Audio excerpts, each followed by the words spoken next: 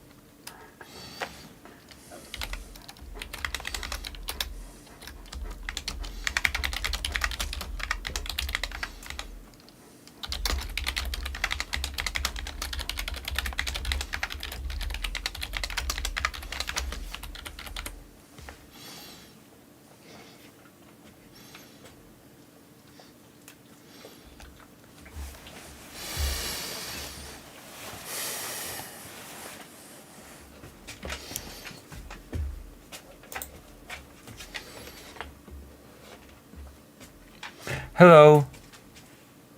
You're spiritual here? My Fido is doing crazy things. Wait, hold on. We're gonna do some farming to begin with, okay?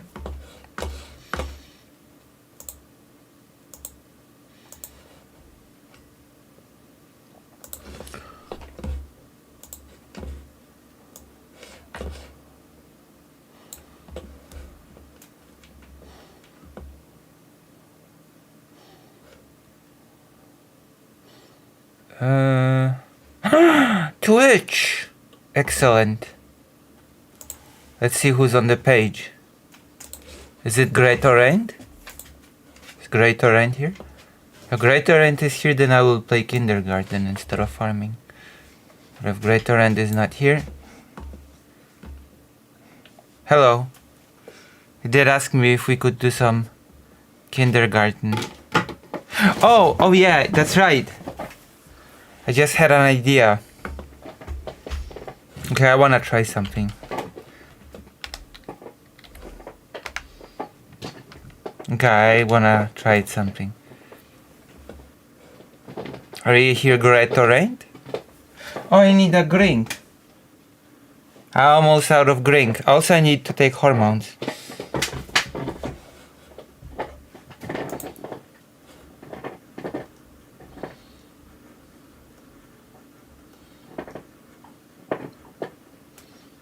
Yeah. I just remembered something important.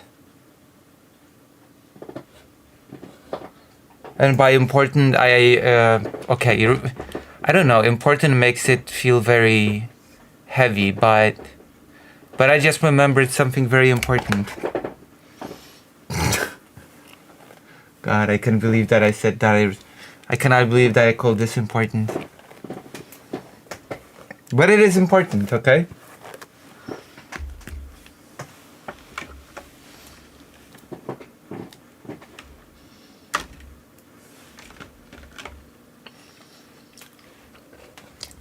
A new Elden Ring thing is now available, by the way.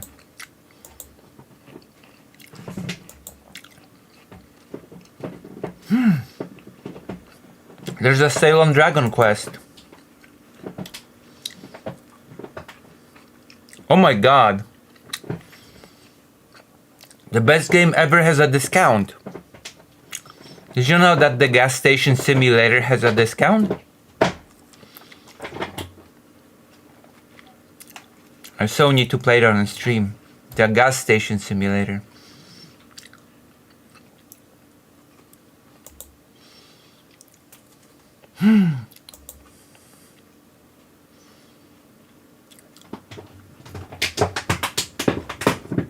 Crash Bandicoot.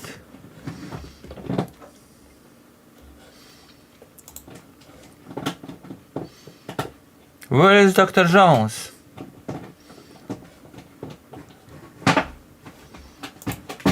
Okay, we're gonna do some of this crazy game.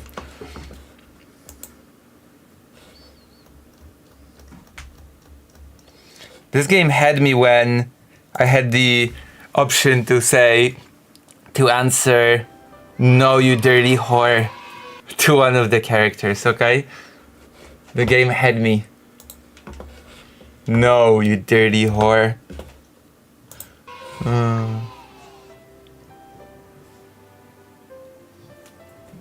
We're definitely gonna play the sequel.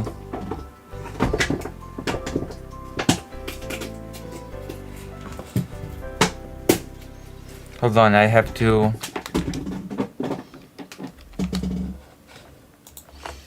Oh yeah, I have to...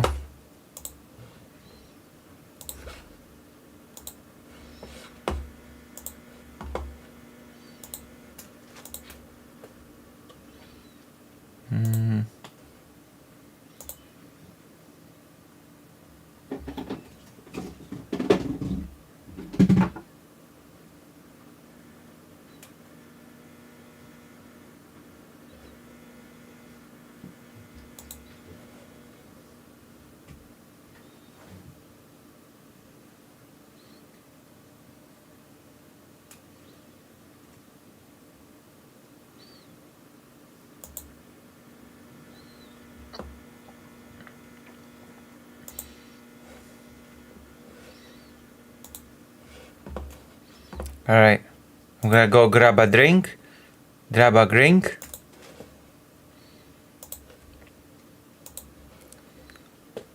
Wow, everybody's so quiet. Now all of a sudden.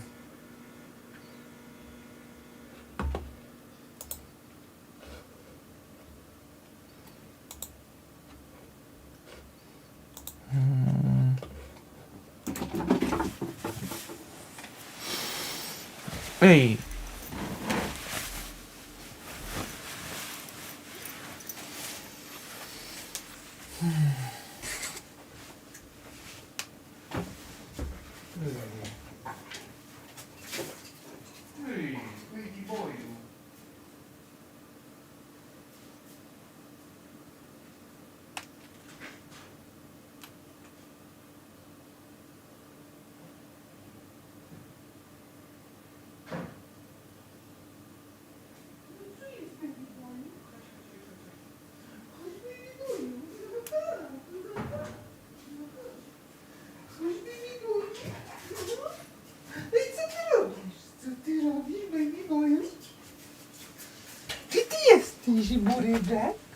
Okay, so I figured out we have an easy pathway to go.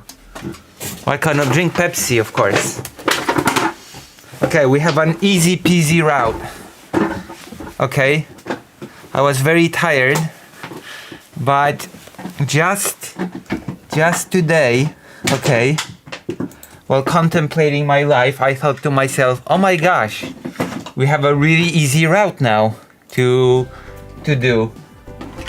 Okay?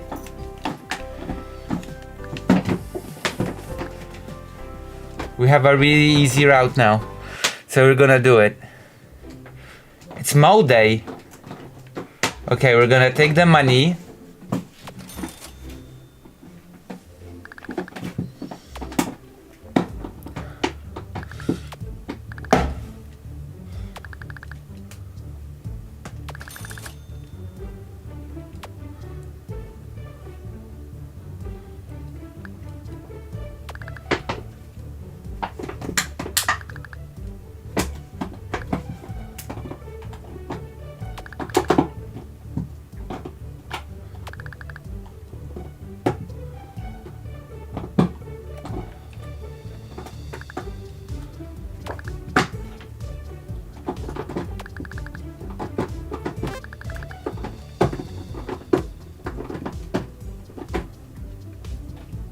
Alright.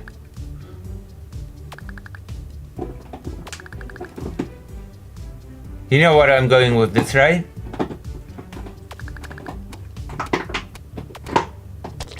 Oh my god. I didn't want to accept my fate.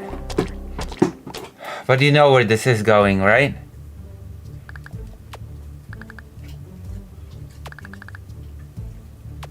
Oh, this route takes all of my apples. Almost all of my apples.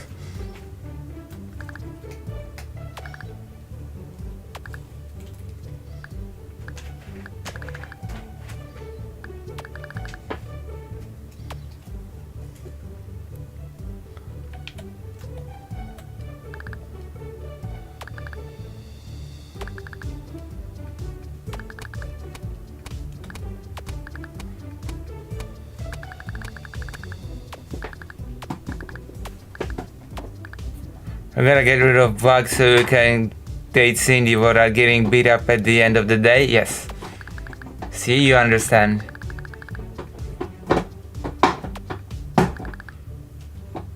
So we're gonna bully that girl. Maybe we could.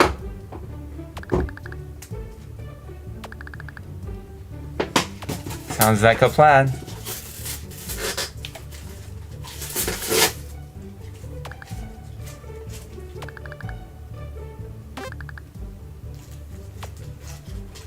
Fido.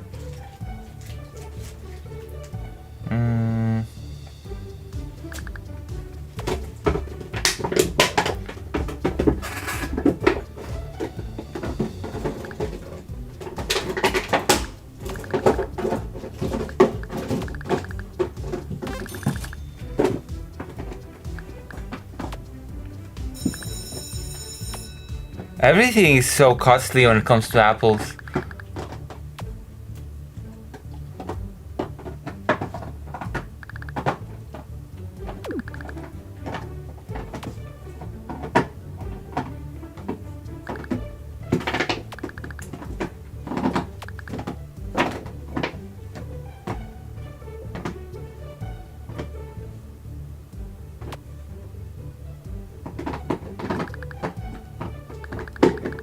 Huh.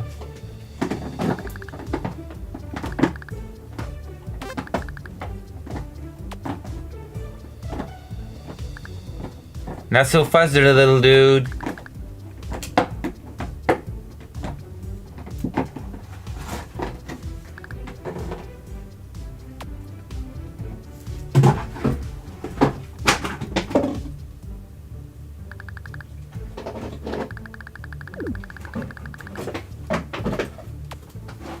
Oh my gosh. Really? Dad used up all of my apples? How do I even do this?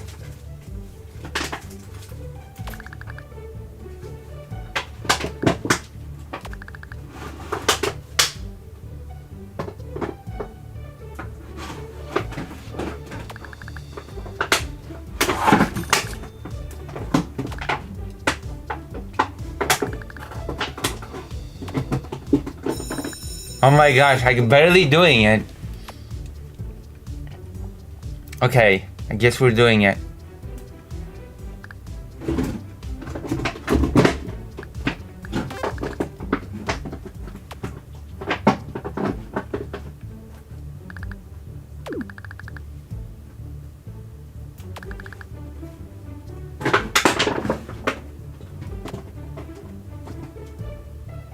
Huh.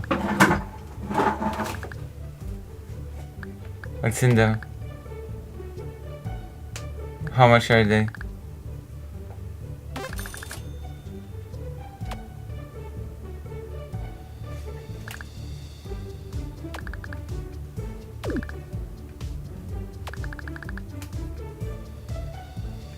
You well-trained boy. Oh my god. What?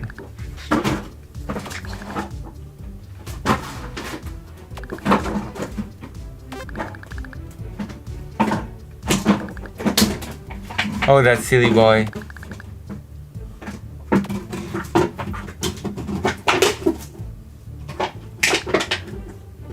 Alright.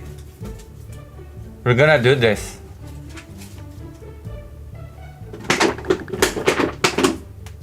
I need to get the screwdriver to get the card in one of the playthroughs, don't I?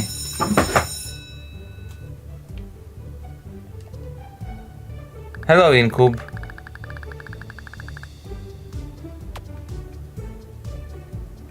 Alright. Well, what did you get? This bucket will apply. Oh my god, it's perfect. Me neither. Oh my god. I cannot believe that you get a kid to commit. I don't even know if I can say it on YouTube. I don't know. I watched a Connor video and Connor actually avoids saying genocide on his stream. Does YouTube demonetize you or censor the word genocide now? The new drawn thumbnails are really nice. Yeah, I decided that every stream will have a hand-drawn thumbnail from now on. Isn't that a nice idea?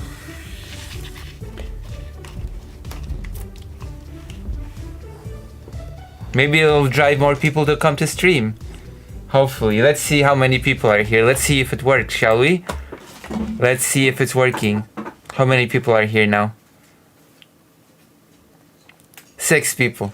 So it is too early to say if it's working or not. Also, let's see if fake Cal Parker is doing God's work with the timestamps. Let me see. Oh my gosh. Oh.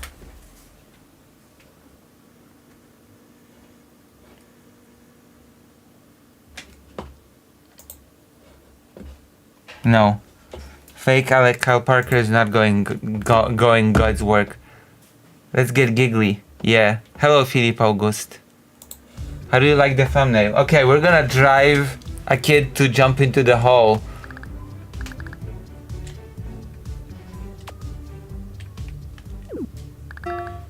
Ah.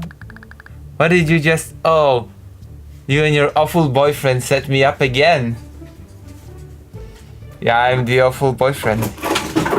I'm so done with this. You've made me miserable for so long. It's been one morning. What do you mean for so long?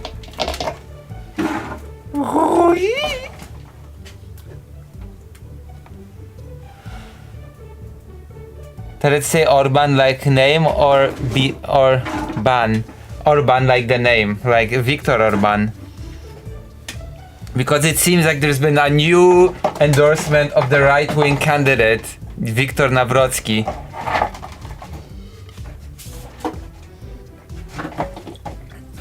Oh my god. I should do thematical thumbnails, by the way. I should draw Nawrocki as a boxer as the next thumbnail for the stream. Oh my gosh, I haven't thought of that. Okay. I'm gonna make the thumbnails more related to what's going to be on the stream from now on. Oh, come on, I think it's an improvement. You're just so mean, I can't take it anymore.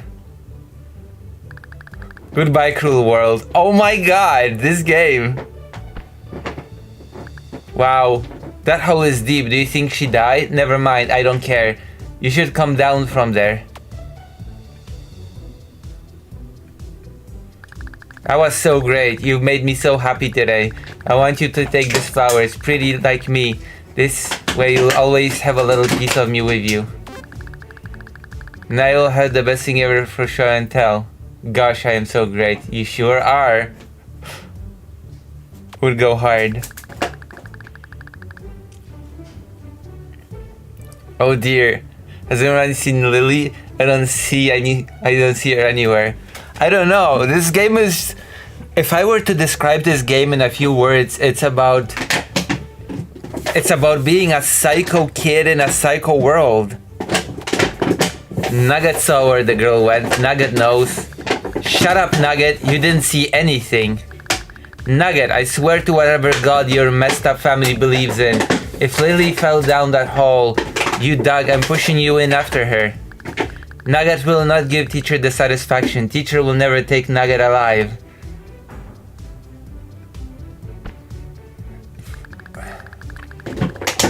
If Viktor Orban joined the chat, would you ban him or not? Of course not. If Viktor Orban joined the chat, I would have so many viewers, guaranteed. Oh, that hole is deep. I can't even see the bottom. We're gonna have to get the janitor out here with the ladder to get them out. Oh, Mr. Janitor! I'm coming. What seems to be the problem there, Miss Jiggly Tits? It's Applegate, and I have 2 of my students stuck at the bottom of this hole. Do you want me to put the rest of them in the hole? No, I want you to get the ones that are in the hole out of the hole. Can you do that? Oh, well that's less fun, but I guess I can do that. It might take a while though. Might be best if you brought the ones that aren't in the hole back inside so I don't get confused. Very well. Okay, children, we're gonna cut recess a little short today. Let's head inside for show and tell. I hope everyone had a good recess. Let's get all ready for show and tell. Why don't you go first? What did you bring?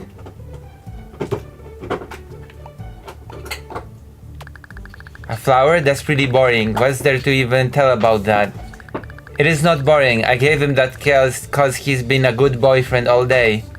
Trust me, it's boring. We're just gonna skip you and move on to someone more interesting. Okay, what's next? It's not gonna be hard to beat that, so don't be shy. Well, children, that was a fun little show and tell. Oh, there's the bell. I hope you all had a fun day today. I'll see you all tomorrow. So what did I win? What did I win? That was so sweet of you to show the flower to everyone. You really are the best boyfriend I've ever had. You can keep it forever and always. Joy. I'll be seeing you tomorrow, boyfriend. See you then. I got a best boyfriend ever, an achievement.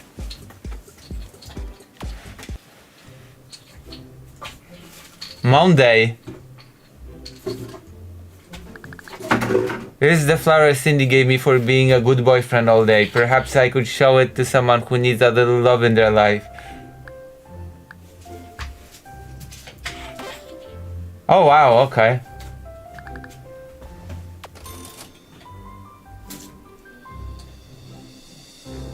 Is this my bed?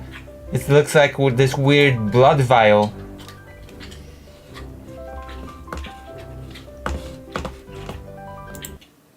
It looks like a blood vial.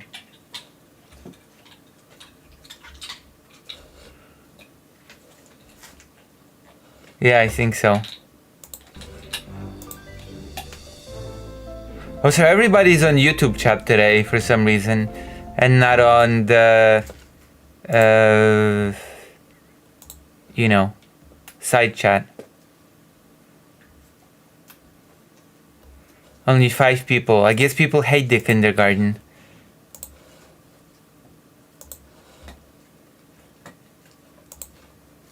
Wait.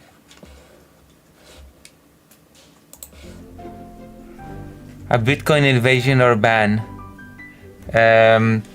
So the Bitcoin thing is about,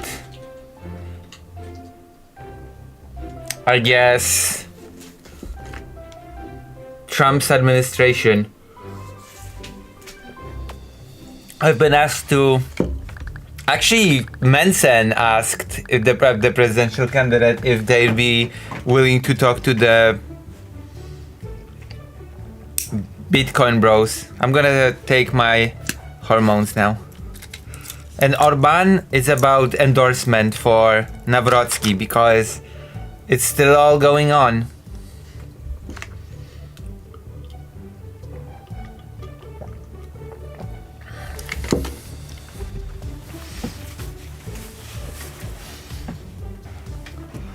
I sell money. Oh, maybe I should give him flowers.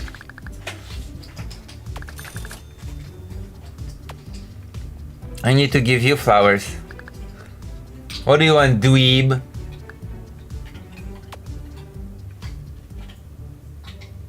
Oh, hey lady, you probably heard about what happened to my brother Billy.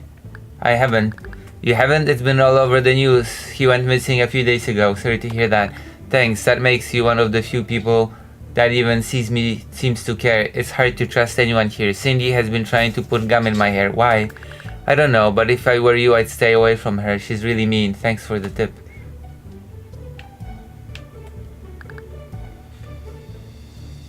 I won't try being friends with Cindy. She can be pretty mean. Got it. Wait, why can't I give the flower?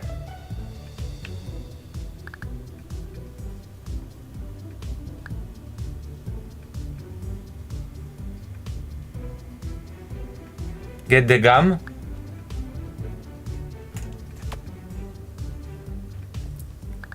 Hey there, cutie. I'm Siri. Wanna be my boyfriend? I'm so through with bugs. Sure. Huh. Like what?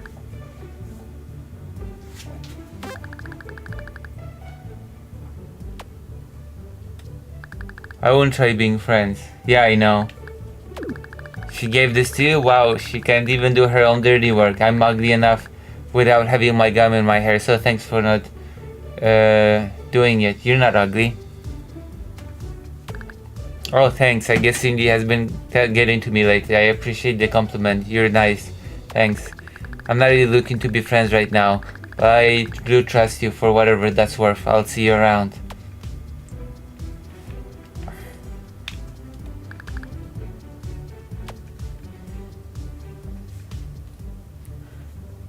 I don't know why, but I'm not really looking to be friends right now. Sounds like I'm not looking for a relationship right now.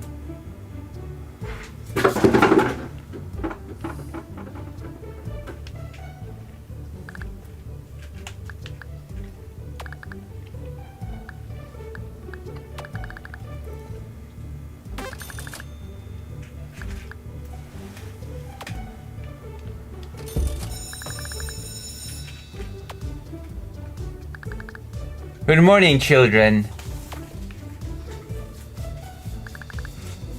Oh, hey, I'm glad you were nice to me this morning and all. But I'm not really looking for a morning buddy right now. Wait, what do I do? Also, how do I get these items?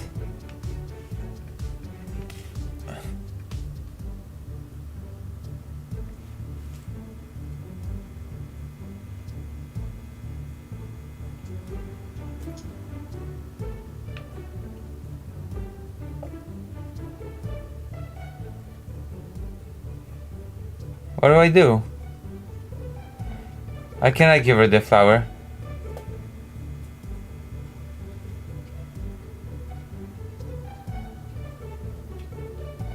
Jerome distracts the teacher once you give him a yo-yo. I guess I need to buy one.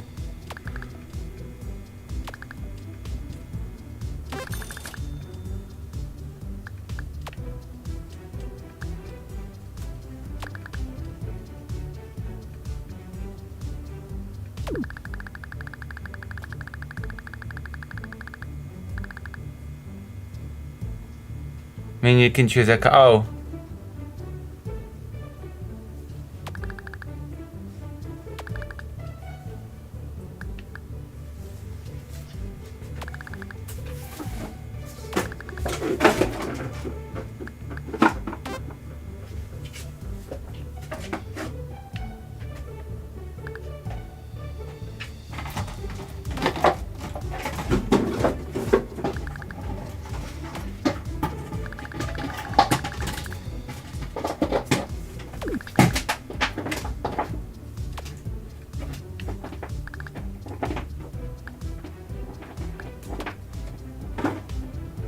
Wanted a magnifying glass?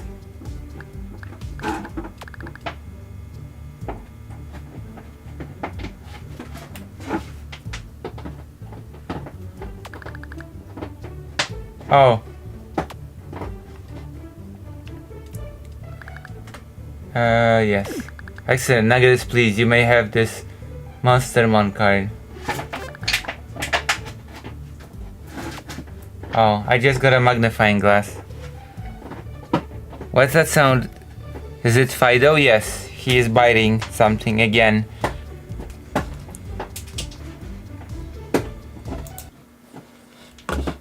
He's biting stuff again. Look at this. Should I make him stop? I cannot go to the closet.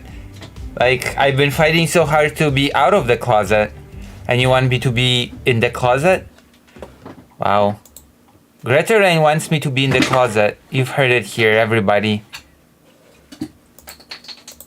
Isn't that shameful behavior? 8 people. Estelle, how do you like the thumbnail for the stream? Oh, I should advertise. I should go. Like, isn't like President Sunday's Discord full of artists or something? The artists. Shouldn't they all appreciate what I've got to, you know, sell? I mean, what I've got to show on the stream?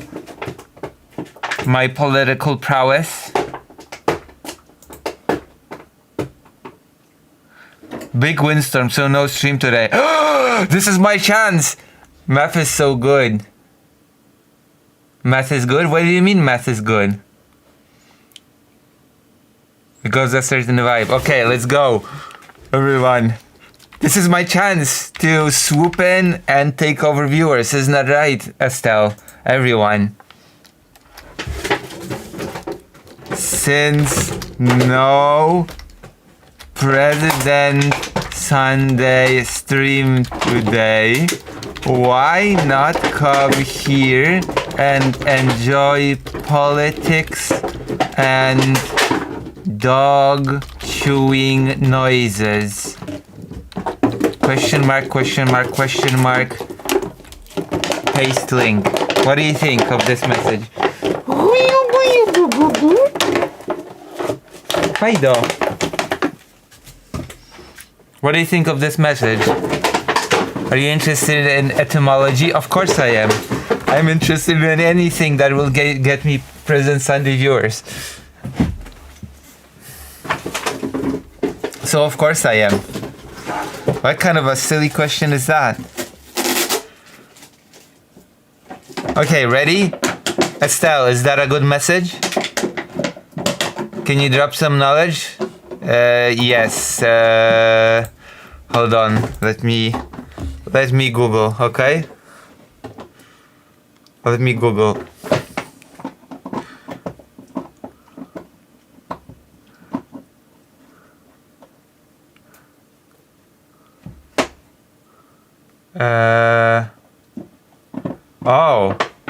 Oh, okay.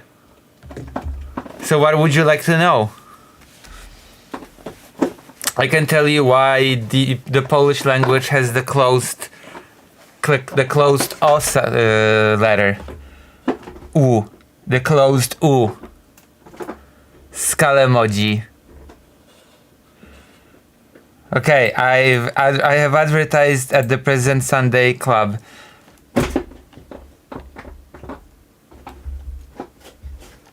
Oh my gosh, that is so exciting. I cannot believe this. I think I jacked the hit pot with this. Don't you think?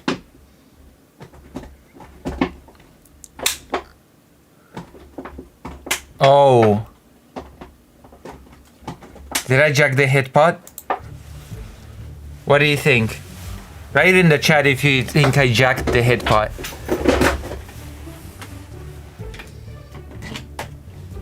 Also, I've got some very bad news. Okay, can I tell you the bad news?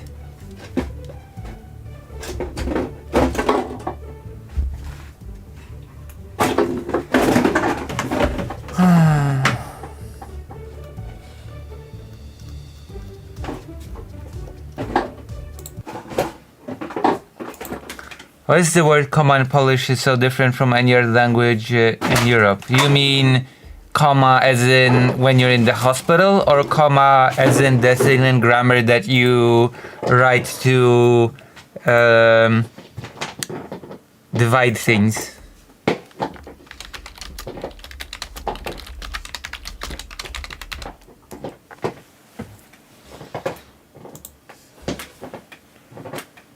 Krankenhaus. Oh, comma.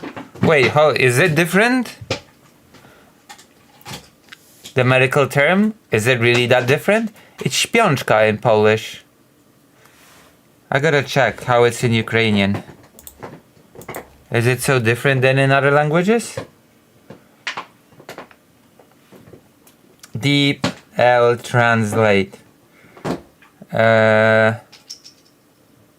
Śpiączka. You know it's śpiączka in Polish, right? Right?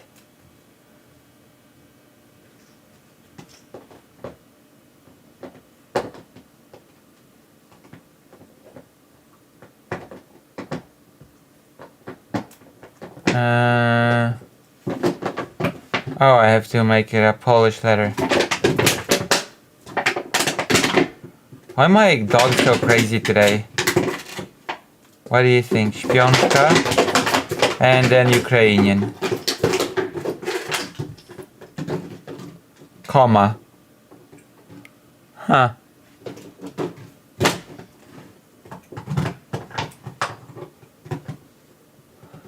In Ukrainian it's just comma. Interesting. In Ukrainian it's comma.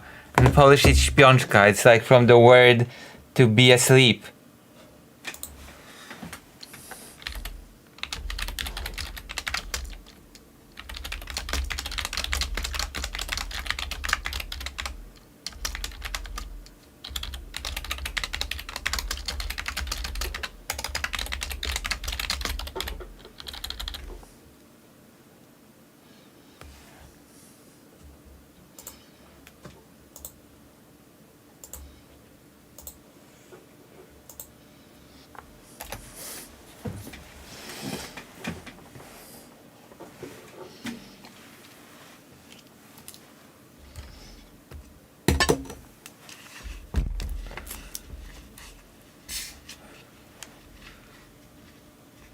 Most languages are gonna put me in a comma.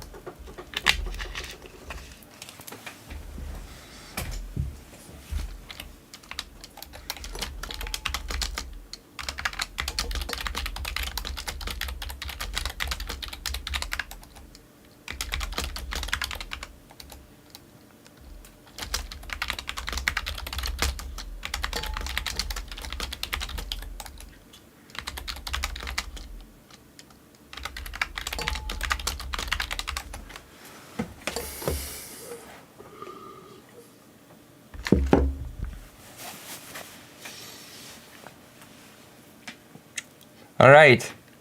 Oh yeah, the bad news is that the computer people called me and they said that it didn't work. Their super cool method that they didn't want to tell me about failed, and now I have to remember the pin.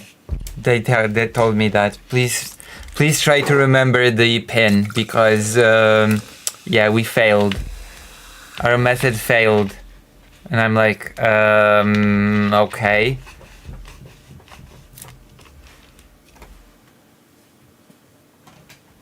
I'm like, gosh, okay.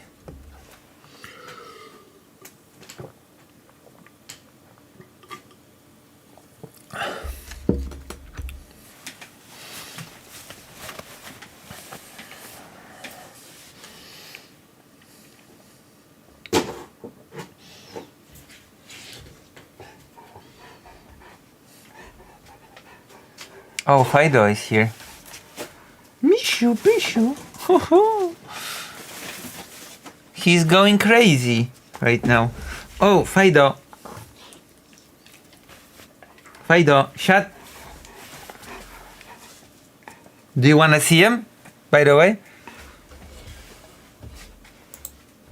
Look at that. Oh, he's visible.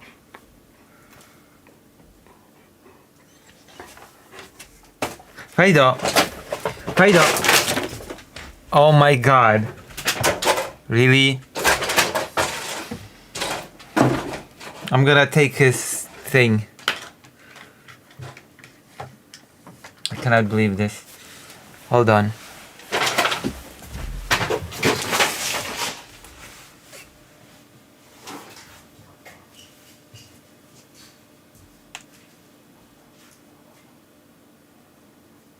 Fido. Chodź, Fido.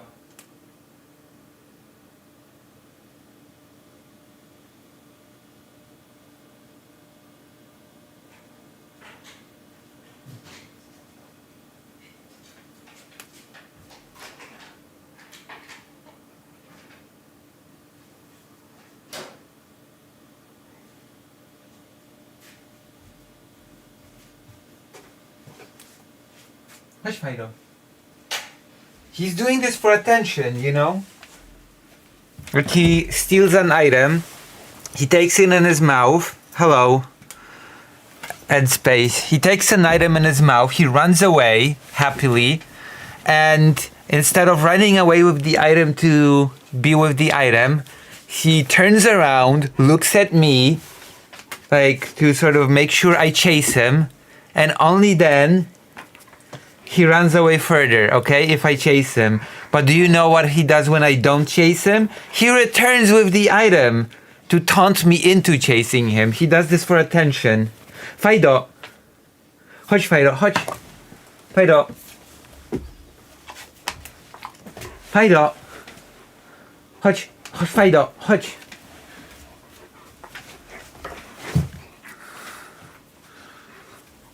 Fajdo! Siad! Siad, Fajdo! Siad! Siad! Siad! Fajdo! Fajdo! Fajdo!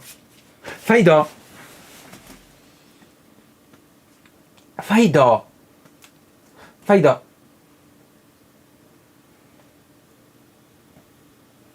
Fajdo! Fajdo!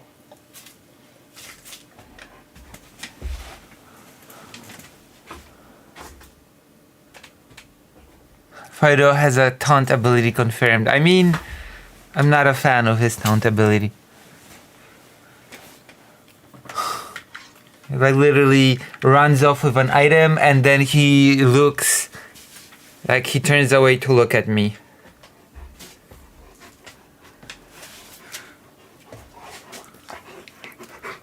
Fido! Fido!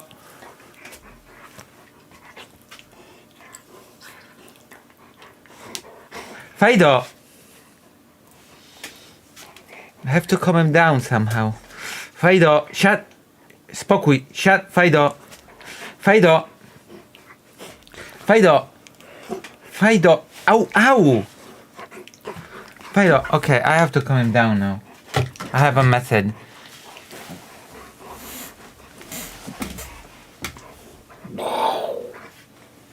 Spokój, Fajdo. Fajdo! Oh, man. Spokój. Spokój. Au!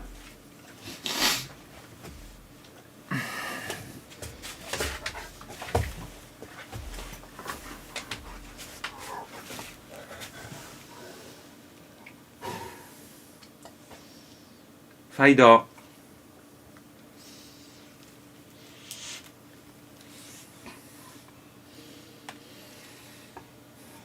Fajdo.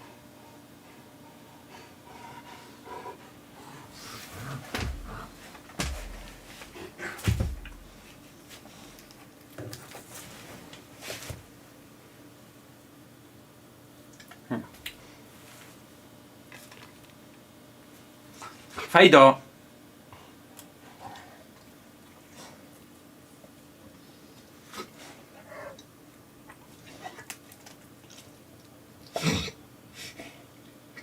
Fajdo.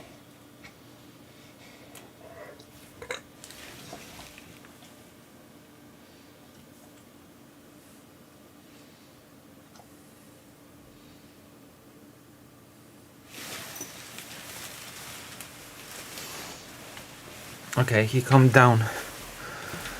Oh, it's so difficult to calm him down. But it's possible. I guess the dog wants to play. I mean, he's not a child anymore. He has to grow up a little bit.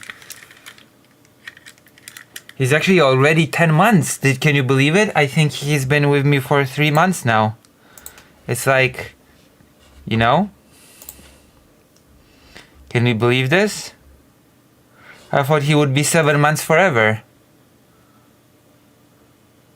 Why are you saying skull emoji?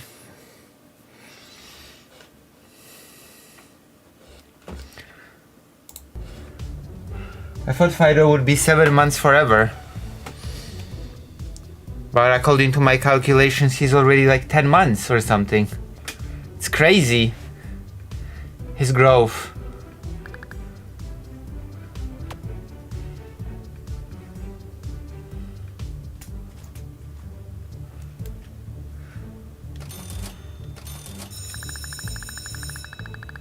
It's easier than finding to paste in. He can't be. What do you mean he can't be?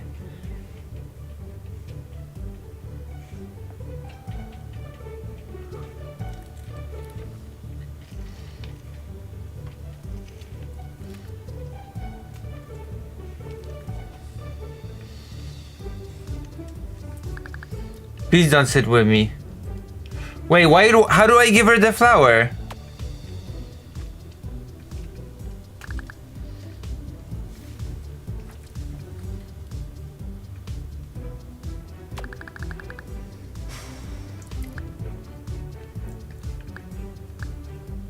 Salad.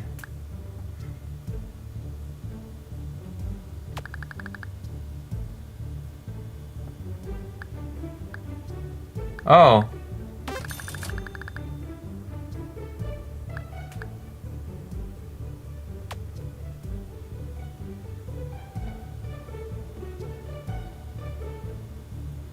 Oh! Wait a minute.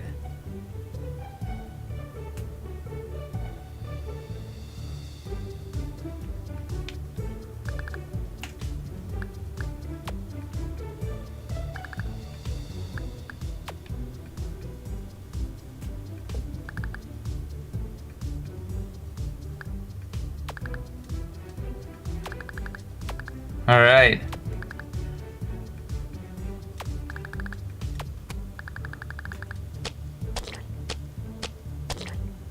It grabs so fast. I know, right? Also, if you like what I do, if you like what I represent with my values and stuff, then why not consider joining lucyhaza.org/live and donating or subscribing. You know? I have values.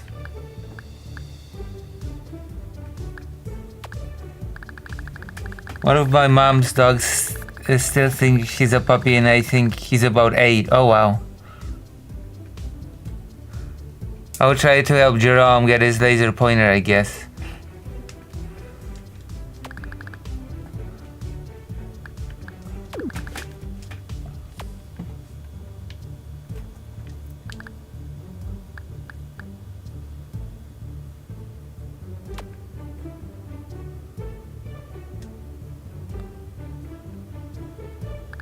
Go away, kid, I'll get in trouble.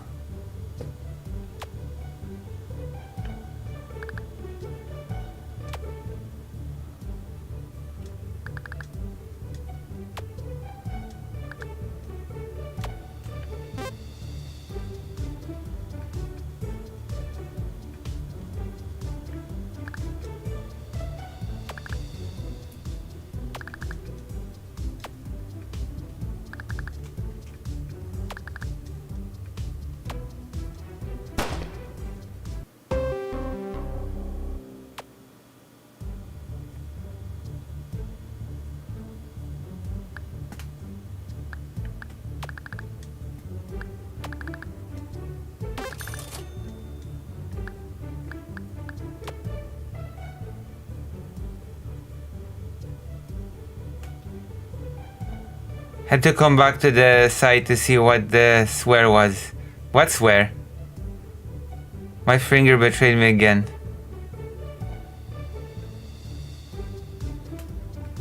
Wait, what swear?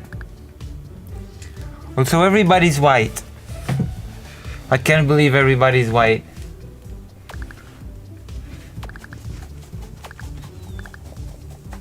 Why would you do this to me? Jesus, what a violent game.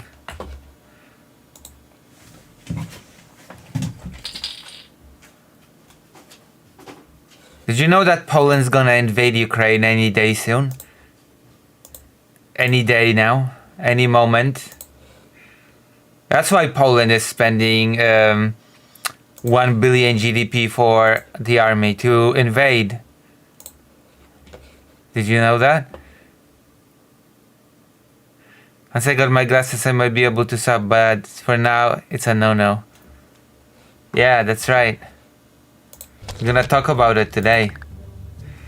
That's the real reason why Poland is getting so much stuff.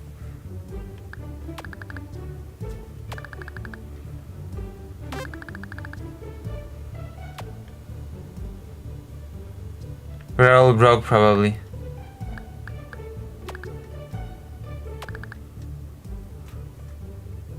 I don't blame him. Hello, Sutek. What? What do you mean? Also, what brings you to the stream? Also, why don't you blame him? Interesting. I see I taunted someone into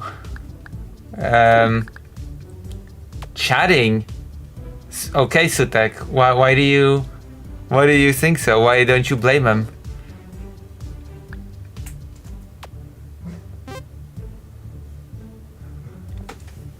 Are we using US or EU understanding of white?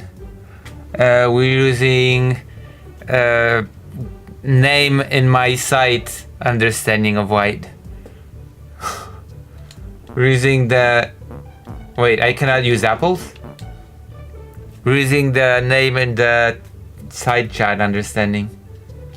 lucyhazard.org/white/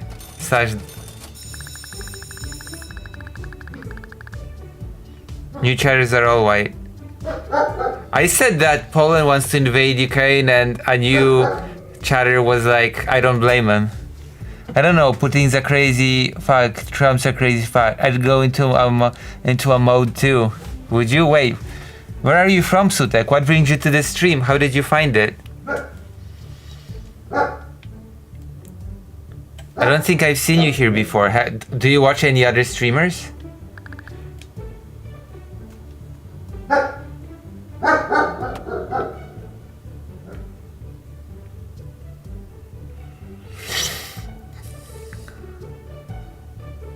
US Colorado, I just popped up.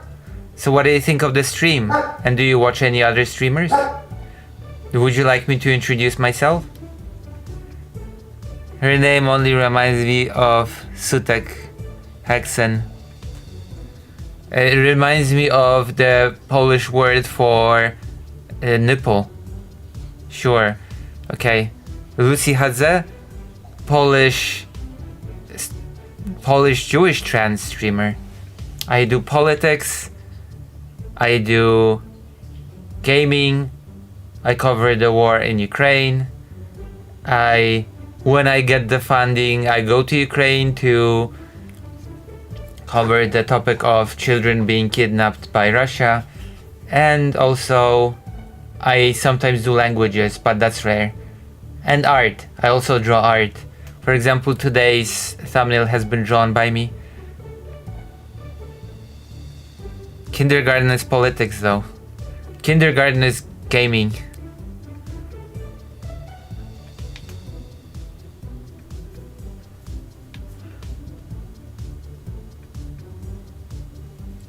They are, but according to Russia, not anymore. My kind of people. So what do you think? Do you think I do the type of stream that you would like to watch?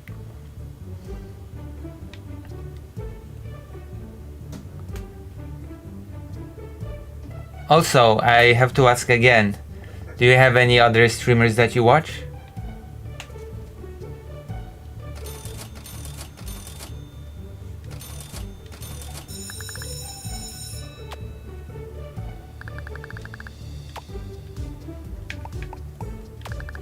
A silly meal? Normally you would just eat that at lunch, not bring it to show and tell.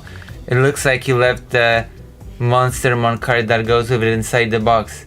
Wouldn't you want to leave that behind now, would we?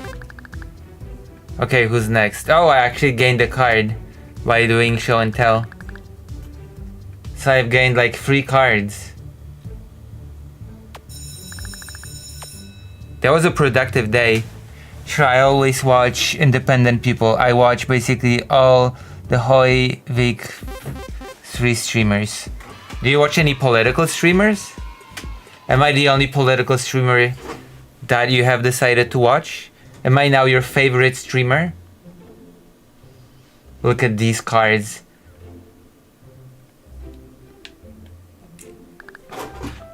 I think I did well. I think this was a productive day in kindergarten, even though there's like a million cards from what I'm seeing. And I've only got 1, 2, 3, 4, 5. Yeah, Hearts of Iron 4. Maybe I should play Hearts of Iron 4 on stream. Maybe that would give me the popularity that I deserve. Okay, I think we're done with kindergarten for today.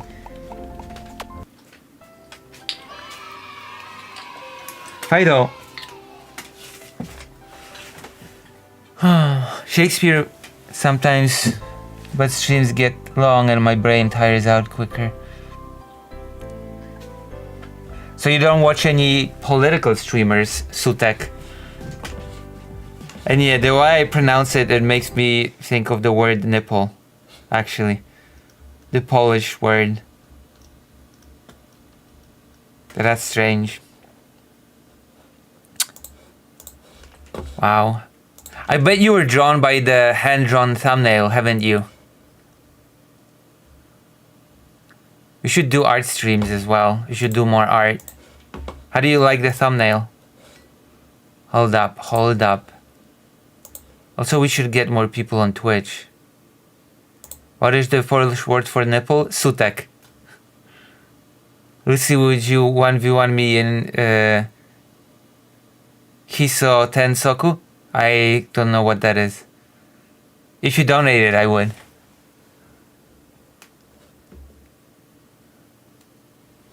Alright.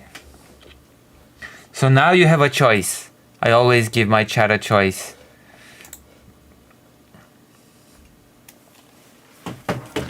I do, but not lately. I've been burned out on politics since I got assaulted last year. Okay, I guess I have to ask you two questions now. What were the political streamers that you watched before you got burned out? And also, what happened? Why did you get assaulted? Who did you, I guess that's a little bit too intrusive a question, but why did you get assaulted? Manor lords or a topic political? Manor lords, because I will have you know, topic Polish invasion. That's right, Poland's invading. Boom.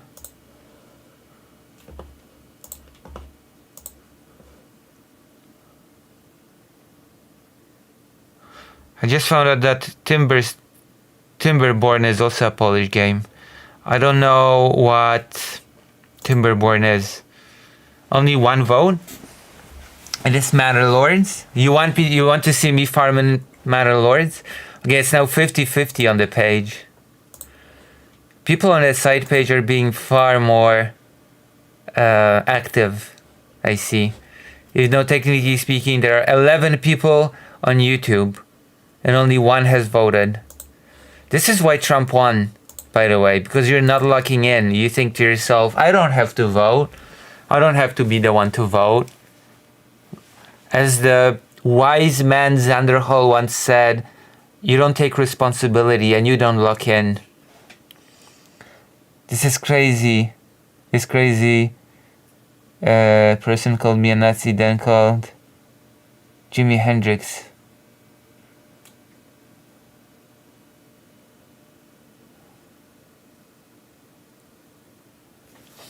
What? Wait.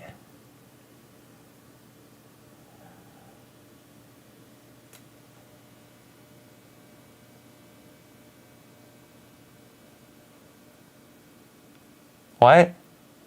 And that made you burn out on politics? I need some more context to your story. Manor Lords is this, we got to lock in, as Xander Hall said. I know, right? Would you like me to do a checkup on Xander Hall? You want me to? Oh, write in the chat. Become active chatters, as Xander Hall always says. Did you know that there's a new bill that bans trans healthcare for adults as well as young people? I saw Conyer talk about it. Oh, never mind, it's a whole novel. Wow. My life is a dark comedy. Damn. Well, I'm glad you're here now, Sutek. I hope I have gained a new viewer. Do you think... how do you feel about this stream? How do you feel about trans people? I never know. Like, I always assume that people that join my stream are trans-friendly, but are you? Are you trans-friendly, Sutek? In America, yes. In the United States. Like, there's a bill that apparently has already passed the House, and now just needs to pass the Senate. And then trans healthcare will be banned for... No, well, trans healthcare will be banned from Medicaid. Will not be covered by Medicaid anymore.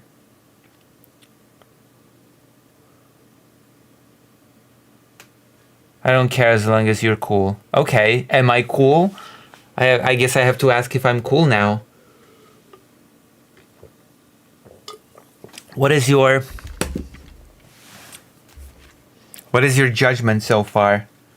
Am I cool or am I not cool? I hope I'm cool. Oh gosh. Oh gosh. Oh jolly gee gosh. I hope I'm cool.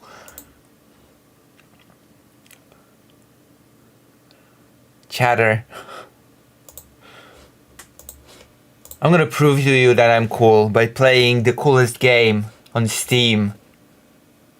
Manor Lords. You know, the game where you can do farming and all that other cool stuff that you do. Hold on. I'm gonna show you how cool I am. And then we're gonna do a checkup on Xanderhall. Maybe. Or Chad Logic. And Chad Logic has been doing some really boring content lately. Doing checkups on Chad Logic used to be fun, but now it's like a boring chore.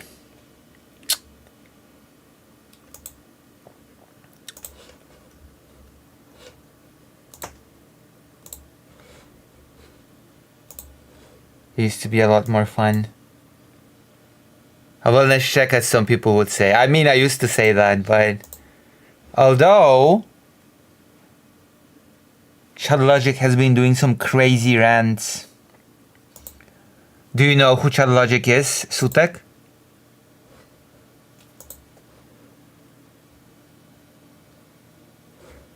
I had to turn off Clip Studio because my computer is too weak to have Clip Studio and other stuff on at the same time.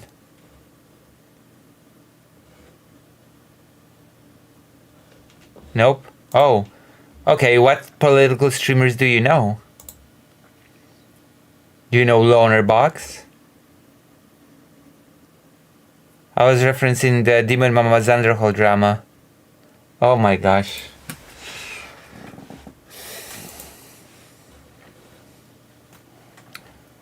Look at me playing Manor Lords, the game that is eternally unfinished. Slavic Magic. It is a Polish game. It's an indie passion project. Apparently everybody wants me to play it.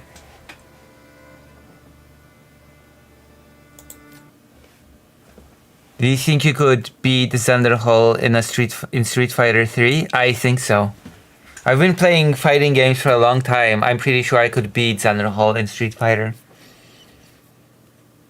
My best friend used to go to tournaments and win them in fighting games.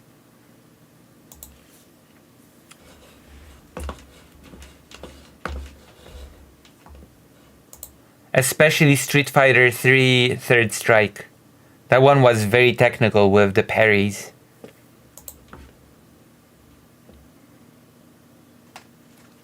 Slavic Magic sounds like an alt-right conspiracy theory to me. Wow. Sounds like Slavic hatred to me. I cannot believe we don't have like over 100 viewers. I thought that we'd be able to snatch President Sunday viewers now that President Sunday cannot stream tonight. Okay, look at this medieval village. We've got an ox. We've got a little market.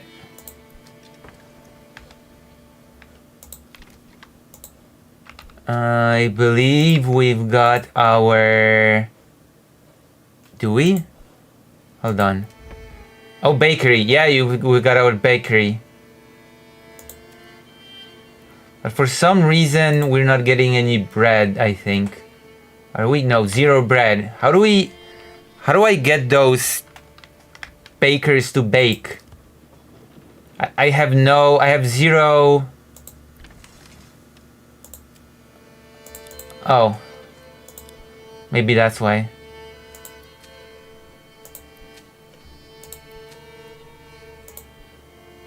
Like, I've got 0 flour. I've had quite the day. Watched a computer upgrade by damaging motherboard, CPU, socket pins, side B, side to reassemble the old parts. It's been a hell of a day. Hands buried in metal and electronics. Wow. Wow, I'm so sorry. I still see kindergarten? Oh, yeah, I have to turn it off.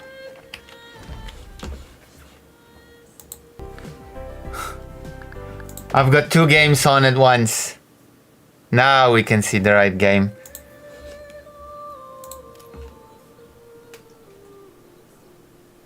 There you go. Now you can see the right game. I just kept it on, I forgot it was on.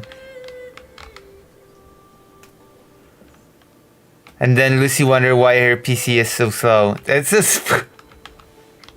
Oh, quiet. Listen, I'm old. Okay? At this point, I wouldn't be surprised if I had dementia or something. Like, I tend to be forgetful. It is your job to remind me of things. Like, my slow old mind just wanders away and forgets things. I focus on what's important. On Ukraine being... having a big beef with Poland. Or at least that's what Russia says. Wouldn't you trust Russia? Do you remember the Industrial Revolution? I mean, I did forget that pin to the laptop, and that's why I'm in all that trouble, so... How was it like growing up with the dinosaur? Oh, we've got a creationist in the chat. Like, we've got a young Earth creationist that thinks that the Earth is 6,000 years old or something. I see how it is. I see you. We've got 3 oxen. What day is it? 25th of November. I had to refresh. I'm currently chilling with a called... Bread is made from flour, which is made from grain. Do you have it? Yeah, I have it. Like, I have 28 grain. So there should be... They should be taking it to the windmill, no?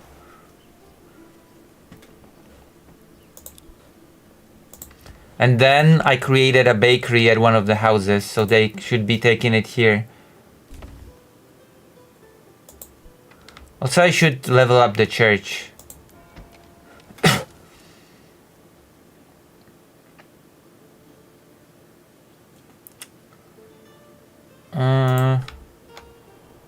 But for that, I need clay, which I actually have a clay deposit, so... Do you build a mine for a clay deposit? Yeah, you do.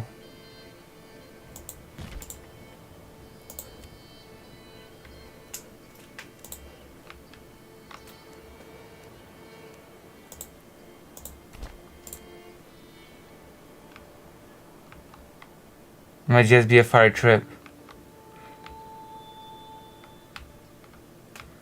The Earth was several hundred years old. Incredible.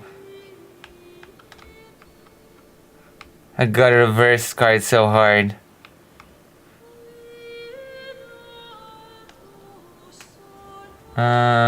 Wait, am I storing it in the...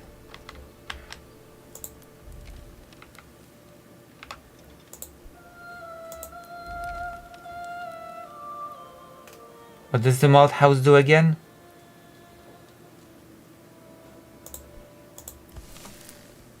I'm not even storing any grain in the granary for some reason.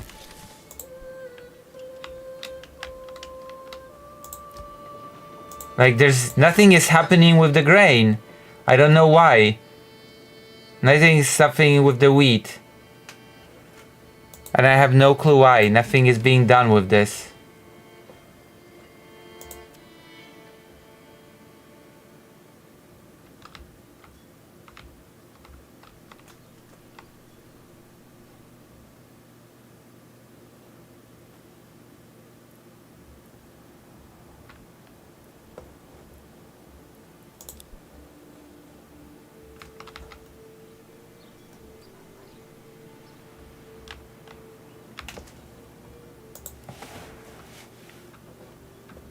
You literally have to troubleshoot. Alright, I'll do my best. I'll do my best to get that grain going to the thing.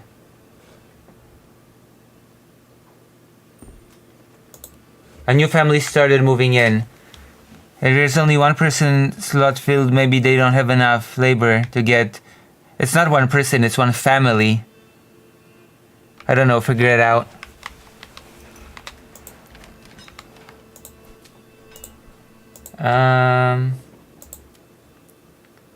They're all waiting.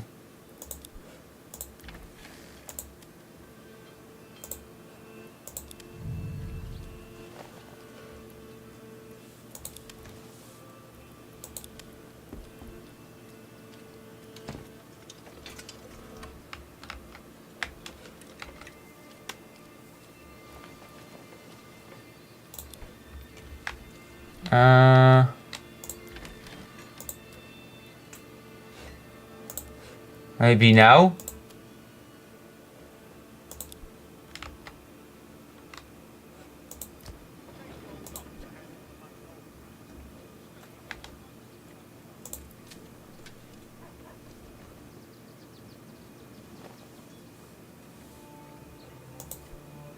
This is the winter.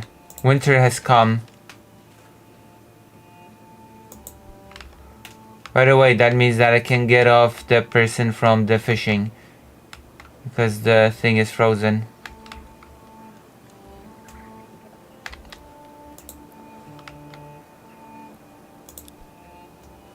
Oh no, the lake is still not frozen. Is it? No, she can still fish.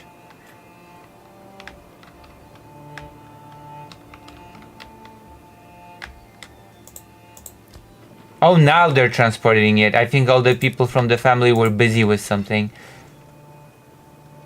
Okay.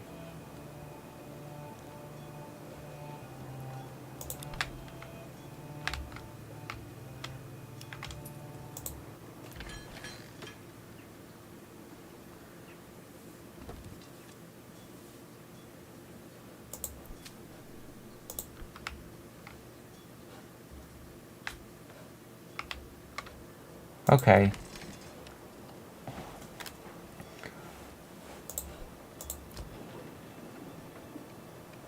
Alright, now they're gonna be making bread.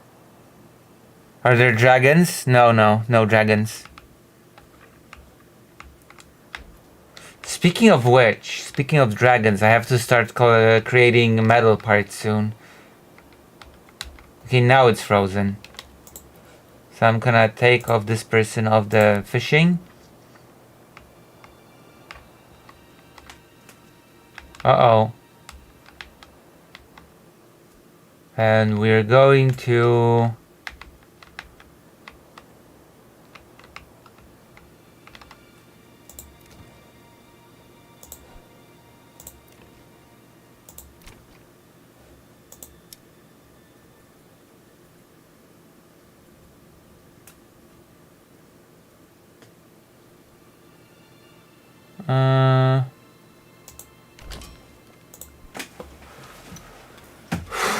Wow.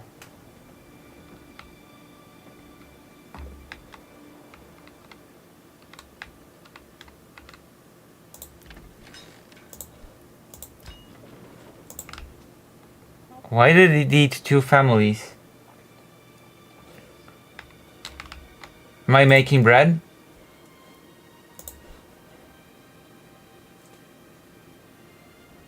Oh, I'm making bread. Excellent. Excellent. I'm now producing bread. Finally. Wow. Is the clay ready? No. Not yet. What a journey.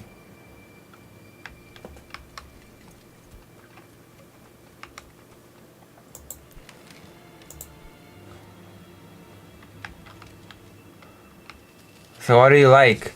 How do you like the game?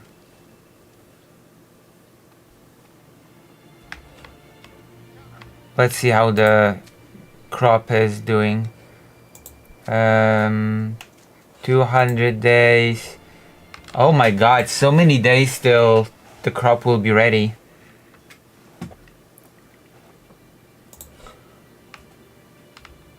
We'll have a new family in no time.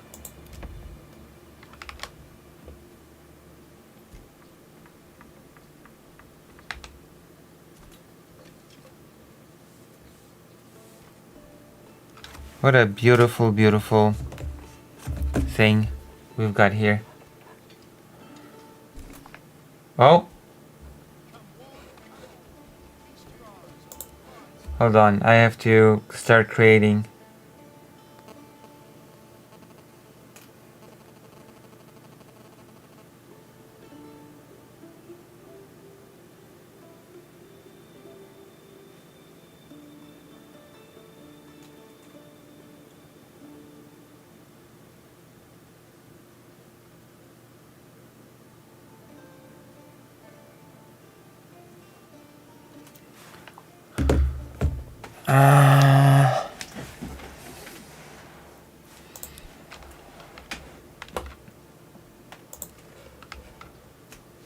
Alright. We just need to last till next month. And we'll be okay. We'll get more family. Oh, yes, yes, yes. And then, listen, let's... Advanced. We need iron parts. We need to reserve iron slabs. Alright, and then we'll be able to make crossbows. And then I'll be able to hire crossbow people. Kinda, if you sell too much of something, then it will drop in value.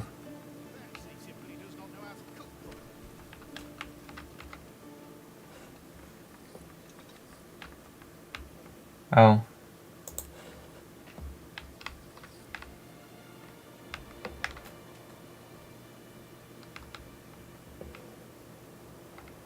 $500 fuel. I've never had so much fuel in my life. 45 bread. Excellent. Now we really have to lock in and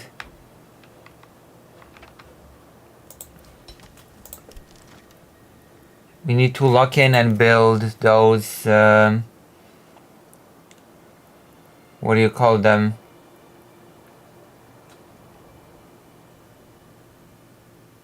Roof tiles.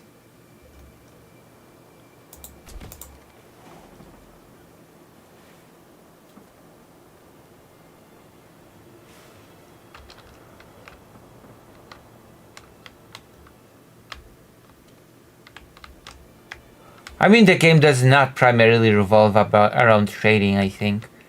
I think like trading is one of the elements, but it's not a primary one, I think.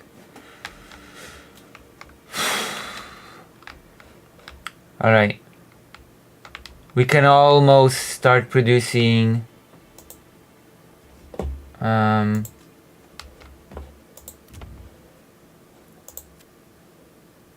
wrong building.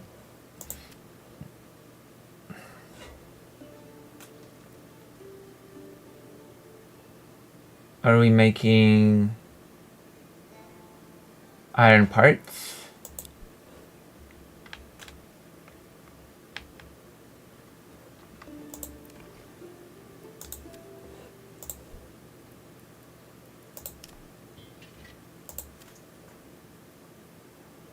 New militia, unit crossbow militia.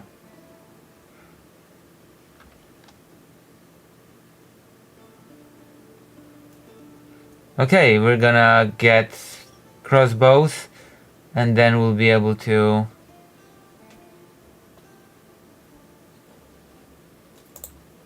get crossbowmen.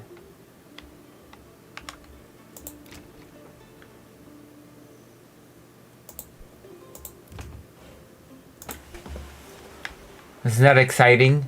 Does that excite you? Iron parts, excellent. So now we're gonna switch to the production of crossbows.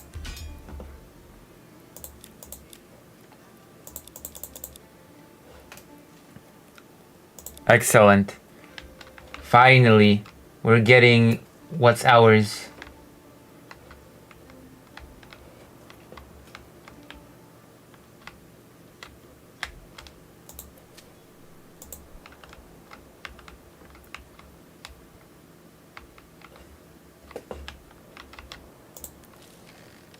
We're gonna get our revenge.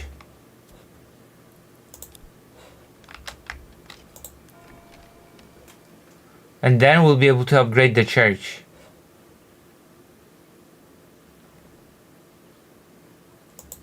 Oh, thank God. I think now castle building is just aesthetic or something. We need tavern supply.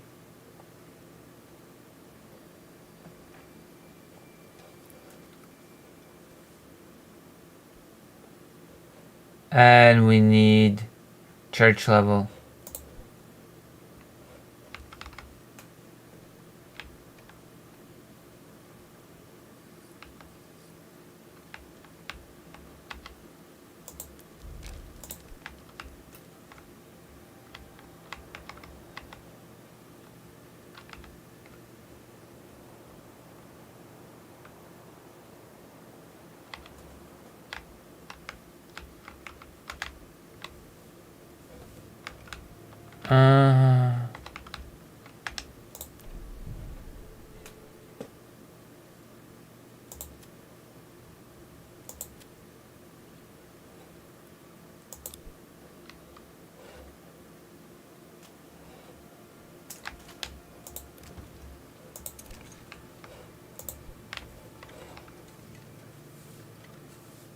Still no crossbows though.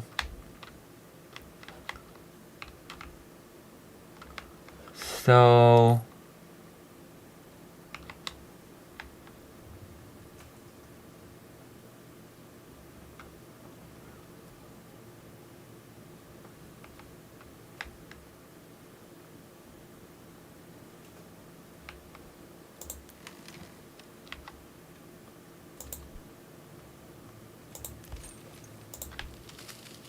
alright, we need more family. Let's see how the building's coming along. It's actually coming along fine. Look, they're moving the planks. I have no clue why they're not using the... Oh, there you go, the ox.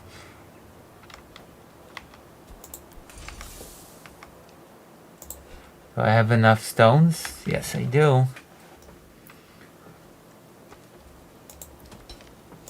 They're all transporting the goods like good little munchkins.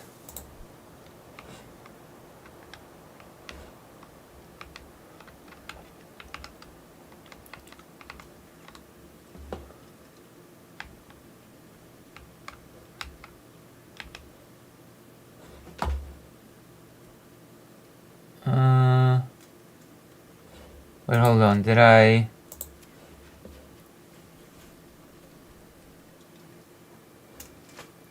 How long does it take for them to start producing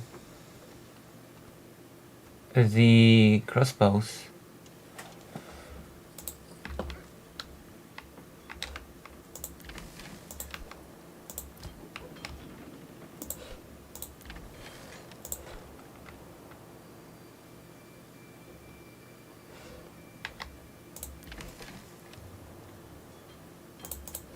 I can take them off for now. We got 68 breads, which is cool. Cool.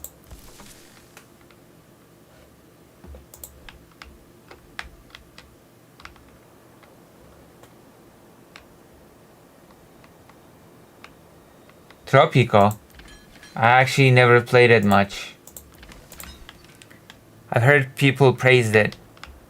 I played it once on the PlayStation 4 with a friend. 16 people are watching. Wow, people really were into that thumbnail, weren't they? I'm so happy to see all of you here. We're gonna be talking about the invasion.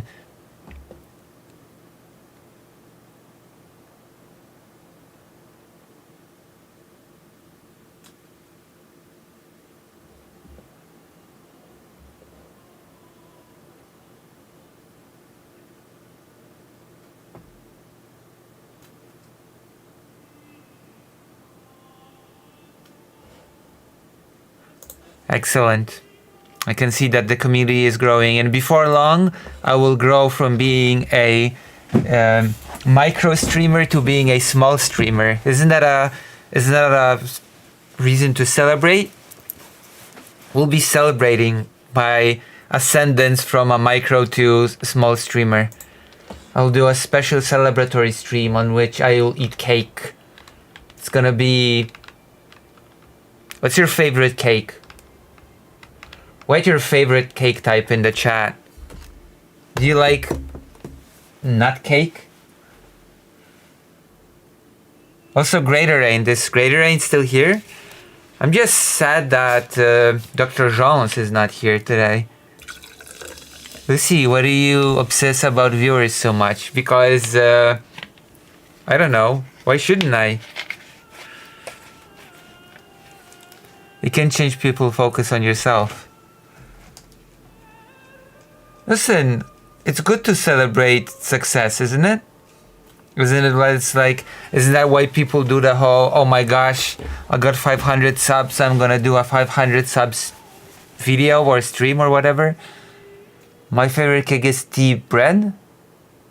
Is that a cake?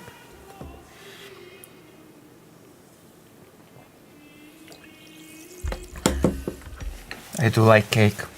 Damn.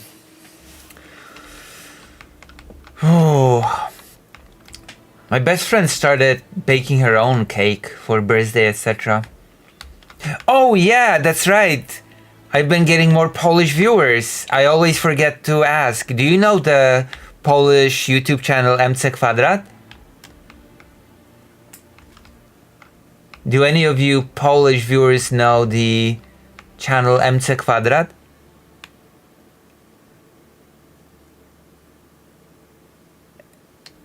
I have a video where I show people how to make it. Oh, maybe I should watch it. I should make it and she'd eat it.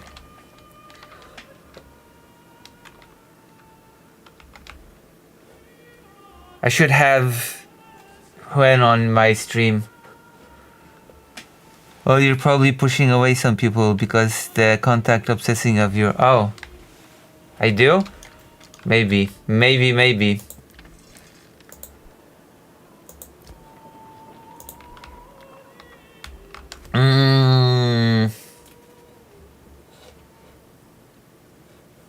Do you know?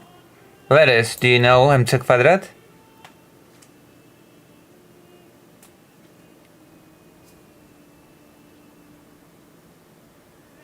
People don't like when YouTubers tell them to sub and like. Really? Comes off as needy. Well, I am a needy person, so... If I'm a needy person and I act needy, does that mean that I'm just authentic? I don't know, shill. Oh.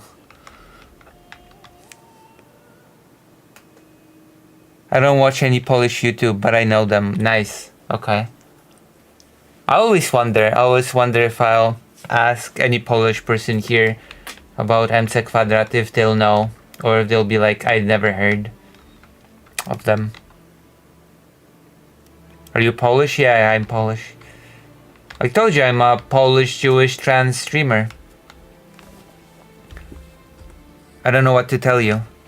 I mean, you can tell me if you know them or not. I mean, you already told me. You told me that. Stop being. You meant that. And stop being needy if you want to use. But,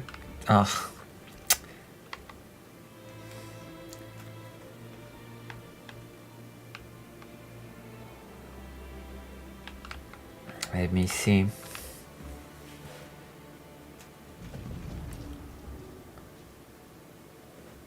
Wait, hold on. Another rule is army? Am I being invaded? Hold up. Am I being invaded now? Where are they anyway? Also, I'll be raided in 7 days or something.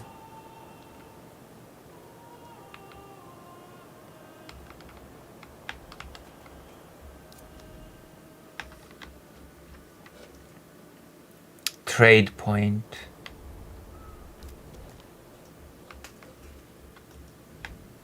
You will get claimed first.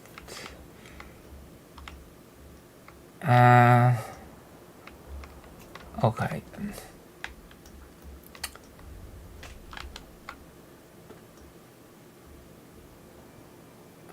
Didn't I? Oh, wait, hold on. I need more housing, actually.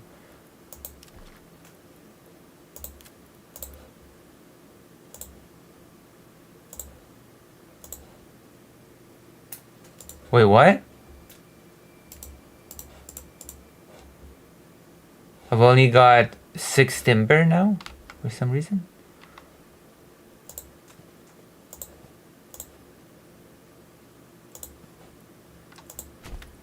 Kind of looks like Stronghold, but never end, but new and redone. I don't know. I always thought this game was a little bit like Settlers. You know, the Settlers, that old game.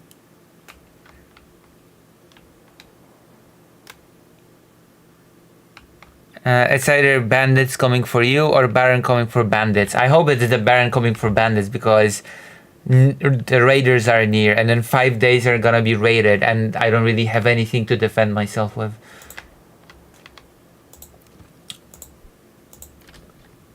I always feel like I'm late to build any sort of army in this game.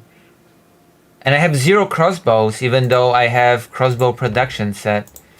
I don't know why I'm not producing any crossbows. Oh, I see. I understand why now. Okay, that makes sense. Of course I'm not gonna have any. Okay. Also, I think I know why I don't have planks.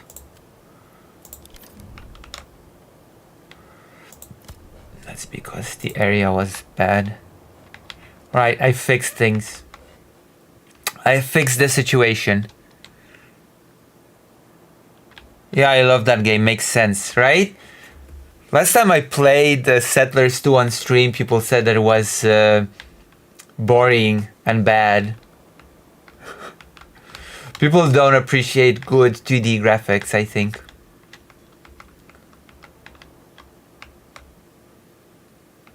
The only thing that is very different in this game than Settlers 2 is the way you expand your borders and the way you just build barracks to fight others.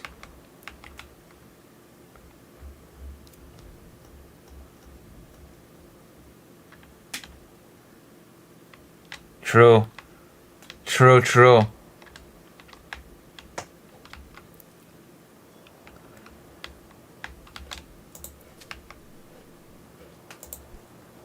Uh, 185 days, 185 days, 185 days.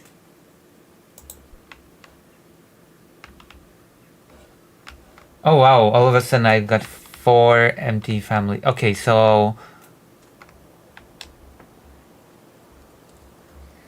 I think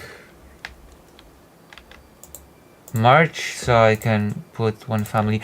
Oh yes, let's go. Let's build here and here, and then I'll be able to finally I'll be able to upgrade the church.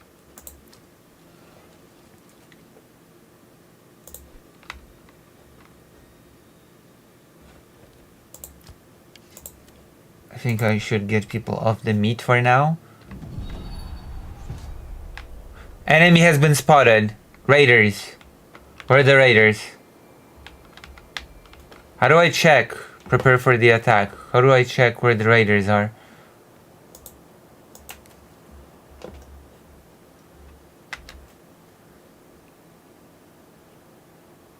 Oh, clay furnace should be near storehouse. Oh, it's too late for now. Oh, are these bandits? These are bandits, right? Are these the raiders? Or are these like the Baron forces?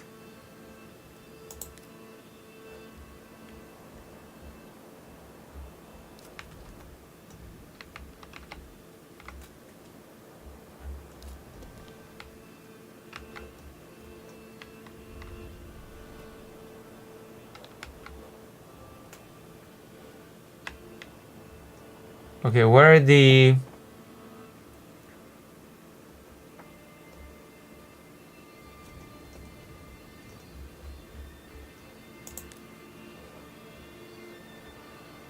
I don't see the enemy.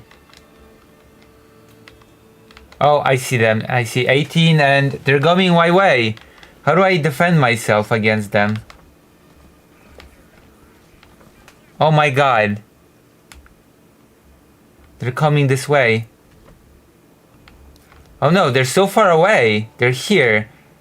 And I think they're gonna fight the Baron. I don't think I have to worry at all, actually. Well, never mind. I was worried, but I guess I have literally nothing to worry about. I've been worrying for nothing.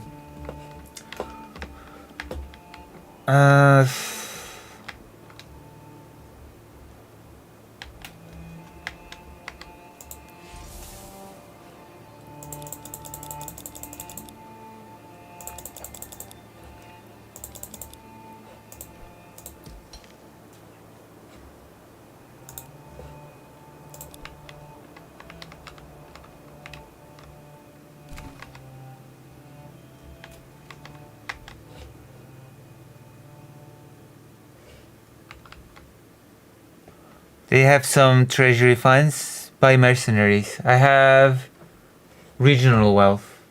How do I get treasury funds? I don't know how to get one outside of taxes. But I haven't been taxing at all. But they're also far. I think there will be... I think the bandits will clash with the Baron forces. Yes, they did. They're fighting. Look at that. The Baron's taking care of my problem for me. Look at them fight. Look at them taking care of my problem.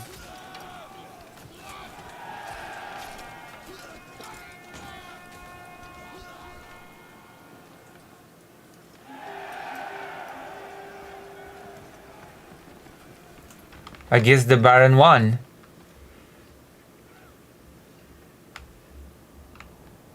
Alright. No problem, I guess.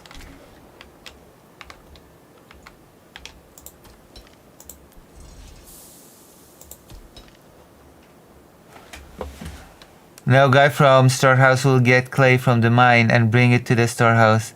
Then clay makers will go back all the way to the storehouse to get clay one by one. I always thought that like first day use the generic storage from the clay furnace. See here, generic storage, and if that fills up they go to the storehouse.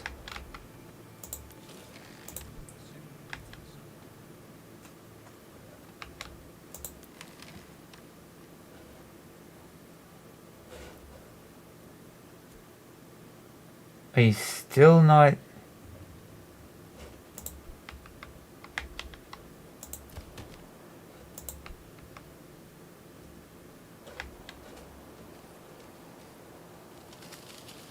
Oh, I've got 4 stable space.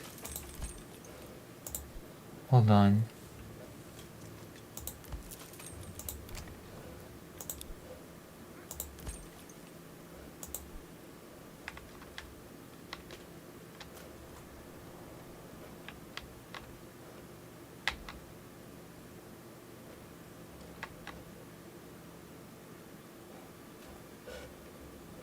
I think I might have built an additional... Oh!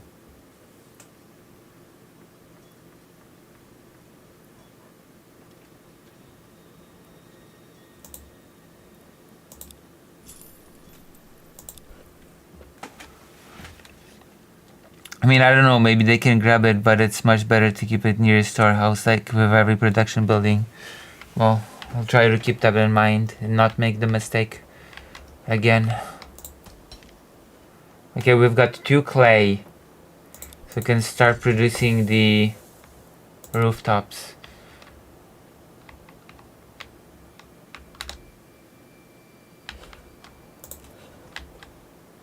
You get treasury wealth from taxes. He said taxes in the manor. But then my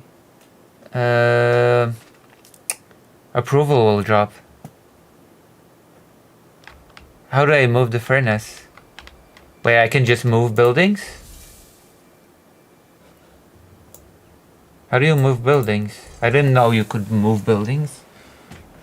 Unless you mean demolish.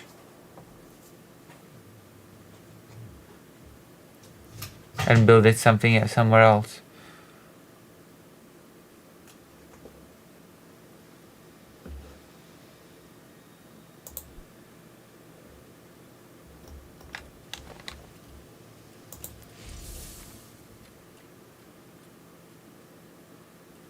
I guess I can.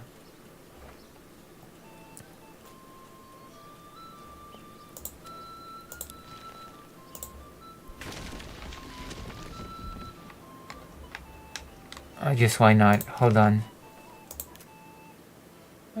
Build clay furnace. Gotta go. Have a good game, everyone. Thank you. You won't be here for the Polish politics part. But thank you. Hope to see you again. Was nice meeting you.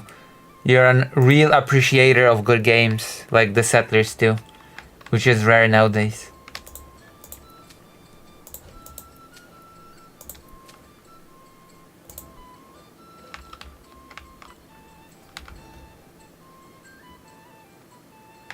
A rare thing indeed.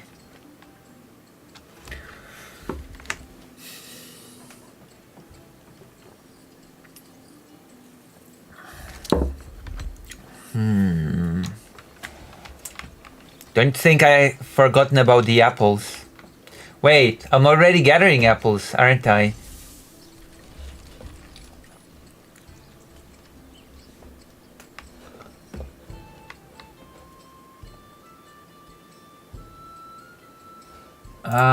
Why am I not making crossbows?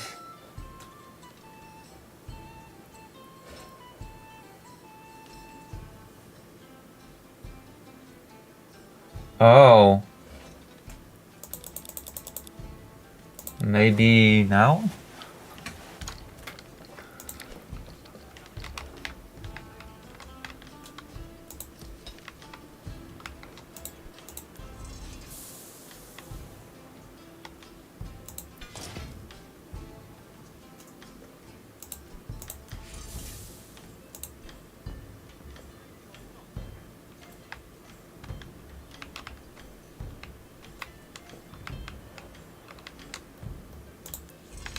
Well, it's almost built. Oh, clay furnace, it built so fast.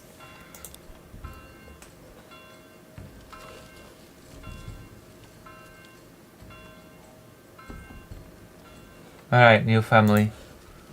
Moved in.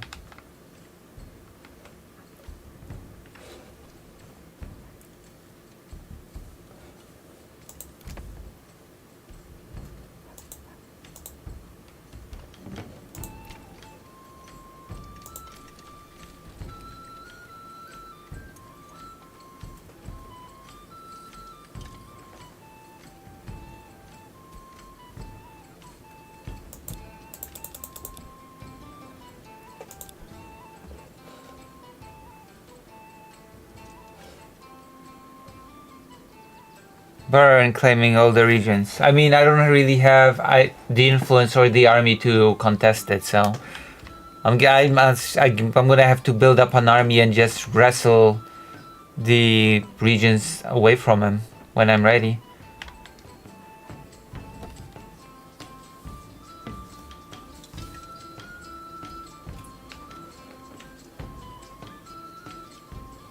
Just gonna have to do it when I'm ready.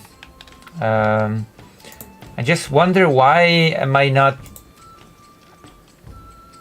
They're waiting for some reason. Why are they waiting? What are they waiting for? Like, I've got planks. Oh. Okay, let's scale down. Okay, let's scale down on expectation. Because I keep not producing the crossbows for some reason. And I keep not producing new... Oh.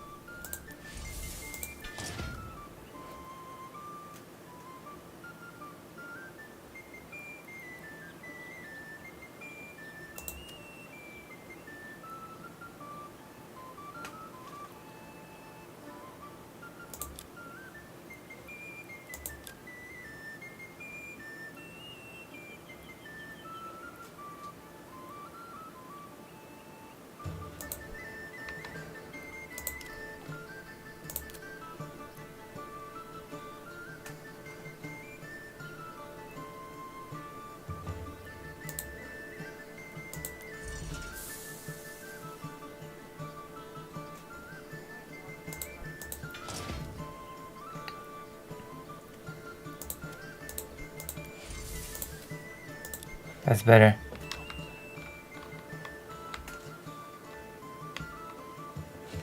Now things should kick back into gear.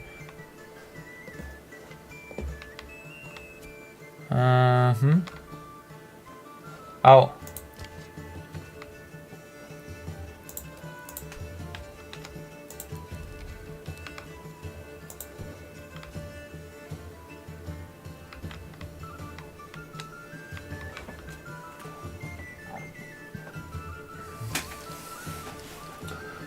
Iron parts.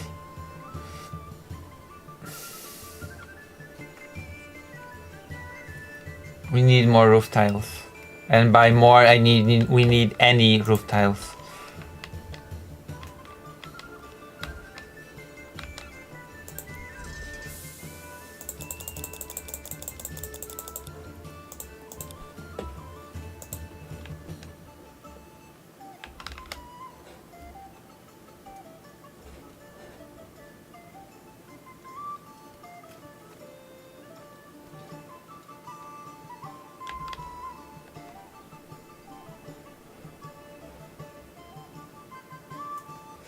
Okay, now I should be seeing the production start.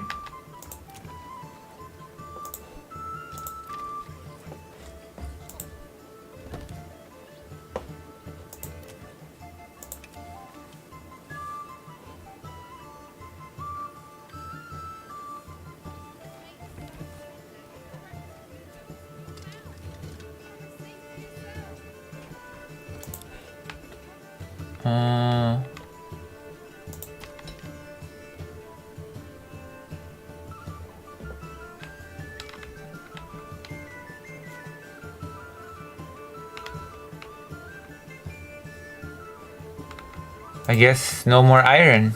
I've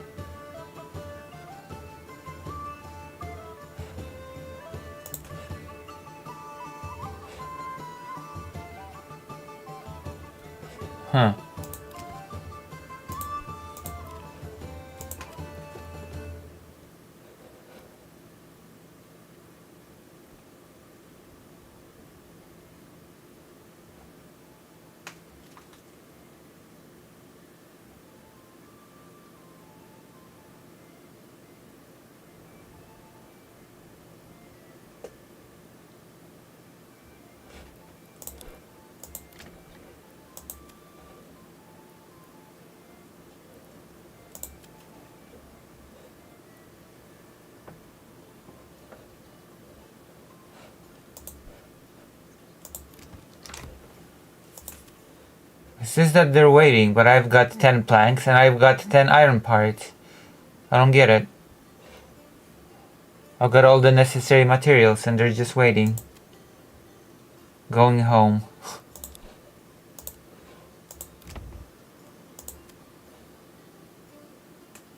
And waiting. Why are they not producing the crossbows?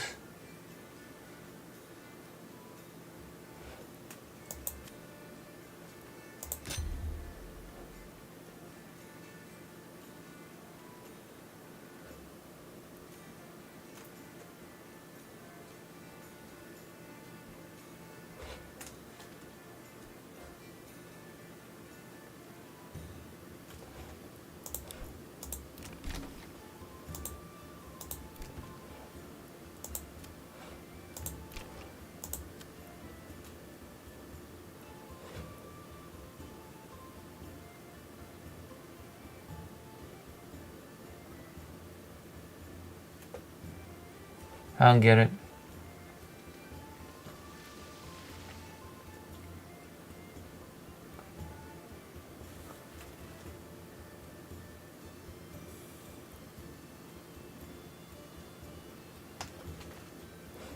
A limit?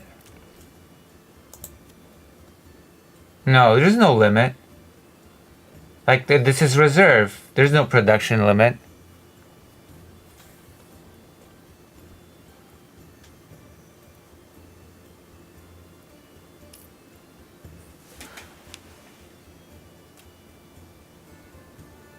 Oh. Like this?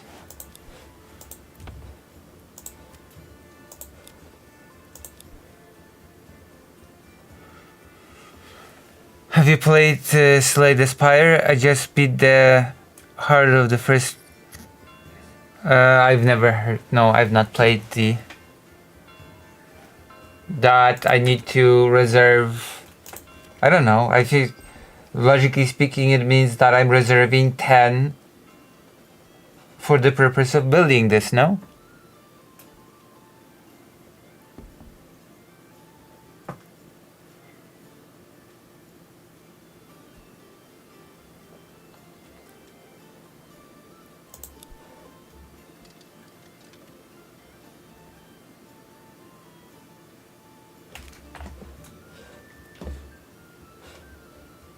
Like reserve 10 for this. That would be intuitive. If you say, if you click here, oh, reserve at least 10 slabs not to be used for anything else, but for making tools here.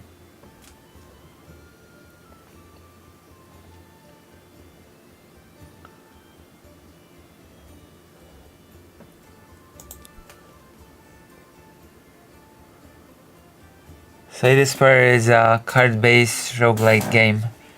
Oh, card-based? Oh no. Oh no, I don't like card-based games. Okay, now we've got a... Well, that's good.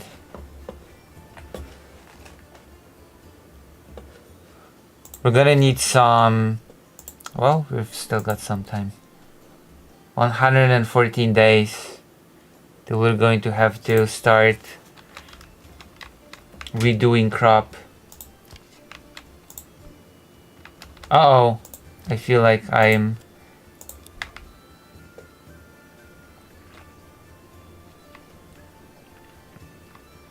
making a mistake.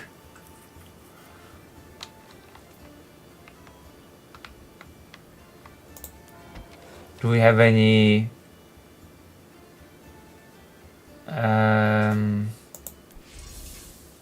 We do. Alright, let's go. We need 10 and we've got 3. We need more.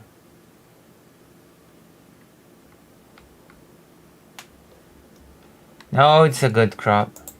We're not gonna starve. Don't worry, we're not gonna starve.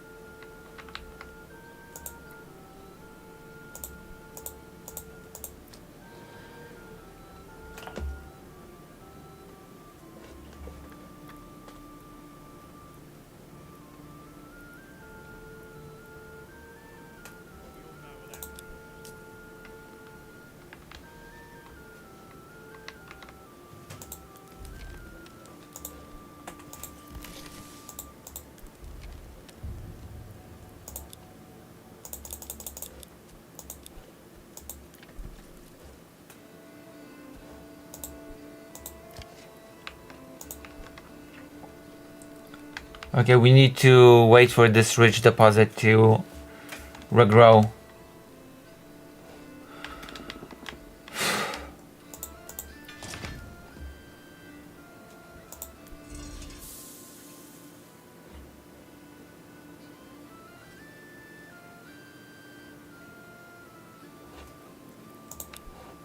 Right, we should be seeing a lot of crossbows. So I guess I can create a crossbow team.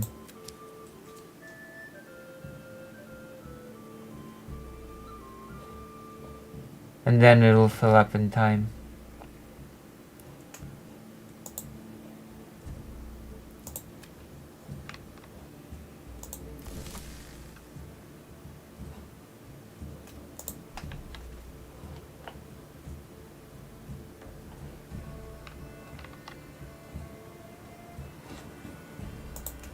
Alright, let's save.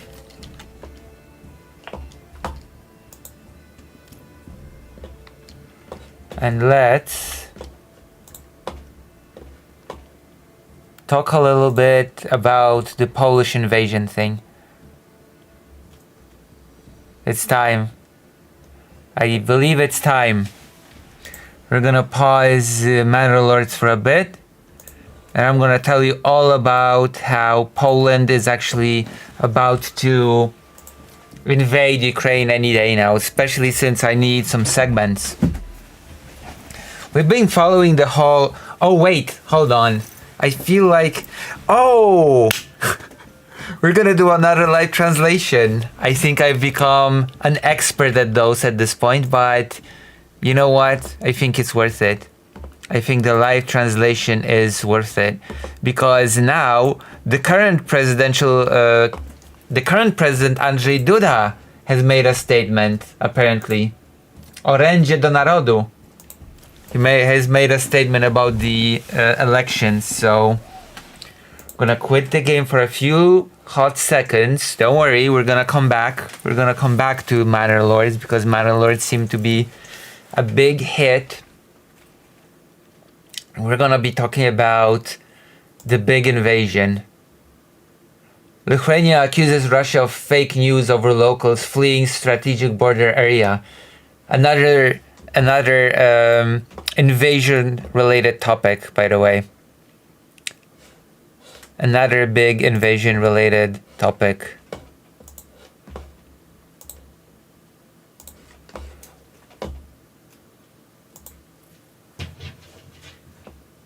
Russian propaganda spreads fake news about Poland annexing Western Ukraine. So I guess I should start off by saying that this has been a narrative pushed by Russia from the very beginning of the full-scale invasion, or maybe even before. I believe there's been a meeting in 2000, I want to say 7, oh my god, when was it?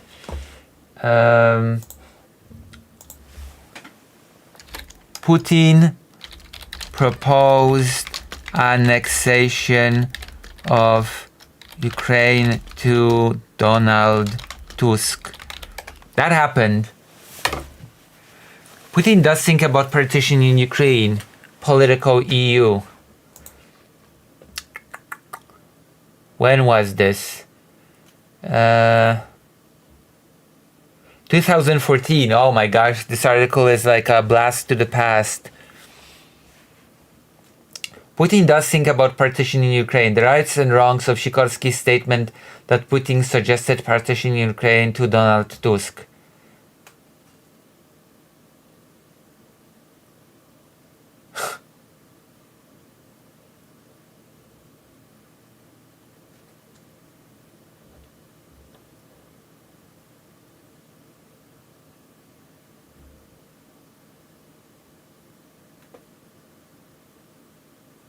Luckily for Sikorski, an official note taker did record Putin in Poland, not in Moscow, but who cares, telling Tusk that Lviv, as it is known to Ukrainians, used to be Polish.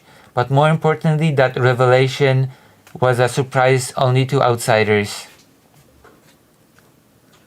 Numerous European politicians know that Putin has suggested dividing Ukraine, not only with Poland but with Hungary and Romania too. To be sure, There were not formal proposals with agenda and minutes. That's not the way that the Putin regime does its dirty business.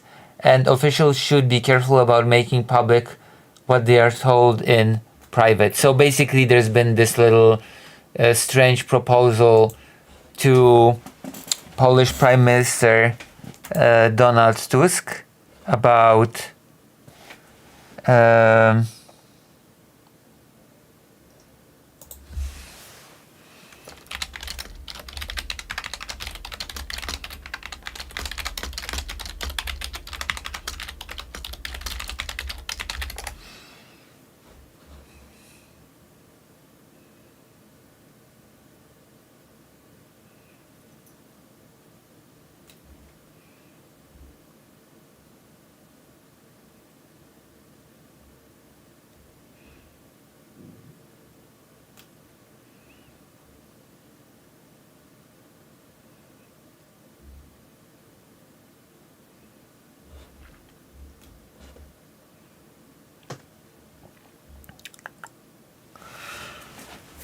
so yeah.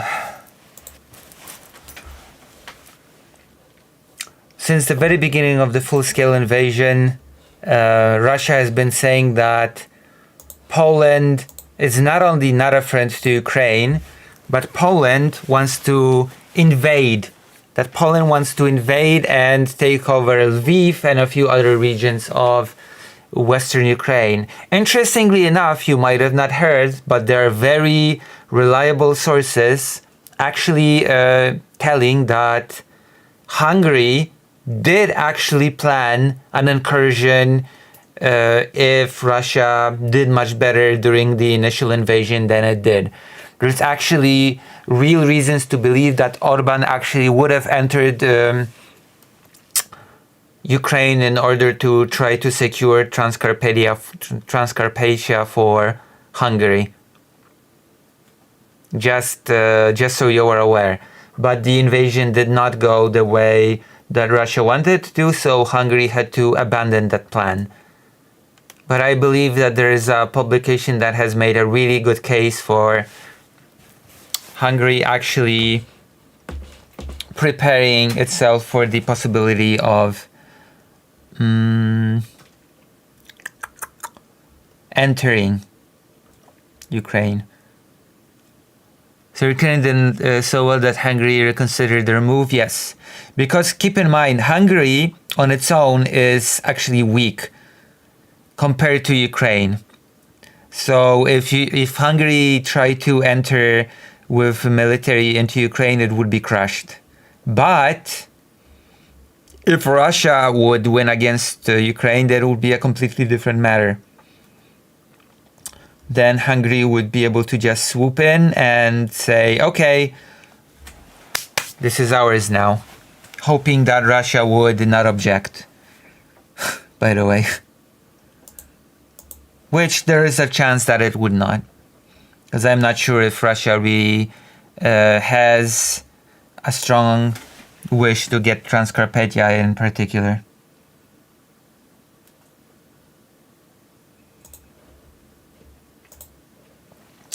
And that brings us to the newest news. Poland is actually still to this day the most important hub when it comes to bringing in weapons from the West. Poland is basically the strongest country in the region. So it is very important for Russia to destroy the increasingly good relations between Poland and Ukraine. The relationship has been very good at the beginning of the invasion. That relationship has been squandered by the Law and Justice Party because of its whole grain policy, because of its allowing the situation in which farmers did their whole protest on the border. It all became a huge mess. And now that Ukraine has given an okay to do the excavation of the bodies of the victims of the Volyn massacre, the relationship between Poland and Ukraine has been becoming very good again. So that is something that Russia cannot really stand for?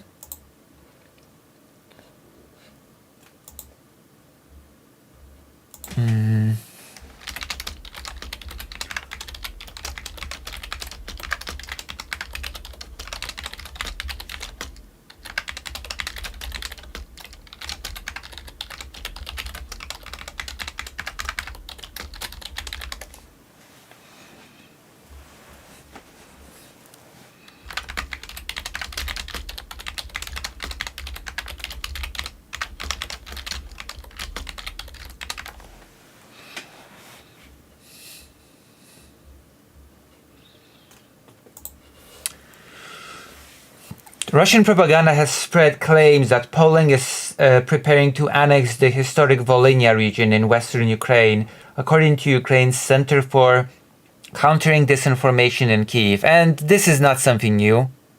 What are we talking about? We are talking about Russia spreading misinformation, or rather continuing to spread the misinformation about Poland preparing to invade the Ukraine in the middle of the war to annex territory. Like, this is nothing new. This is something that Russia has been trying to spread from the very beginning of the invasion. I kept hearing from Russian sources, I kept reading in Russian sources that any day now that Poland is amassing forces, Poland is gathering its army at the border with Ukraine. Any day now, Poland will just enter the country and annex territory. Which is, interestingly enough, in a way, a deterrent for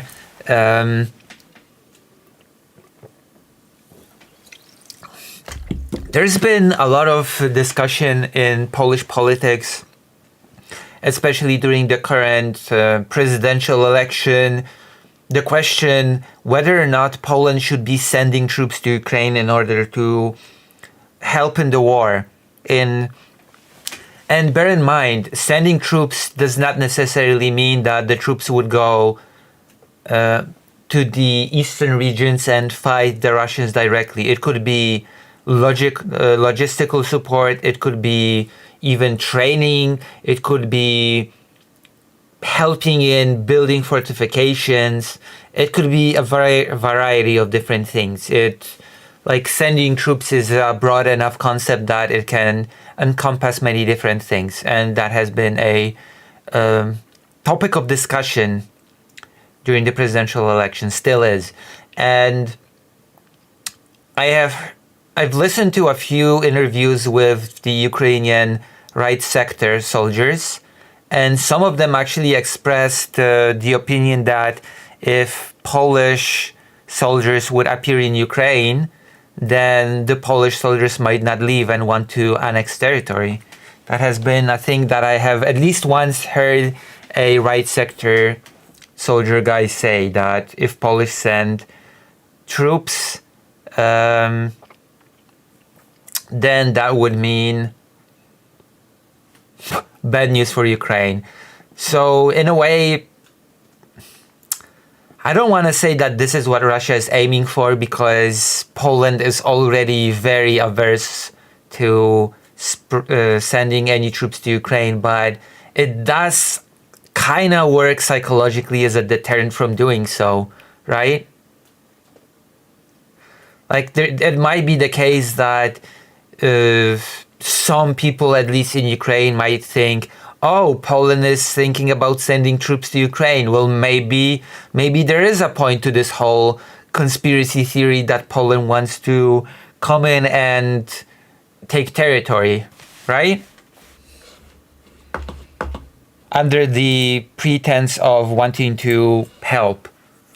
Like, I don't want to say that there's any merit to this sort of line of reasoning, but at this point, I have no clue why Russia is spreading this propaganda, because I don't know who believes it. I don't know what fertile soil this is supposedly getting, especially since I'm not sure if you're aware that those things might be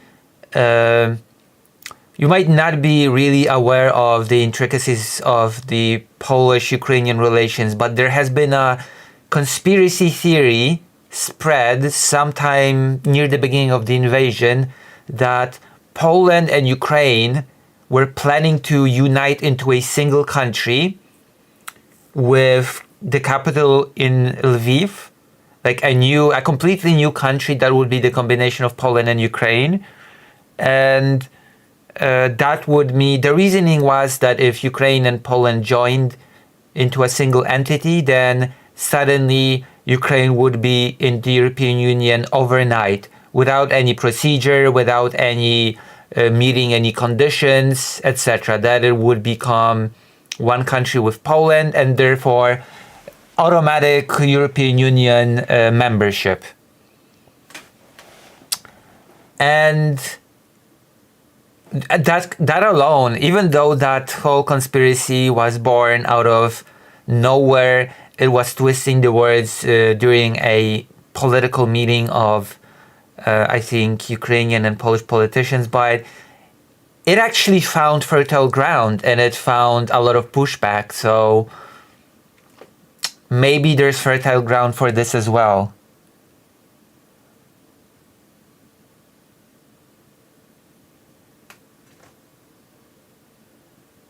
You know?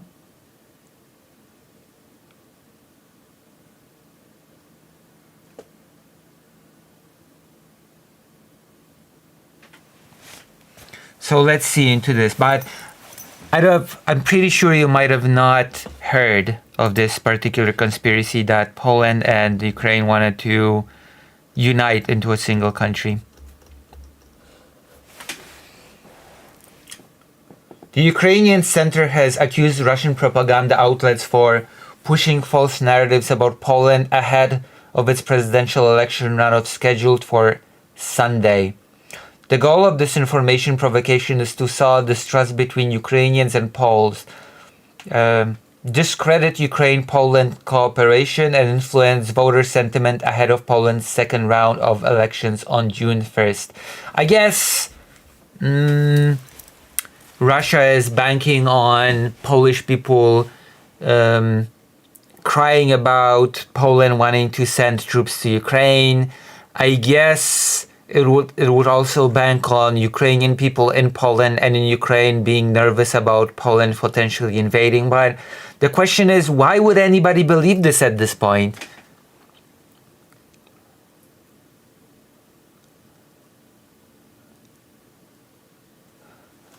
I just have to wonder. By the way, in the general area when I live, there are a lot of Ukrainian people here. Sometimes when I talk to people in Polish, they will respond to me in Ukrainian, and I find it very interesting that there is no problem in communication when one person will speak Polish and the other will speak Ukrainian.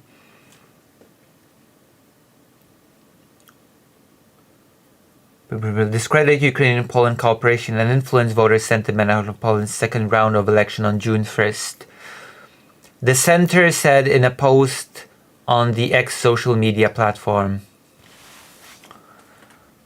According to the center, posts on Russian platforms claim that a Polish language teacher in Volhynia distributed maps to students showing hypothetical Polish borders that include parts of Ukrainian territory. The source of the map, however, appears to be exclusively Russian. This is very interesting because the very same thing happened with the theory that I talked about just a minute ago. The very same thing. There were materials distributed in Ukraine that a supposed poll was made among Ukrainians. A pamphlet was distributed that had questions like, how would you feel about Poland and Ukraine becoming one country, or something along those lines. Like, it's the exact same modus operandi. I guess Russia just doesn't learn. Like, I suppose Russia just does not learn anything from its past. Ahead of the second round of the presidential election in Poland, Center for Countering Disinformation. Russian propaganda has intensified its information campaign aimed at destabilizing the region. This time, it is spreading a fake story about the alleged preparation of Volyn to join Poland. And there you go. There's a whole map of Poland with this little, you can see this little red bump that's going into Ukraine.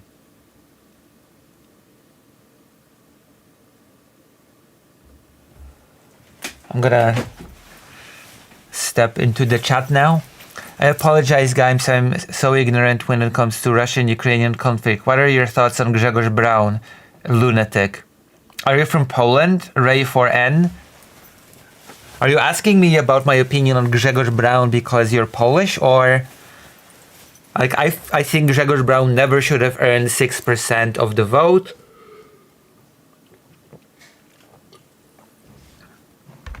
And I think he's a lunatic. He is obviously an anti-Semite because of his whole fire extinguisher incident in the parliament, where he attacked the Hanukkah candles. And as a Polish Jewish person, I don't appreciate that very much. And what else?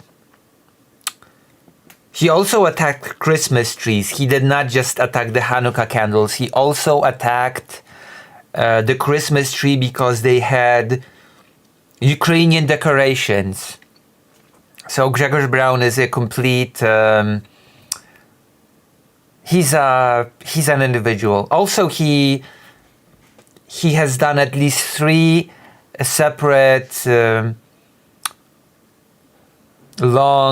long-form analysis of Star Wars movies, during which he tackled with the question of whether or not Yoda was Jewish.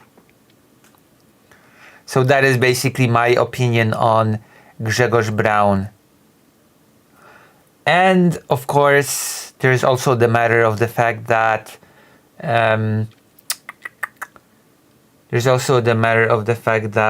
his voters might end up tipping the scale when it comes to who will win the upcoming election. Unfortunately, Menson's as well as Grzegorz Braun's voters will be the deciding factor, and that leaves me very sad.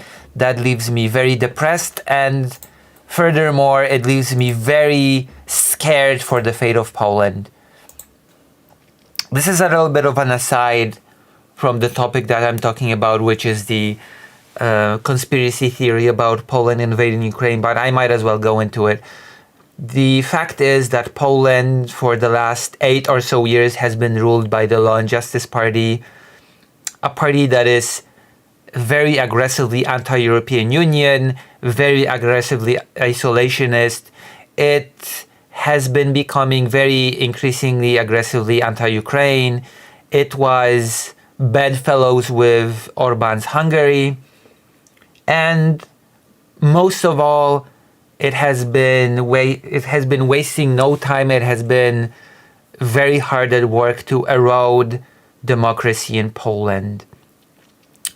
Which is why after the Law and Justice, thank God, lost the parliamentary election in 2023, the new government that has formed by the victors have been hard at work to actually undo all the damage that Law and Justice has done to the democratic process in Poland.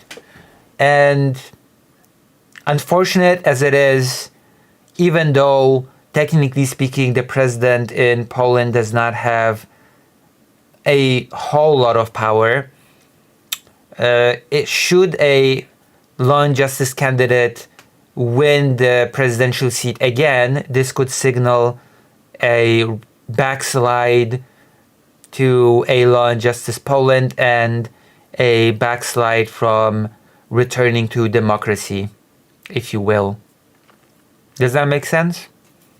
So, by many people, this election is actually considered to be quite a big deal. Also, I have to add that this election I'm not sure how many people here have been following Polish politics for long, but this election actually in my humble opinion, is quite similar to the 2015 one, when Andrzej Duda, the candidate out of nowhere, won against the favored candidate, Komorowski. Like, he was supposed to be the absolute winner, the absolute guaranteed candidate for the Civic Coalition, but then he did a lackluster candidate, and there was a spoiler candidate, a rock star, a celebrity guy, who, similarly to Manson now, after the first round said, if you want my voters to vote for you, then I will organize a meeting with my voters. And okay, Manson said, come to my YouTube and I will have a one-on-one talk with the both of you. And in 2015, Cookies said, I will organize and host a debate between you and the other candidate. So it's different, but there's definitely also a parallel there, that there is a third candidate that, technically speaking, lost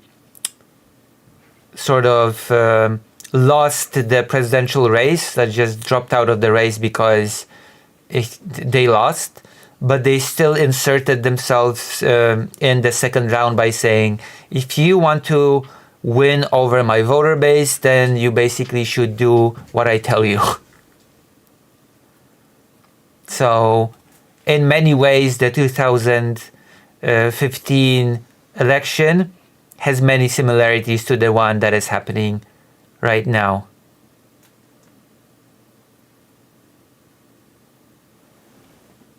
All right?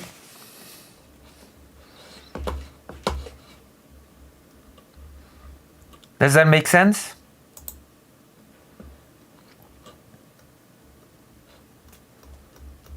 Am I making sense?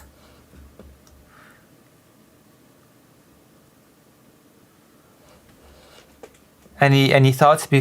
Any thoughts on what I just said before I go back to the Poland wants to take over Ukraine conspiracy theory?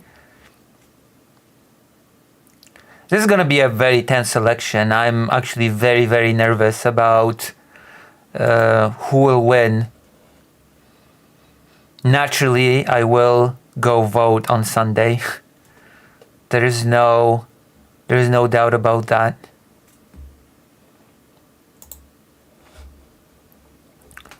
Also,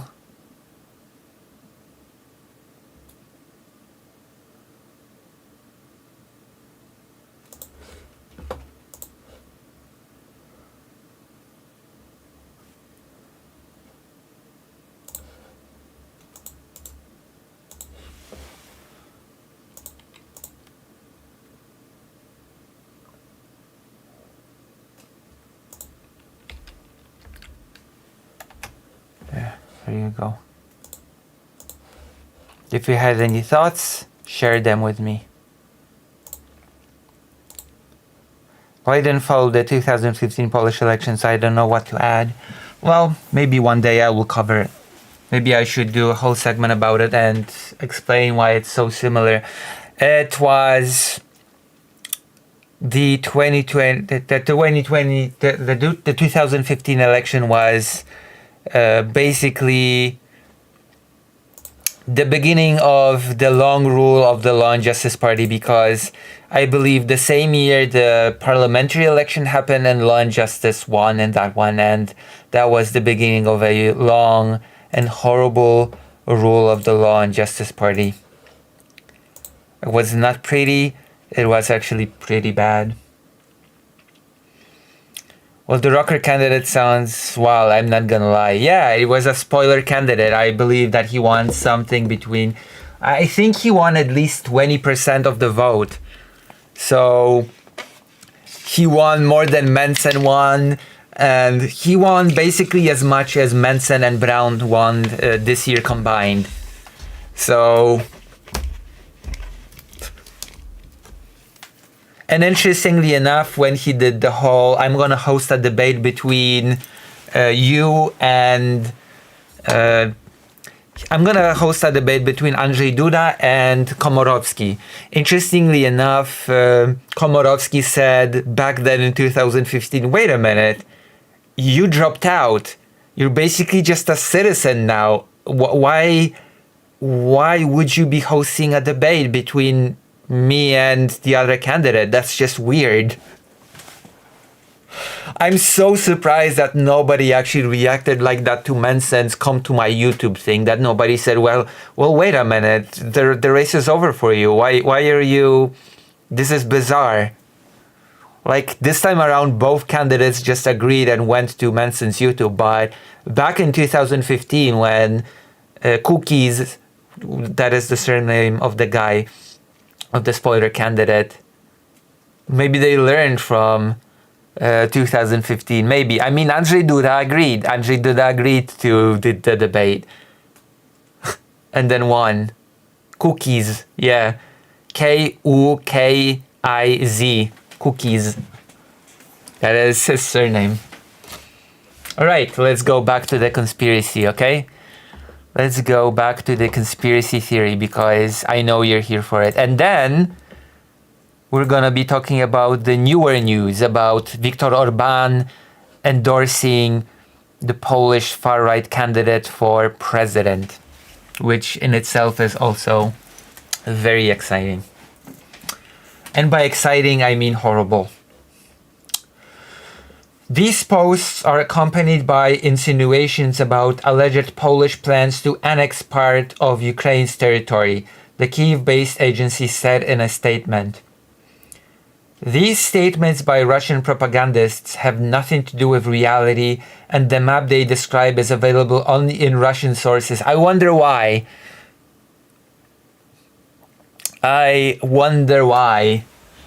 Like, I'm sorry, this is very desperate and this is very pathetic. The conspiracy that has been pushed by Russia from the very beginning of the war, that any day now Poland will be in Lviv claiming territory. And time again, Poland had to officially,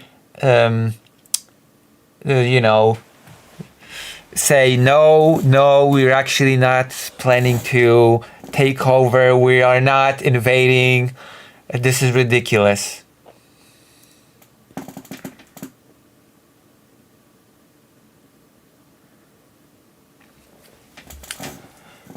I already mentioned that there's actually very reliable sources saying that actually maybe we'll get over. Maybe actually I'll be talking about this now.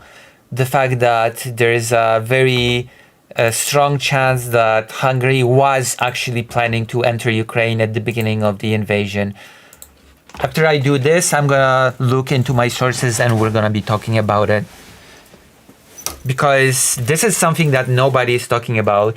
There was a scandal revolving Hungarian spies very recently who have been asking the Transcarpathian population how they would feel about Hungary entering Ukraine, or rather how they would feel about a peacekeeping force being in Ukraine.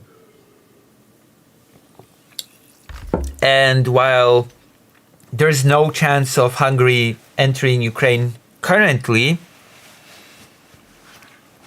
there was a ploy surfaced which was very, very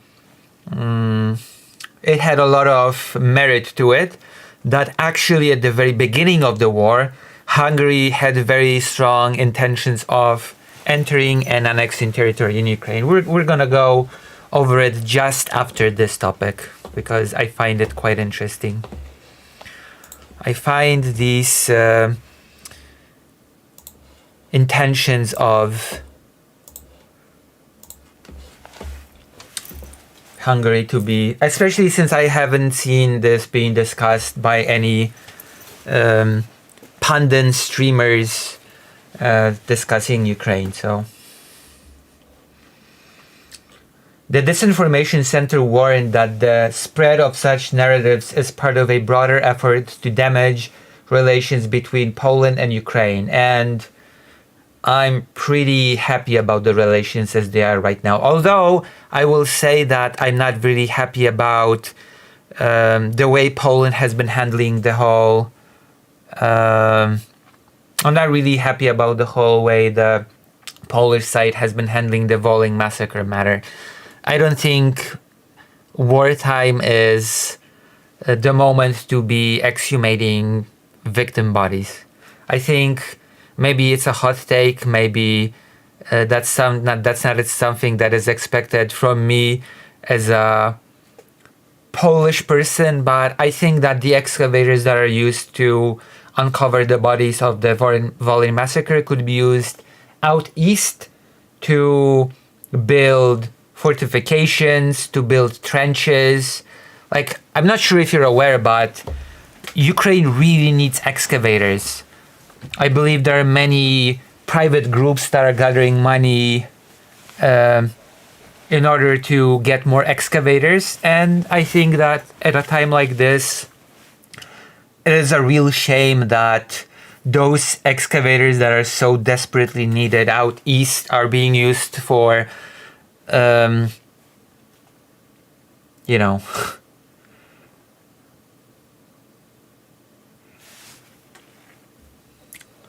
I don't know. That is my opinion on the whole topic of the Volhynia massacre, which is here. Volhynia massacre. Volhynia is a historical region that today spans several areas in northwestern Ukraine, including the Volyn, Rivne, and Zhytomyr regions. It has long been a sensitive subject in Polish-Ukrainian relations due to massacres that took place there during World War II. Between 1933 and 1945, tens of thousands of ethnic Poles were killed in the Volhynia massacre.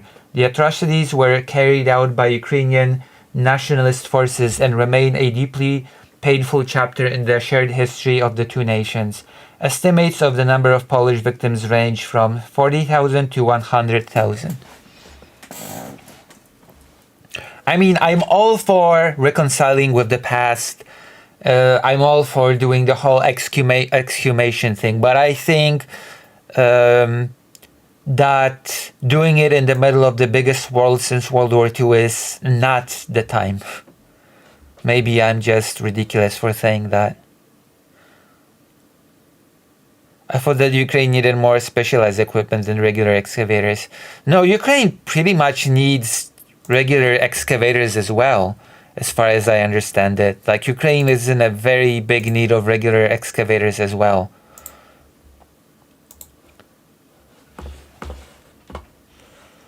Okay, I'm gonna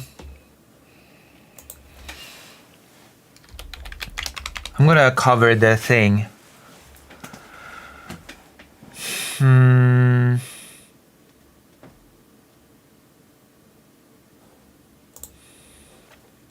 gonna cover the Hungary invading thing.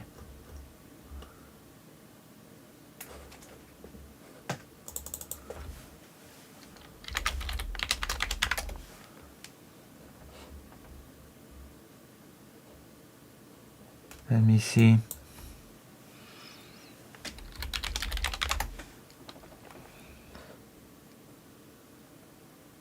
There you go. This is very interesting.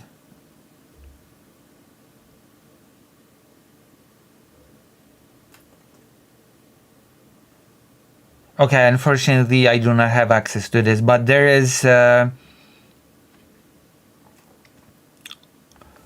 revelations by the security services of Ukraine (SBU) about a call of Hungarian military intelligence operating in the Ukrainian region of Transcarpathia to the detriment of Ukraine raises serious questions about Hungary's position within Western political and military alliances. There's been mobilization of Hungarian forces around the time of the 2022 invasion, and a long meeting with Putin. And there's a very strong indication that indeed Hungary actually planned to invade back then.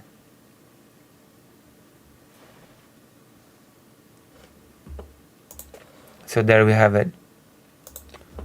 Unfortunately, I don't really have the article on hand, but it's a thing that has been floated around definitely. All right. I think we're going to do a poll. We're going to do a poll, and I'm gonna go really quickly to the toilet, and I mean really quickly. And then we're gonna see, because I love giving my viewers democracy. I love democracy, just like Palpatine. Do you want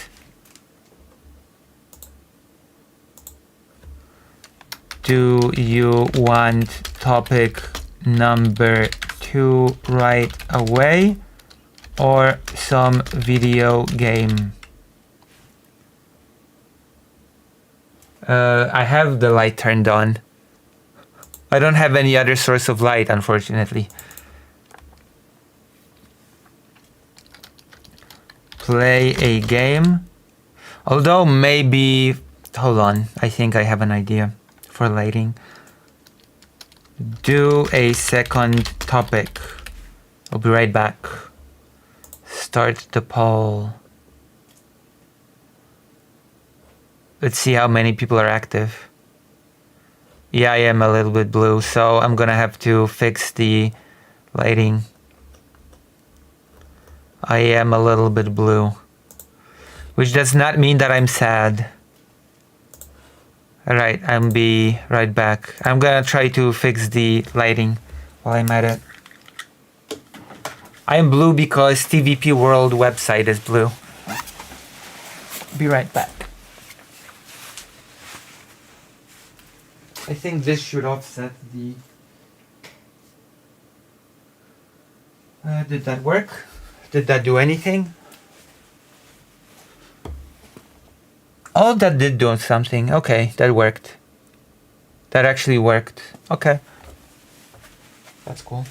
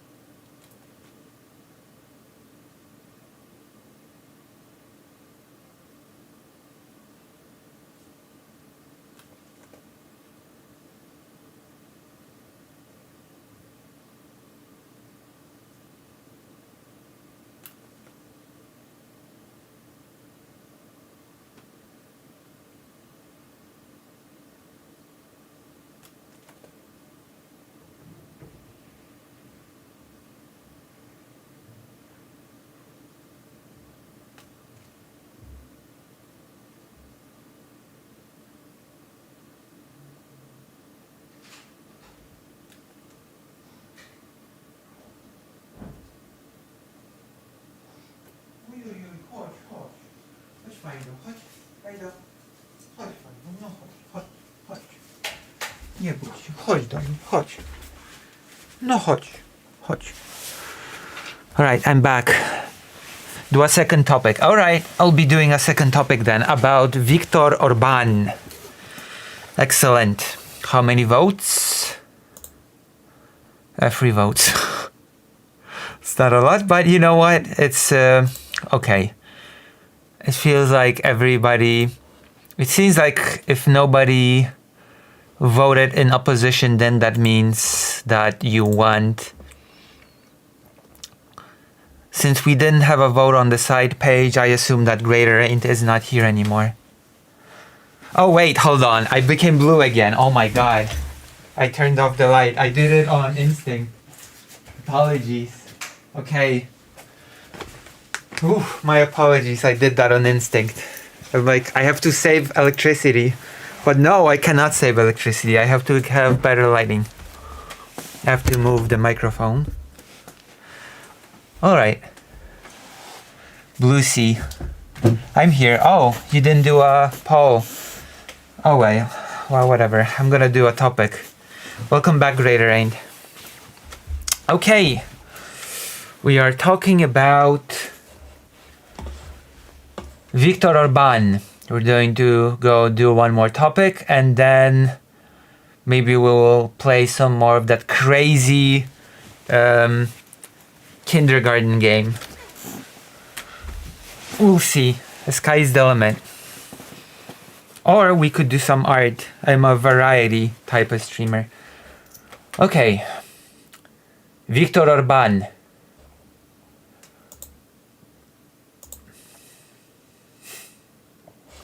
We should talk about this as well. The fact that Nawrocki is a highly shady character. That new controversies about the right-wing presidential candidate come out every day, from his gang connections, from him being a member of a pimping gang, from him scamming an elderly person from a communal apartment, which is basically, as I understand it, an apartment that is owned by the government. And also during the latest debate with Trzaskowski, Nawrocki did a very strange movement with his hand, and it turned out that he's been sniffing in nicotine in the middle of the debate. So I guess that's another thing. He is not, I guess, very good with tense situations if he felt the need to sniff in some nicotine and smack in the middle of the debate. That's very weird. People actually accused him of taking much harder drugs, but apparently he took a test and he came out clean. But the fact that this whole thing was a situation to begin with astounds me. Negatively, of course. Sniffing. Very, very strange. Very weird presidential debate. Very weird presidential run. Okay, so we've already talked about the Homeland Security person from the United States endorsing Nawrocki, right? We've talked about the fact that the Homeland Security chief of the United States basically said, if Nawrocki doesn't become the president of Poland, then the United States might just withdraw military presence in Poland, right? Like that's been a thing. The United States basically not only meddled in the affairs of Poland, but also did a strange form of blackmail. Unless we get our candidate in this country, we will remove our military support.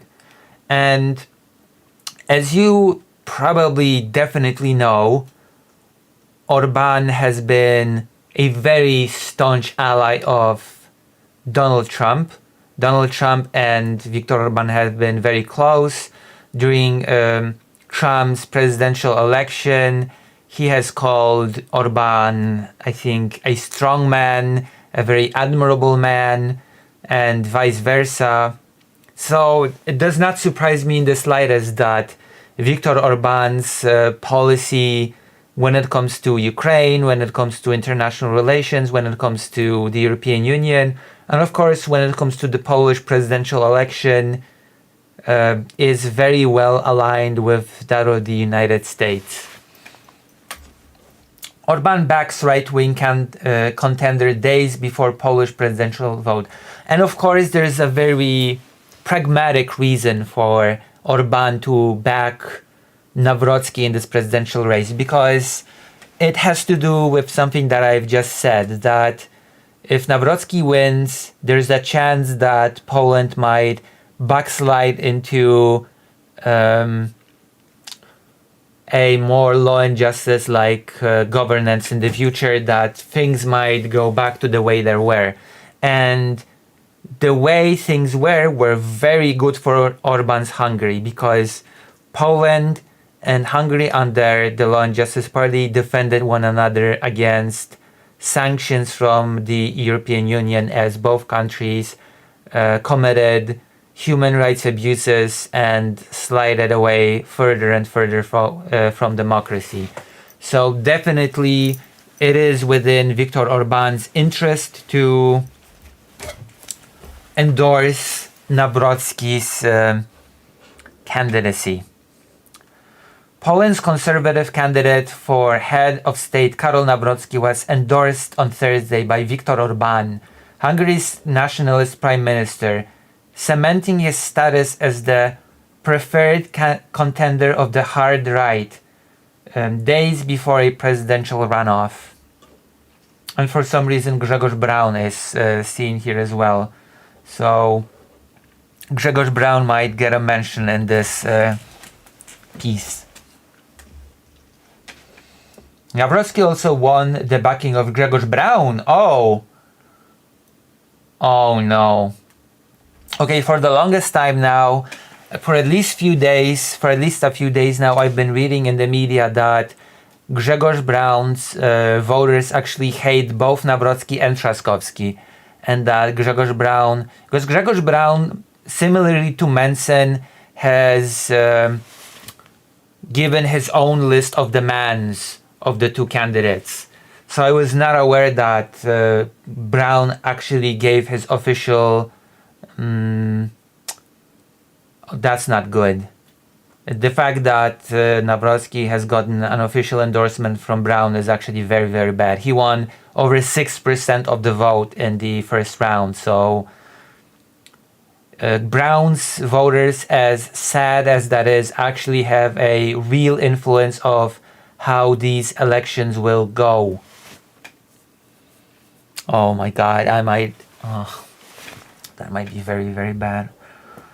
This does not bode well. Grzegorz Braun is a far-right Polish MP known for conspiracy rhetoric and ties to pro-Russian figures. Yes. Braun, unlike Mencken, Mencken is a lunatic in his own right, but Grzegorz Braun, I would argue, is on a whole different level. Grzegorz Braun is openly pro-Russia. He has been seen cozying up to Russian spies. He has time and time again said that Poland needs to immediately stop all aid to Ukraine, including military aid, and needs to normalize relations with Russia. So, why I dislike Mencken there are many reasons to dislike Mencken. He is nothing compared to Grzegorz Braun.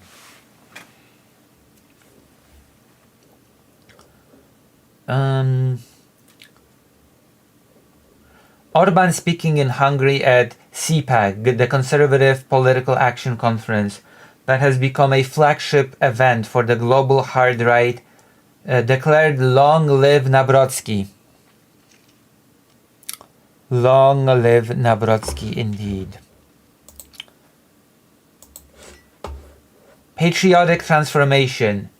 In the same speech, Orban presented what he called a patriotic plan to transform the European Union, rejecting further integration, joint EU taxation and Ukrainian membership, and calling for a Christian migrant-free Europe built on national sovereignty. It's kind of nuts that we had a CPAC conference. Yeah, I know that it's crazy, and that was a very interesting typo. A CPAC conference. I mean, it's accurate. Yeah, CPAC means to take drugs, but it's accurate, all things considered.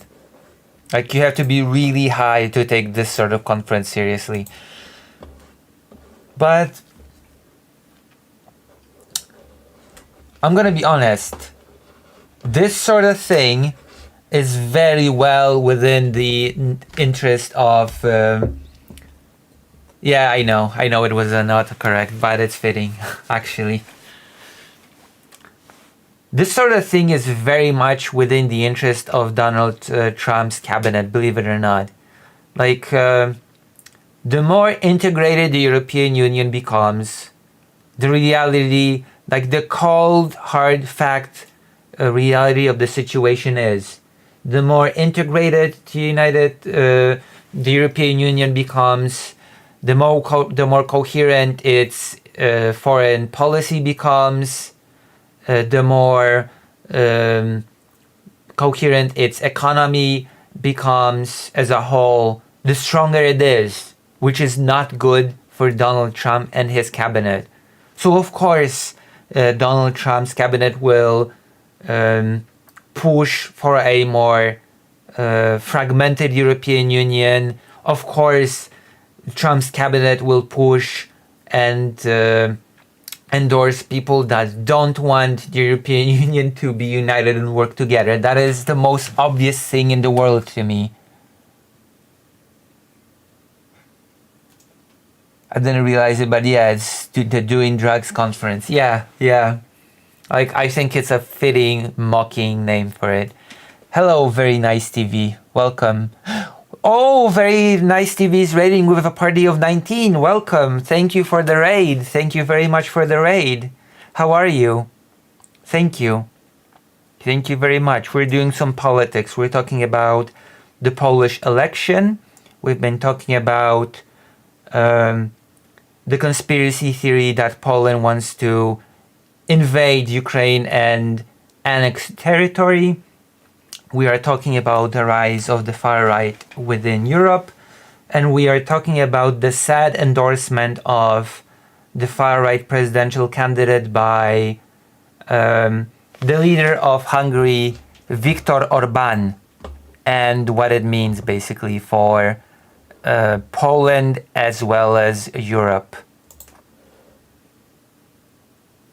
So that is what we are doing right now. And in the meantime, we're also doing gaming and art and all that good stuff. So welcome. I hope you're feeling cozy, and I hope to see you again. No problem. Awesome topic. I need to brush up on European politics. Well, thank you for being here. It means a lot. It means a whole a lot to me. Alright. I think it's all thanks to you, Lettuce, because I stopped complaining. Like with a magic wand, I stopped whining and things became amazing. Alright. So the patriotic transformation, which basically translates to we need to be more isolated nation states within the European Union. We definitely cannot integrate on policy regarding weapons, economy, and I assume that means vitriolic hatred for any sort of immigration. And it saddens me. I personally think that more integration of the European Union is preferable. I think that the joint policy when it comes to defense, energy, economy, foreign affairs is a very, very preferable thing when it comes to the European Union. But unfortunately, the far-right movement, the far-right populist movement within the European Union does not see it that way, and unfortunately this sort of thing is gaining a lot of traction within certain parts of Europe. I'm pretty sure that Slovakia, as it is today, also buys into this sort of narrative of the European Union being the enemy almost. And of course, Slovakia is very, very much pro-Russia. Nawrocki, backed by Poland's nationalist opposition Law and Justice Party, has campaigned on themes that echo the Hungarian leader's agenda. Yeah, because the Law and Justice Party, when it was in charge, its program was to turn Poland into a country very similar to Hungary. So it does not surprise me in the slightest that Nawrocki would push things that are very similar to that of Orbán. So, including sovereignty, which sovereignty is a term used very loosely here. Okay? Sovereignty is when we need to be part of a bigger cooperation bloc, which I just find laughable. Cultural traditionalism and resistance to European centralization. Cultural traditionalism, so basically isolationism, because culture is something that is always in flux, always shifting, always changing, always interacting with other cultures. Culture is definitely not something that is static. I would know. I studied culture at university when I studied the culture of Japan. There were a lot of modules dedicated to culture, what it is not, how it develops, how it shifts, how it forms, all that good stuff that a lot of right-wingers have a big difficulty with grasping on a fundamental level. The two men have not campaigned together, but Thursday's endorsement explicitly tied the Polish vote to a broader regional push for what Orbán called a patriotic transformation of Europe. So the fracturing of Europe, basically. That is my opinion. The patriotic transformation of Europe is the plan to further fracture Europe. The Hungarian premier's endorsement comes as Nawrocki trails narrowly in the polls behind Rafał Trzaskowski, the liberal pro-European mayor of Warsaw and candidate of Poland's governing civic coalition. I would remind you that Sławomir Mencen, who won third place, also a far-right lunatic, has described Rafał Trzaskowski as a progressive revolutionary that wants to bring evil Western degeneracy into Poland, like the LGBT, like fighting against hate speech, all that horrible stuff that the Polish far right cannot stomach. Far right endorsement. Nawrocki also received domestic backing on Thursday from Grzegorz Braun, a far-right Euro MP, recently expelled from Poland's Confederation Party after a string of scandals. So, Sławomir Mencen, who is a lunatic in his own in his own right, found Grzegorz Braun to be so unpalatable, found Grzegorz Braun to be so bad that they had to kick him out of the party because he was such a PR disaster. I'm hoping that they will list all of his controversies because I don't even know if I know them all. Braun announced his decision during an interview on YouTube, stating that he would go to his polling station on Sunday and mark X next to Nawrocki's name. This might be a key piece of information, but it won't change much or anything for most of my voters who didn't need any recommendation from me, Braun said. And I don't know. Like, there's a chance that Braun's voters might just tip the scale because this is an extremely close race. I think the difference is between 1% or less, with the, thank God, Trzaskowski having that 1% advantage, holding that advantage right now. kiss of death. The announcement triggered immediate backlash. Critics called the endorsement a kiss of death for Nawrocki, citing Brown's controversial record, which involves... Okay, so basically, as much as Brown and Nawrocki are aligned politically, it is also true that Brown is such a PR disaster that he has been kicked out of his own party and was forced to create his own little offshoot version of said party. Like Mensen could not stomach Grzegorz Braun any further. So, Grzegorz Braun's controversial record involved extinguishing Hanukkah candles in Poland's parliament and harassing a doctor who performs abortions while she was caring for patients. Grzegorz Braun entered the hospital building, I believe, and has locked a doctor in a room for over an hour. That was a thing. There was a big controversy. I should cover the topic of that abortion case because it has been a whole mess. So Braun smooched Nawrocki.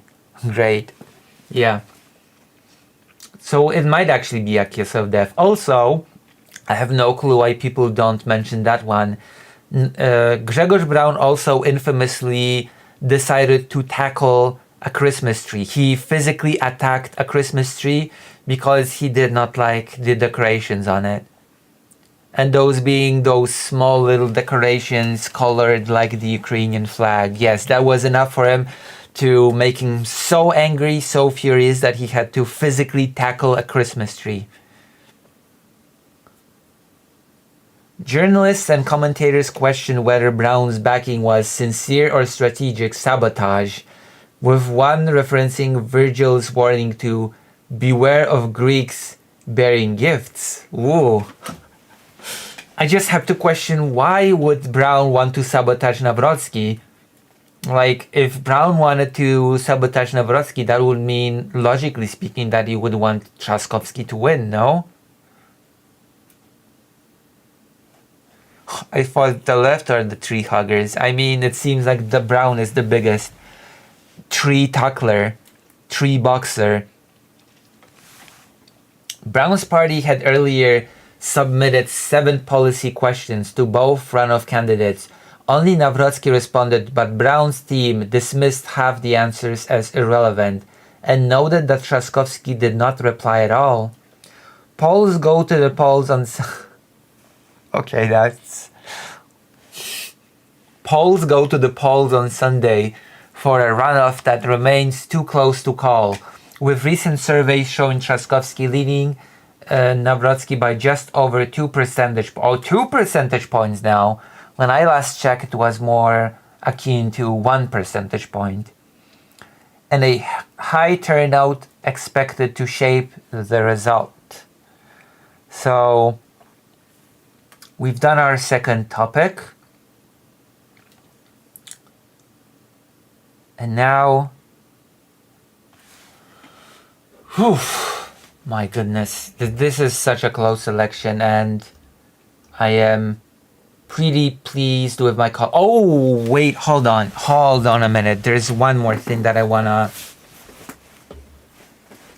There's one more YouTube thing that I wanna do.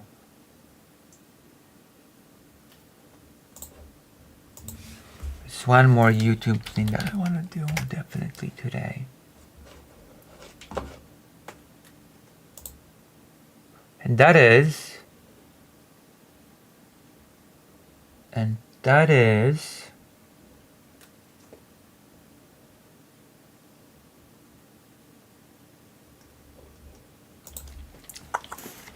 Andrzej Duda Orędzie do Narodu, which is his address to the people. There you go. Pilne. Orędzie prezydenta. Andrzej Duda zwrócił się do Polaków przed drugą turą. President Andrzej Duda addresses Polish people before the second turn of election. It's only 4 minutes 36 seconds or 4 minutes 41 seconds depending on which video you click on. So this is not going to be an extra long translation. So I feel like we can no problem tackle this one and turn it into a little 7 or 10 minute segment, right?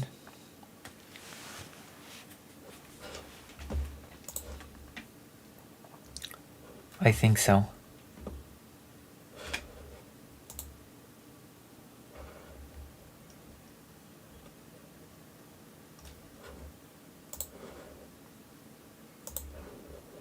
There we go.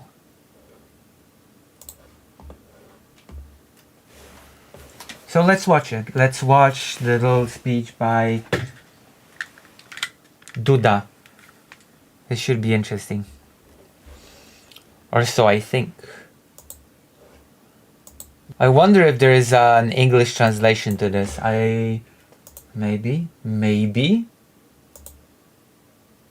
there's something here. No, of course not. Alright, I guess we're going to have to count on me to translate once again.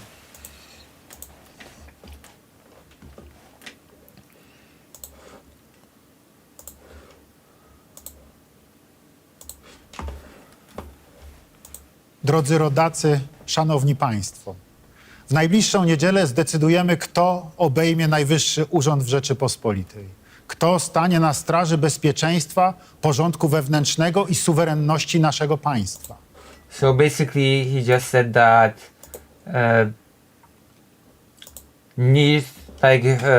on Sunday, upcoming Sunday, we will all decide who will hold the highest office in the land. Dr. Jones has donated $10. They said, remember, Lucy, if Lucy gets 50 concurrent viewers, she'll beat Duke Nukem forever on stream. That's true. That is true. And we're actually very close to that goal. So today is your lucky day, Dr. Jones, because right now we are at 33 viewers on YouTube and 11 viewers on Twitch. So technically speaking, we actually had 50 concurrent viewers at one point, I think, if we summed it up total. So, maybe I should be playing Duke Nukem Forever on stream. Which, I don't know, I feel like first I should beat Duke Nukem 3D. I don't know. Don't you think that I should first try to beat Duke Nukem 3D? Status quo. I'm surrounded by cults and confused people, whether left or right, controlled by the same source, Abrahamic fairy tales, or gender confused people. What an insane reality. The West deserves this spiral. Oh, wait, hold on. Okay, status quo. I'm gonna address you. First of all, I'm not really religious, so I'm not really controlled by Abrahamic fairy tales. And also, I'm not really gender confused, so I don't know what to tell you. I simply don't know what to tell you. There's no confusion. Alright, let's continue watching Andrzej Duda address the Polish people about the upcoming election. I'm gonna recap once more what he said. He said, upcoming Sunday we'll all be voting for who will be holding the highest title in the land, who will be responsible for domestic security as well as international affairs and sovereignty, the sovereignty of our homeland. Lucy, if you beat Half-Life on stream, I'll buy you Expedition 55. The RPG? If I beat Half-Life on stream, you'll buy me Expedition, that game? That RPG, that is, oh my god, I'm playing Half-Life after this. After the Duda thing, I'm playing Half-Life. You don't have to tell me anything. We're done. We're a done deal. Driver to the east. I am, technically speaking, in the east. I'm in Eastern Europe. Non-binary here, not confused. I mean, I actually unironically think that non-binary people are the least confused about gender. Like I pretty much think that non-binary people that non-binary people have the topic of gender most figured out from all the people.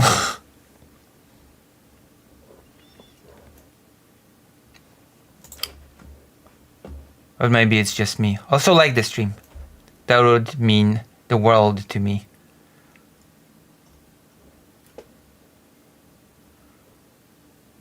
I still remember that panel that I've been on when I talked to trans people, trans women that were against non-binary people. It's very disheartening to see.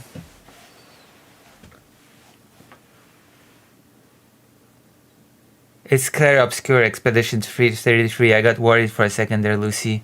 Wait, what did you get worried about?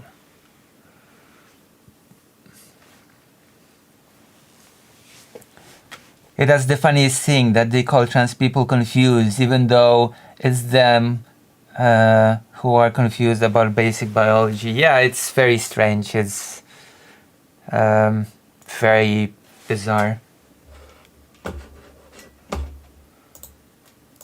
The saddest thing that I see is when trans people throw other trans people in the name, like under the bus in the name of some ill-conceived fitting into the norm.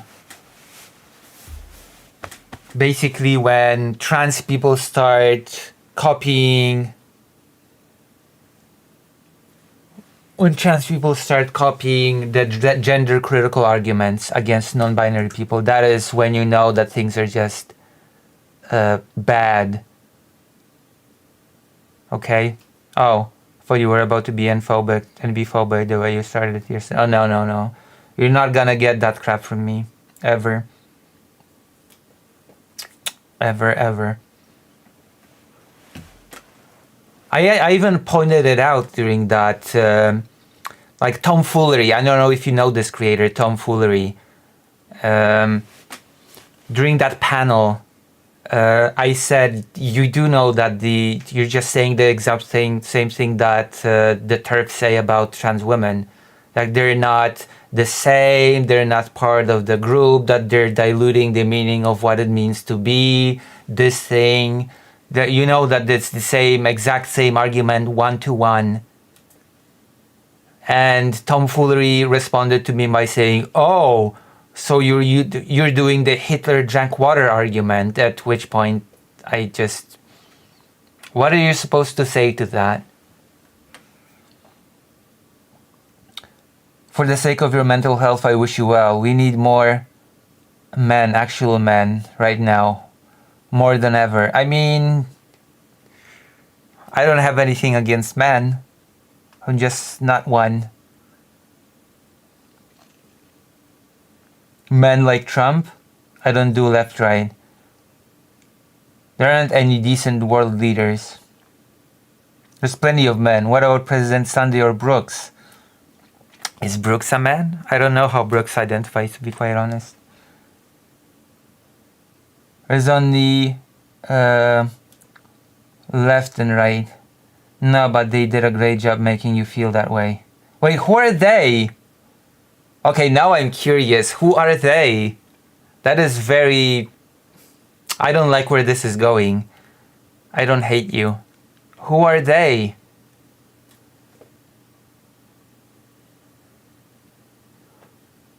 Just so you know, I'm a Polish Jewish content creator.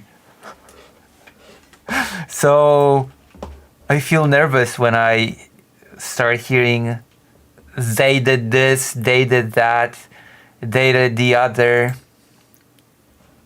Sort of narrative makes me a bit on edge. Control freaks. Who are the control freaks and how do they exert their control?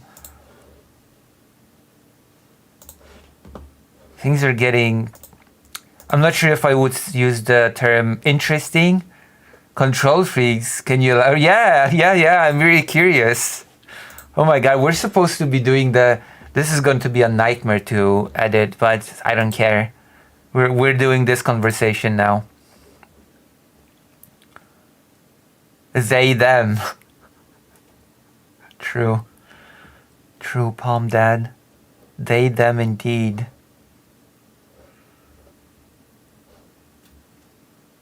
And after this speech, we are doing Half-Life. Dr. Johns has persuaded me.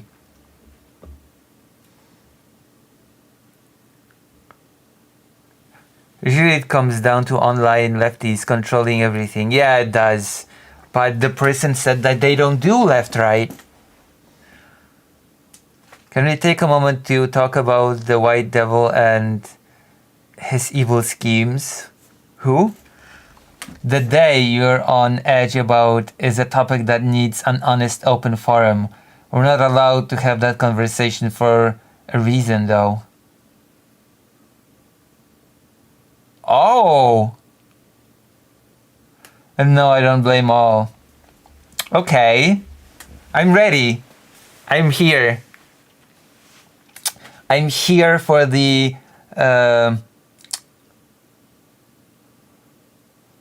I allow you to have the conversation. What is the reason? What is the reason that you think we're not allowed to have the conversation? Expedition 33 looks so fun, not gonna lie. I know. It's like the Final Fantasy that we should have gotten from Square but never will. Oh yes. What a cowardly way to say that, I know. There's guilt and dirt under every group nails. That makes no sense. I have no clue what that means. Are you still here, Dr. Johns? You do know that the moment I start Half-Life, you will have to get into voice, right?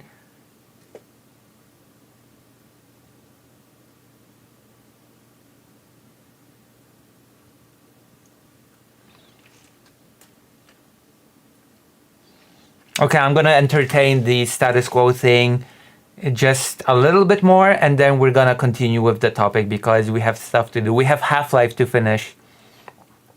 It's like Final Fantasy made by Ubisoft without the higher-ups messing it up. I mean, the big problem is that Final Fantasy has not been allowed to be turn-based for a long, long time. You're gonna have to do it tomorrow or on the weekend then. Oh, okay. I guess we're going to do Half-Life in addition to Helldivers.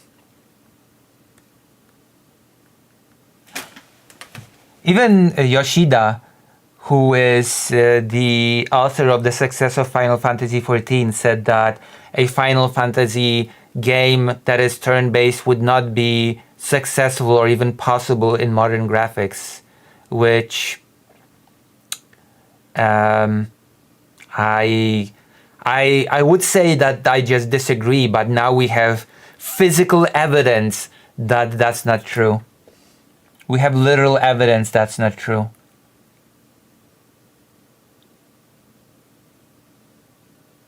Yoshida eating his words right now. I know, and I love it. I'm not gonna... It's not because I hold some grudge or something.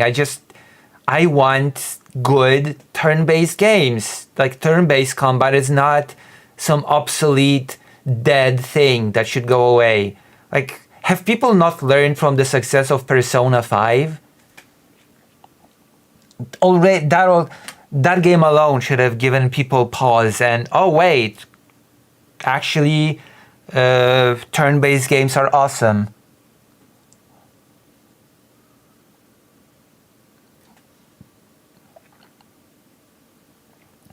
On who specifically is the one we need to talk about in an honest and open forum. Just name the group.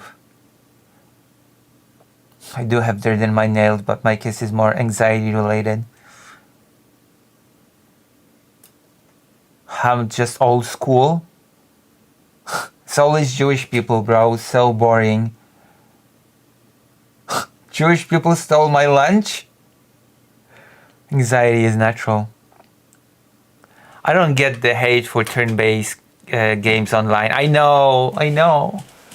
I want to play them so bad. We're so gonna be playing Expedition 33 on the stream. It's not even funny.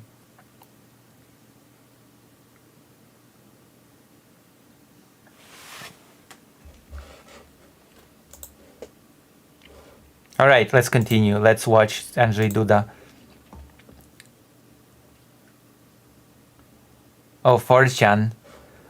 Can you believe that I've never actually visited 4chan, the page? Never ever. I've heard of 4chan, but I've never actually been on the page in my entire life. Not even once have I been to 4chan.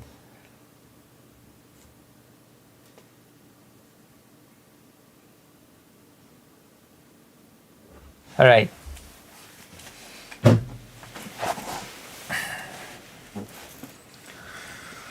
Also, technically speaking, none of us were born to be anything.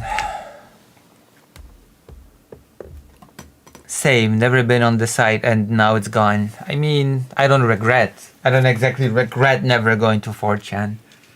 It's not some big thing that I wish I would have done.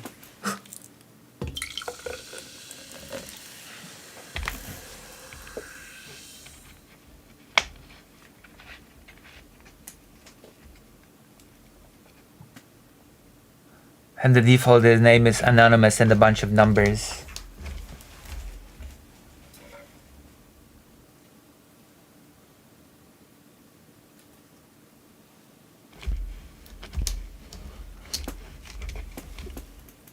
I mean, some anon is probably that other site, Kiwi Farms.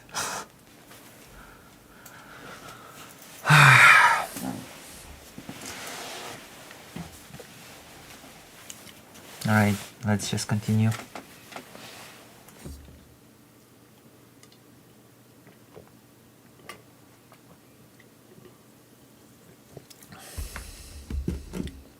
Yeah, it is.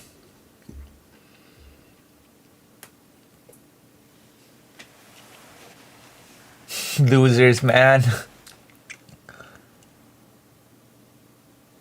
Alright, let's continue. Let's watch Mr. President.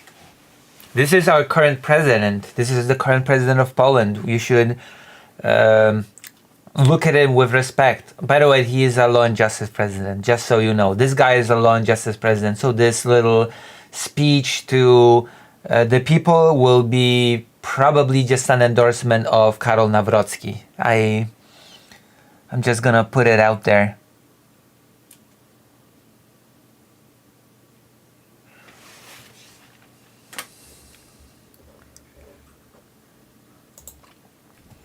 Wybierzemy nie tylko osobę, ale i drogę, którą podąży Polska przez najbliższe 5 lat, tak, aby była państwem silnym, niezależnym, sprawiedliwym i odpornym na zewnętrzne naciski. So we will not only choose a person in charge, but we will also be choosing the road that Poland will choose to be strong, independent,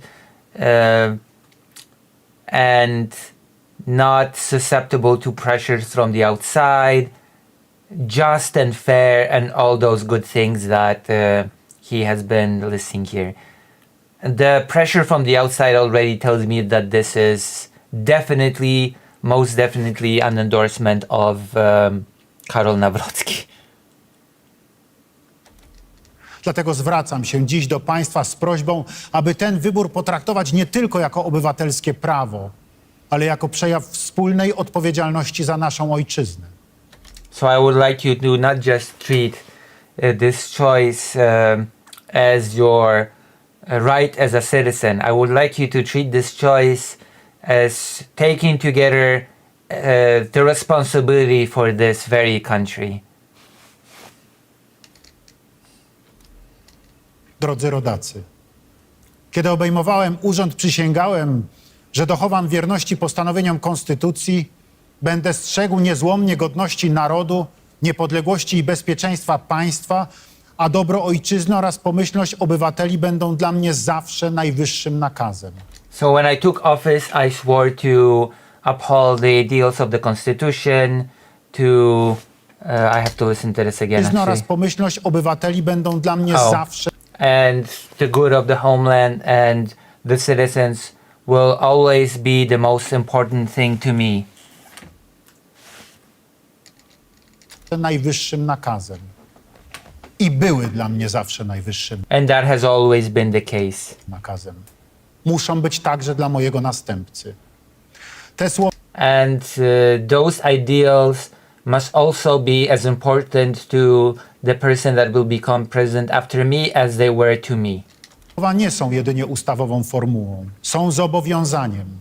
Każdy, kto kandyduje na zaszczytny urząd prezydenta Rzeczypospolitej, musi pamiętać, And those words are not just a slogan. They're a very strong dedication. And everybody that wants to hold the office of president has to remember.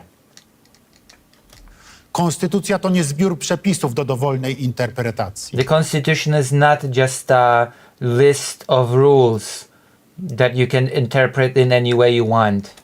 To umowa społeczna, którą należy respektować. It is a deal between, it is a social contract that has to be respected. A rolą głowy państwa jest stanowcze sprzeciwianie się w imieniu obywateli każdej próbie łamania czy naginania prawa. And it is the role of the head of state to very firmly stand against any attempt to break or bend the law. Drogie Polki, drodzy Polacy, Dear Polish people, żyjemy w niebezpiecznych czasach wojny tuż za naszą granicą, presji migracyjnej i napięć wewnętrznych. we live in very dangerous times. War rages right behind our border. There is migration pressure, and there's also a lot of internal commotion happening. There's also a lot of internal tension. Polska potrzebuje silnego Ideas like freedom except for trans people wanting to transition, except women wanting abortion, except for people protesting police brutality. It's always the same with them. I mean, you know what? Screw it. I might as well not just translate. I might as well add some commentary of my own. I find it highly ironic for the Law and Justice president to be talking about upholding the law, not breaking the rules, upholding the constitution, etc. when it was the Law and Justice Party, when it was in charge, that was well on the way to just do away with democracy completely. When it eroded the courts, when it made the public media its old propaganda tube, and all that. Yeah, but it's just... it actually, what you said, happens to be not just fitting for the chatter. It actually also happens to be fitting to the President Duda speech, so I took advantage and incorporated it into the segment.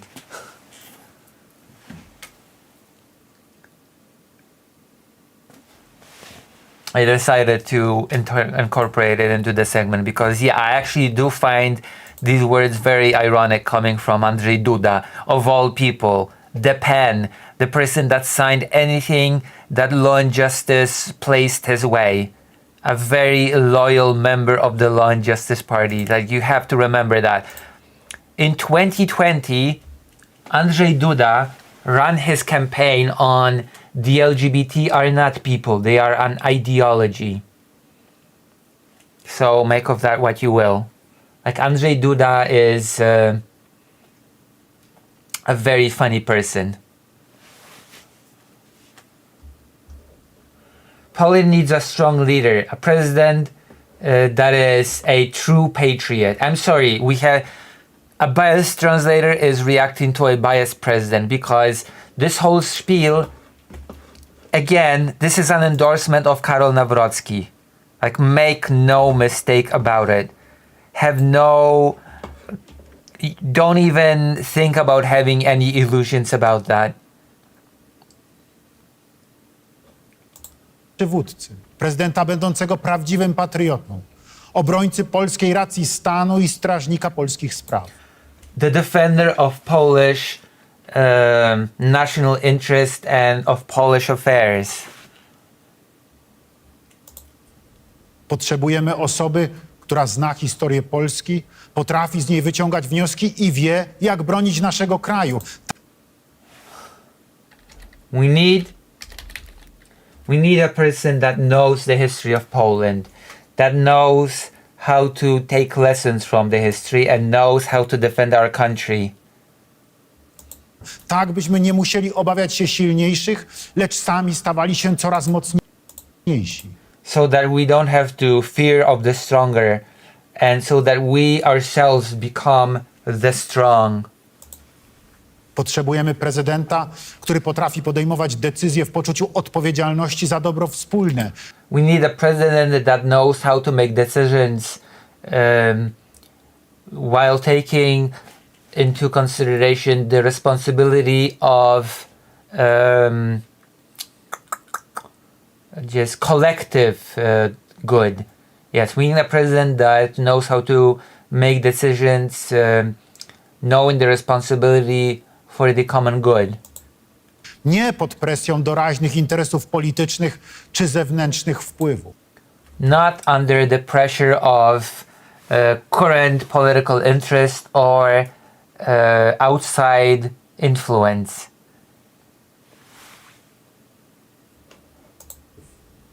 Takiego, który będzie wspierał polskie rodziny, chroniąc ich potrzeby i dobrobyt. We need a president that will support the Polish family and protect their needs and wellness. Który będzie zabiegał o bezpieczeństwo kraju, modernizację armii, wzmacnianie granic i relacje międzynarodowe. We need a president that will fight for the security of the country, modernization of the army, strengthening of the borders and international relations.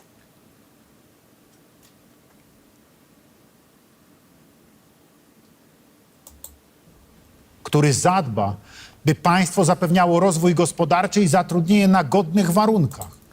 We need a president that will ensure that the state will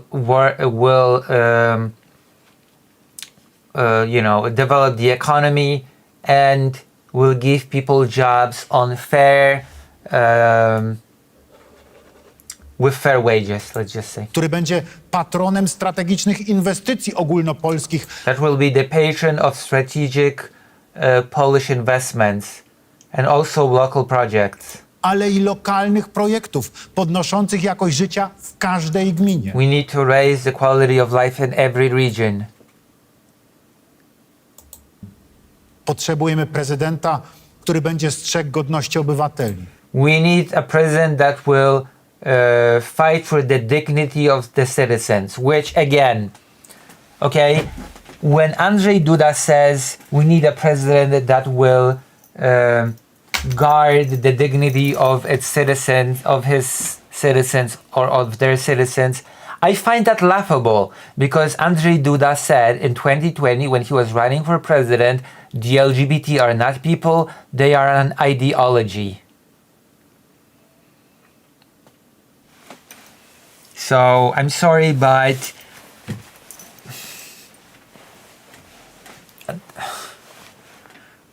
I don't trust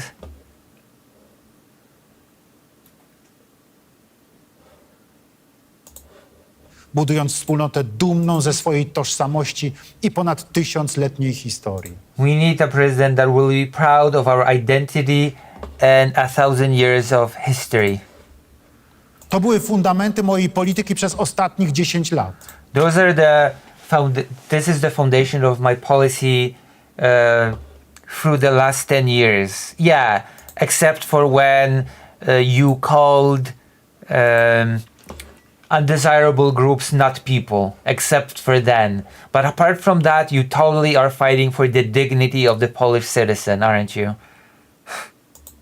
Wierzę, że te wartości pozostaną drogowskazem także dla mojego następcy. I believe that those values will be a guiding light also for the person that will come after me. Bo to one decydują o sile i pomyślnej przyszłości Polski. Because those are the things that decide on the prosperity and the strength of Poland. Drogie Polki, drodzy Polacy, Dear Polish people, nowy prezydent Rzeczypospolitej musi mieć silny mandat społeczny pochodzący od narodu. the new president of the Republic of Poland has to have a strong mandate, a strong social mandate that comes from the nation. Im wyższa frekwencja, tym mandat prezydenta będzie silniejszy. The stronger the frequency of the election, the stronger that mandate will be. Zawsze podkreślałem, jak fundamentalne znaczenie mają wolne i uczciwe wybory. I've always stressed just how very important free and fair elections are. Zabiegałem, by frekwencja była najwyższa i cieszę się, że tak jest. I've always wanted the turnout for the election to be the highest possible, and I am glad that that is the case. Polacy są świadomi, że ich głos naprawdę ma znaczenie. Polish people understand that their vote actually matters. I mean, I'm not gonna complain about the message that people should go vote. And I am actually also pleased that actually quite a lot of people are turning up to vote. I definitely will be voting on Sunday, that's for sure. Dziękuję wszystkim, którzy tak licznie poszli na wybory w pierwszej turze. I thank all of you that in such great numbers went to vote during the first turn. I jeszcze raz apeluję, weźmy udział także w drugiej turze wyborów prezydenckich. And I call upon you to go once again and vote in the second turn of the elections as well. Bardzo Państwa proszę, nie zniechęcajcie się. To nie brudne chwyty w kampanii, które niestety obserwujemy, powinny Please don't be discouraged. It is not dirty tricks that are unfortunately we can see in this campaign will decide about the future of Poland. It is the citizens. It is the citizens according to their beliefs. decydować o przyszłości Polski, tylko obywatele, zgodnie ze swoimi przekonaniami. To my, Polacy, wybierzemy, kto stanie na czele naszego państwa. It is us Polish people that will decide who will stand as the highest office of the land. Wiem, że Polacy są mądrzy, dlatego idźmy na wybory. I know that Polish people are wise, and that is why we must go to these elections. We must tell our friends, close ones, family. We must persuade our neighbors. Zachęcajmy do tego naszych bliskich, rodzinę, przyjaciół i sąsiadów, bo każdy głos się liczy. Because every vote counts. Bo w prawdziwej demokracji silna jest ta władza, za którą stoi naród. Because in a real democracy, the government that has the real mandate of the nation is strong. A naród przemawia przez wybory. And the nation speaks through the elections. Let's choose a president that will be a strong voice of the people. Wybierzmy prezydenta, który będzie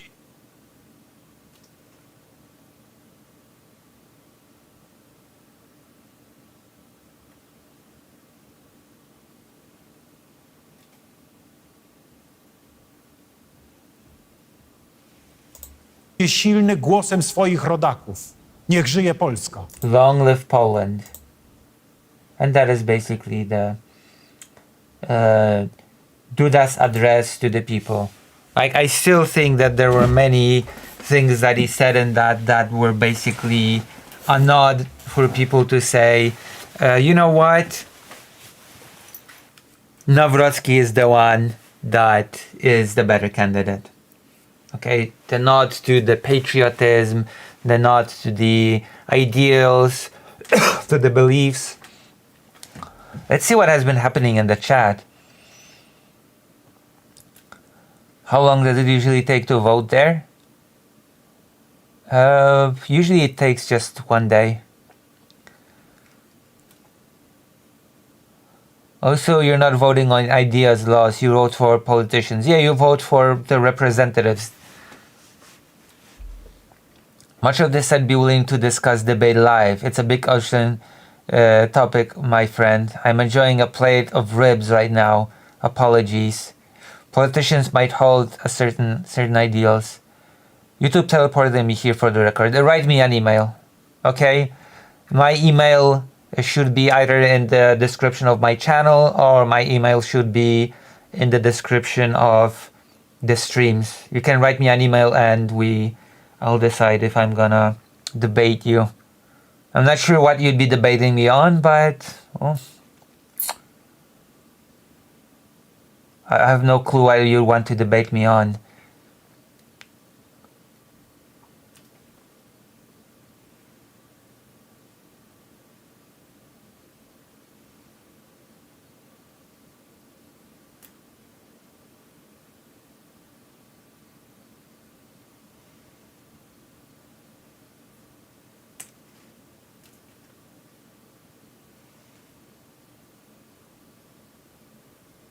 Or is he gonna bring random Russian Nazis to debate? I just have no clue what you'd want to debate. How likely is that there would be a recount during the second round since the polls are so close?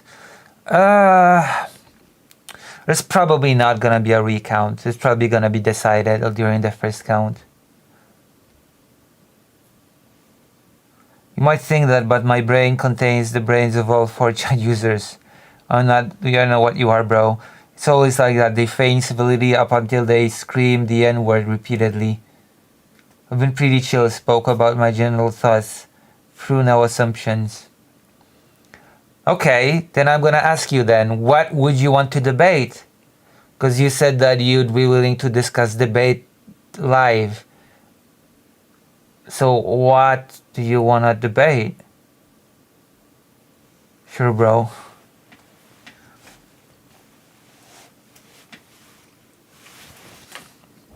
You keep mentioning the Chan, but the hack revealed more of what goes on there. Where?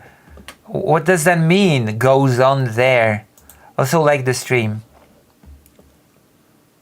Feels like many people have not liked the stream, and that makes me sad. Also, the YouTube chat is being very intense today. Also, if one stream ended and you ended up in here, does that mean that somebody rated me on YouTube?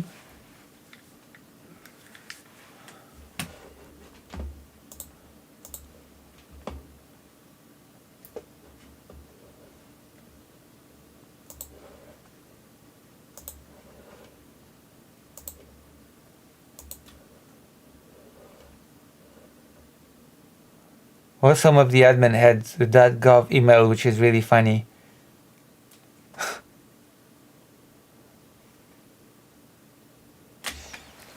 Where you called everyone gender confused in a cult led by Abrahamic fantasies, etc. You've thrown plenty of assumptions, LMAO. Why even deny it? Literally zero self-awareness. I was talking about debating the topic of ideals your chat was hitting me with, but I'll consider you as well. Could be fun.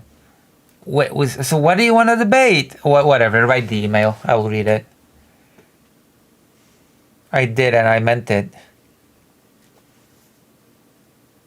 You want to debate trans issues with me? Is that what you want to debate? You want to debate me being gender confused?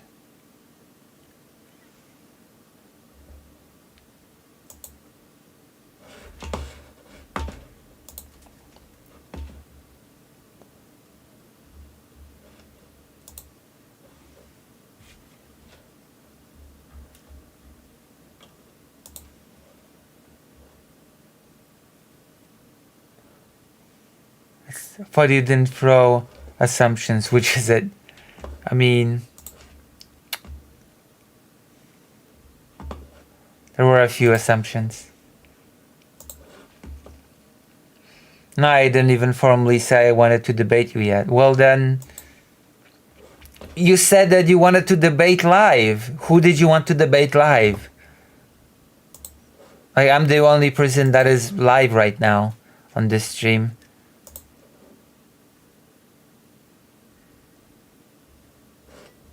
Okay. Well, you have my email somewhere in here. What is bro about? I have no clue. I'm as confused as you are.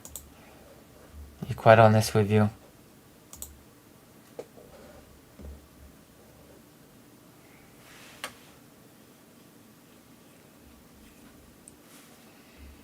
I am as confused as you are.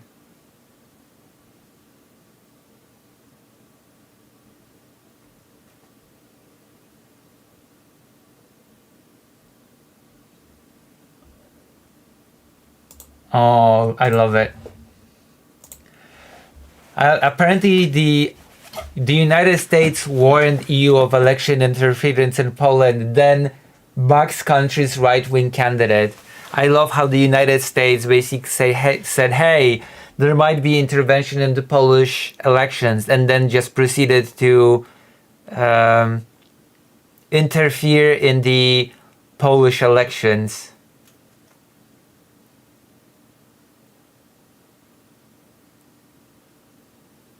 Don't bring them on. I'm telling you, they just gonna scream N-word to get you banned.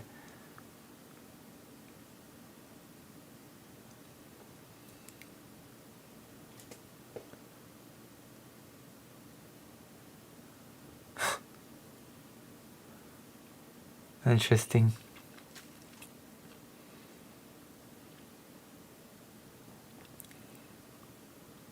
Now I want to know the debate topic. The chatter can just leave us on a cliffhanger. I have no clue. I just have no clue. Lucy, you sure seem to bring in an interesting viewership. Listen, Dr. Johns, you are part of my viewership and you are a nice person. I wonder who would do interference in the Polish election thinkers. I lost my chat privilege. Wait, what do you mean you lost your chat privilege?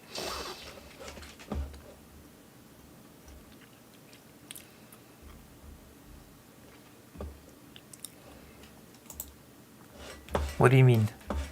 I have no clue what that means.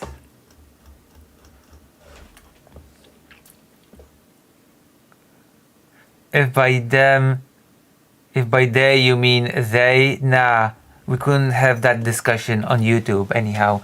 Makes you wonder. Freedom of speech is one of my core ideals. I mean, you do know that freedom of speech can shut down other people's freedom of speech, right? You just say it. YouTube allows it. Just don't say slurs. I am white and can't use pre-meme emotes. Apologies. But there are many emotes that I drew that do not require a subscription. I did draw quite a few emotes that are for free as well. That's a weird response.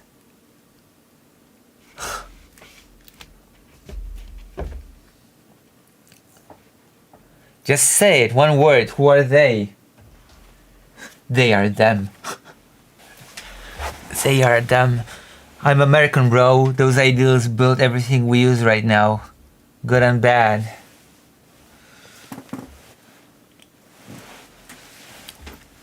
My goodness. I'm sorry, but you don't have freedom of speech under Donald Trump. So I think it's time to wake up to reality.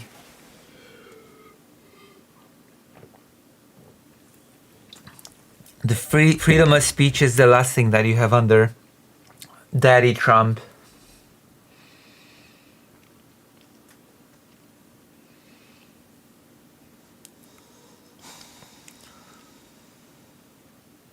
Of course, Americans think they invented free speech. I'm American, don't believe in absolute freedom of speech. I mean, again, freedom of speech can actually shut down other people's freedom of speech. Oh, damn, status quo said that Palm Dad is not a real American. Oh, You're not a real American. Say who they are, bro. You want cause. New dog whistle just dropped. Control freaks. You lose that heritage and you'll see. Jesus Christ. What is happening in the YouTube chat right now? Meanwhile, scientists get sent back to their country for private messages on their phone. Oh yeah, for being critical of the Trump administration. You don't have freedom of speech in the United States. That is long gone. I'm sorry.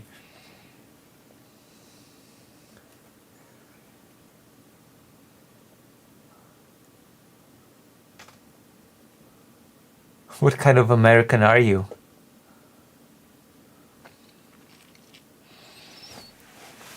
What a joke. What a joke.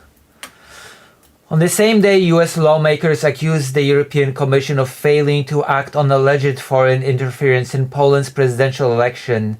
The US Secretary of Homeland Security took the stage in southeastern Poland to endorse Karol Nawrocki, the candidate backed by the Nationalist Law and Justice Party. Like the hypocrisy by the United States knows no bounds right now.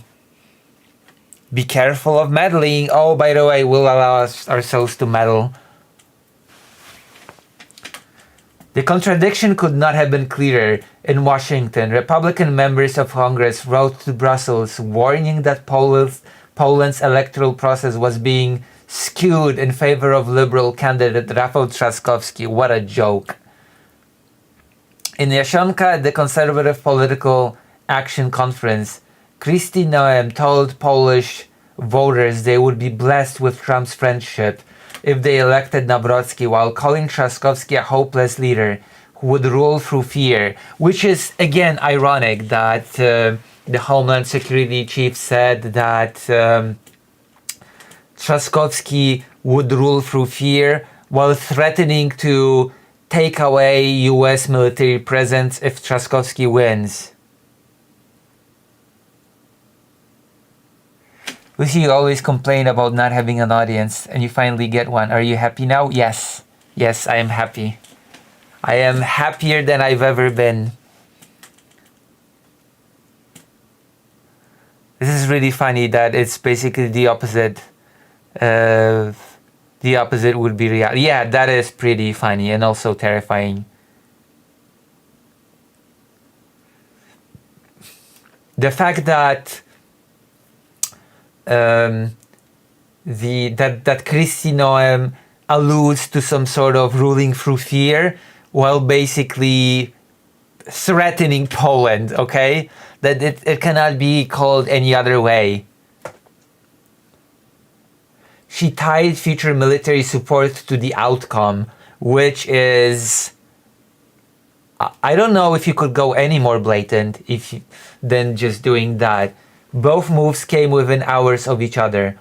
One was criticism of foreign interference in a democratic election. The other was an unambiguous foreign intervention in a democratic election. True.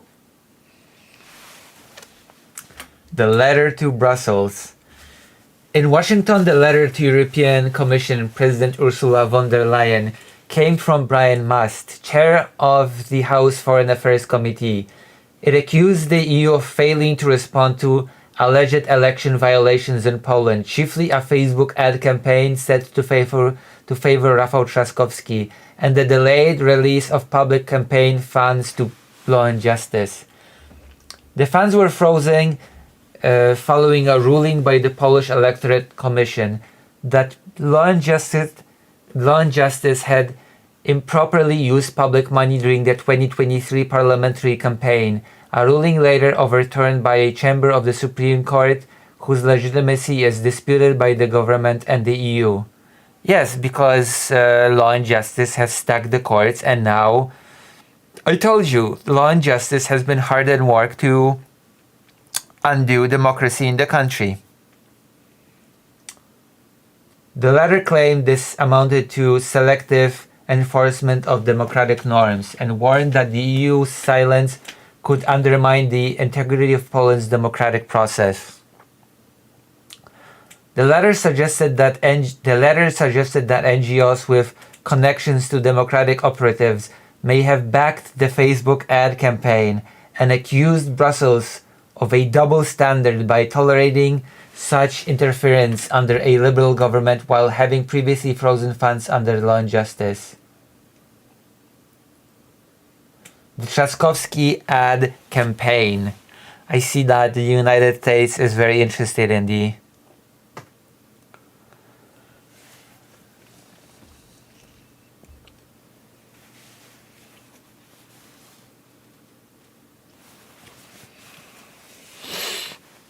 At the heart of the Republicans' complaint was an unresolved case involving a series of Facebook ads that appeared in the run-up to the first round of Poland's presidential election.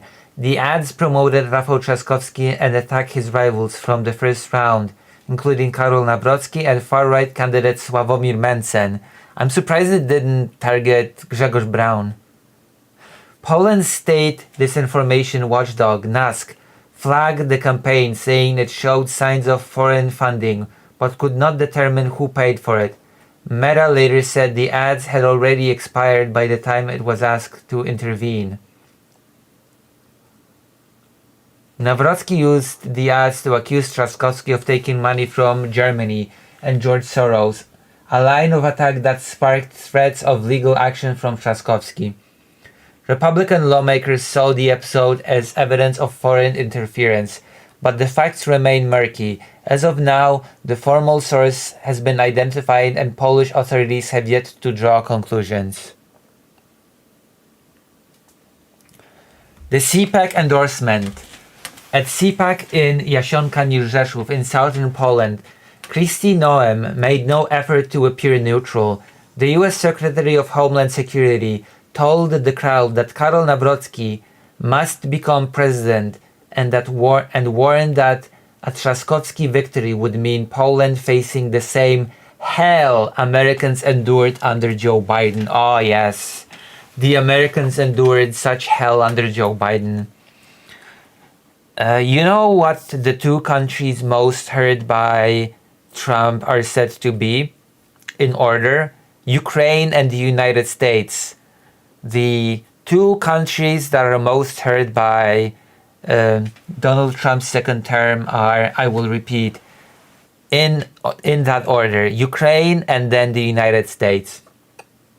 You will be blessed with Trump's friendship, she said, if Poles choose a leader willing to align with the US president.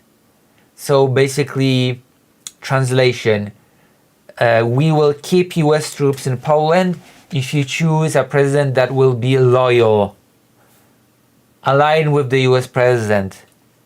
Choose loyalty. She tied military cooperation and defense procurement to the election result, which should be already unacceptable. That should be a deal breaker on its own. That should give Polish people pause.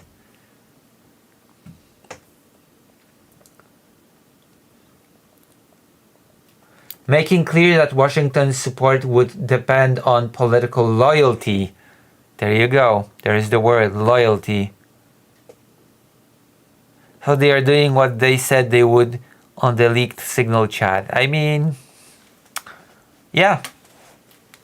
Bartłomiej Kot, commenting on TVP World, described her remarks as fairly strong words and noted that direct support for a candidate by a sitting foreign official is not very often done.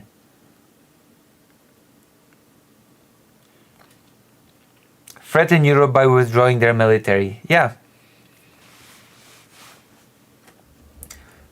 He saw Noem's endorsement of Nawrocki as part of a wider ideological convergence of Trump's MAGA movement and Law and Justice, criticizing Europe and intervening anyway. The Republican-led criticisms of Europe's political direction have grown louder in recent months. At the Munich Security Conference in February, Vice President J.D. Vance warned that Europe was retreating from its own values and becoming a threat to transatlantic alliance. And by that, J.D. Vance gave the example of Romania, where the first round of elections were cancelled because it was proven that there was heavy Russian interference, to which J.D. Vance said that Romania should have just ignored Russian interference into the elections.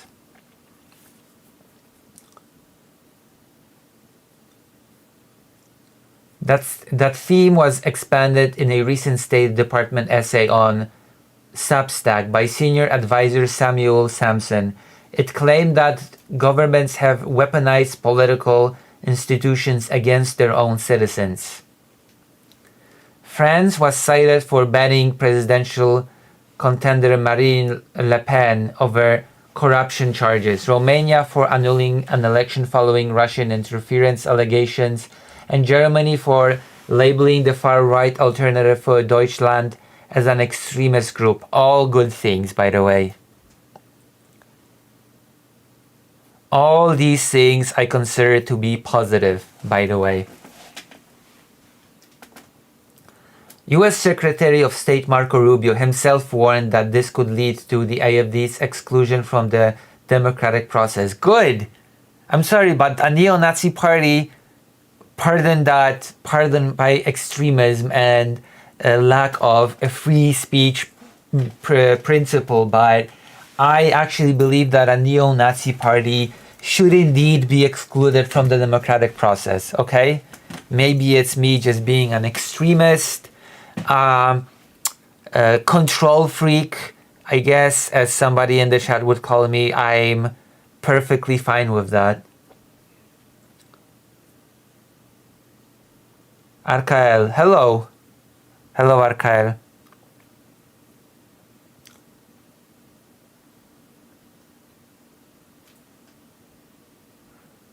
Have we watched the Jordan Peterson versus atheist debate? Oh, yes, we have. I'm gonna do a whole segment about it. During it, Jordan Peterson basically made a claim that helping Jewish people during World War II would have been a mistake. So the answer to your question is yes, I have seen it. Yeah. It was very telling. It was very shocking in a lot of ways. But if you have anything for me to react to, then by all means post it and I will. We might be reacting to a little bit of a cryptocurrency thing.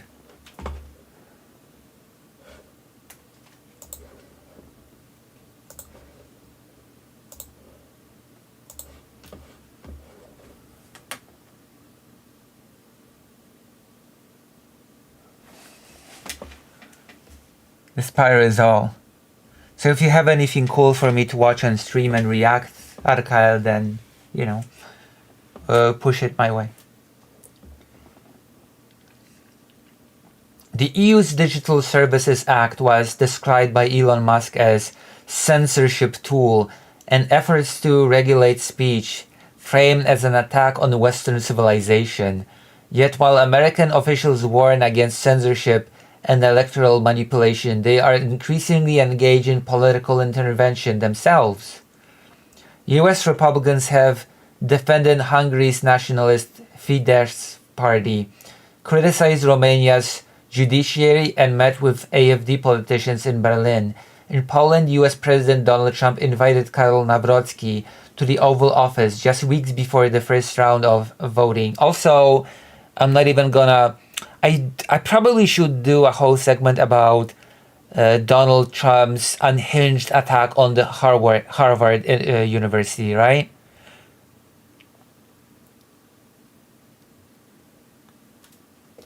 Like, would you like me to talk about how Trump has banned Harvard from accepting any foreign students? Would that be something that you'd be interested in watching?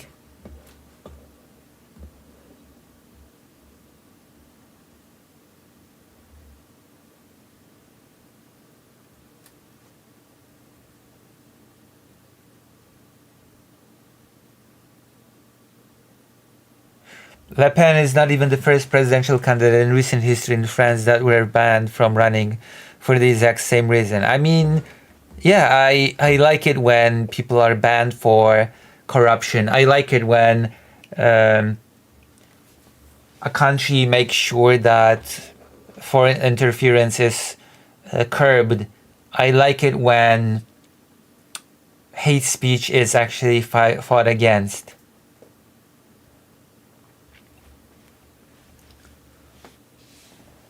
A warning.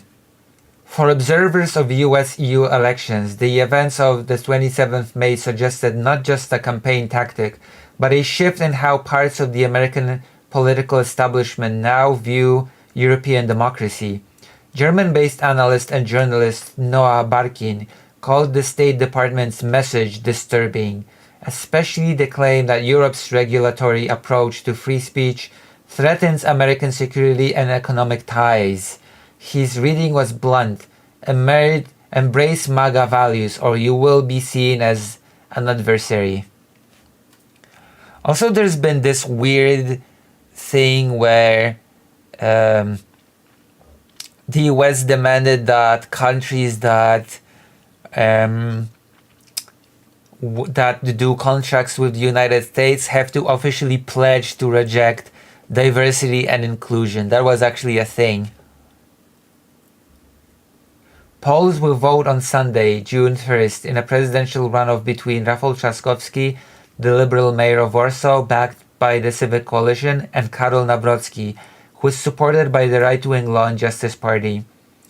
Kristi Noem's endorsement was a reminder that this race is no longer just a Polish affair. American involvement in European elections is no longer subtle. It may be the new normal.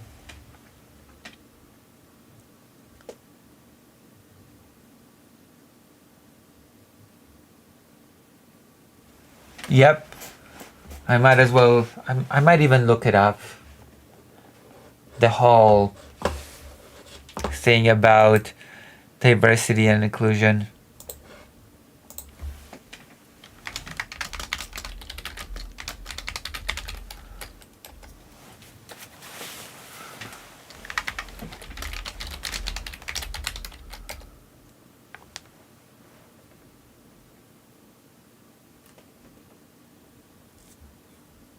What about gender confused? Yeah, I want to hear. How am I gender confused?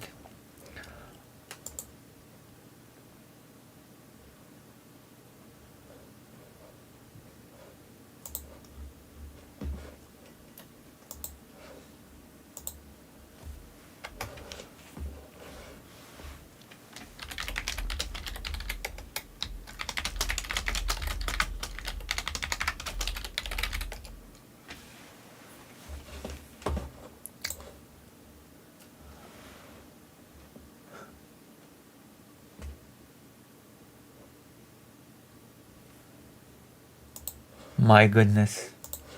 Alright, do you like cryptocurrency? Do you like cryptocurrency?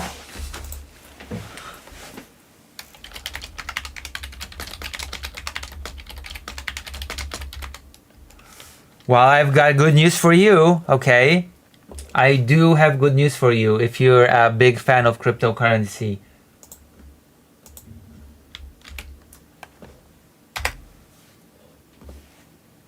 Today I want to talk about Waste of energy and resources for nothing. Not for nothing, it's gonna become the currency of the United States, okay?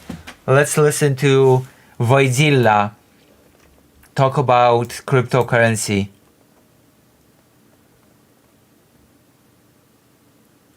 Bitcoin, how the government has fully embraced it.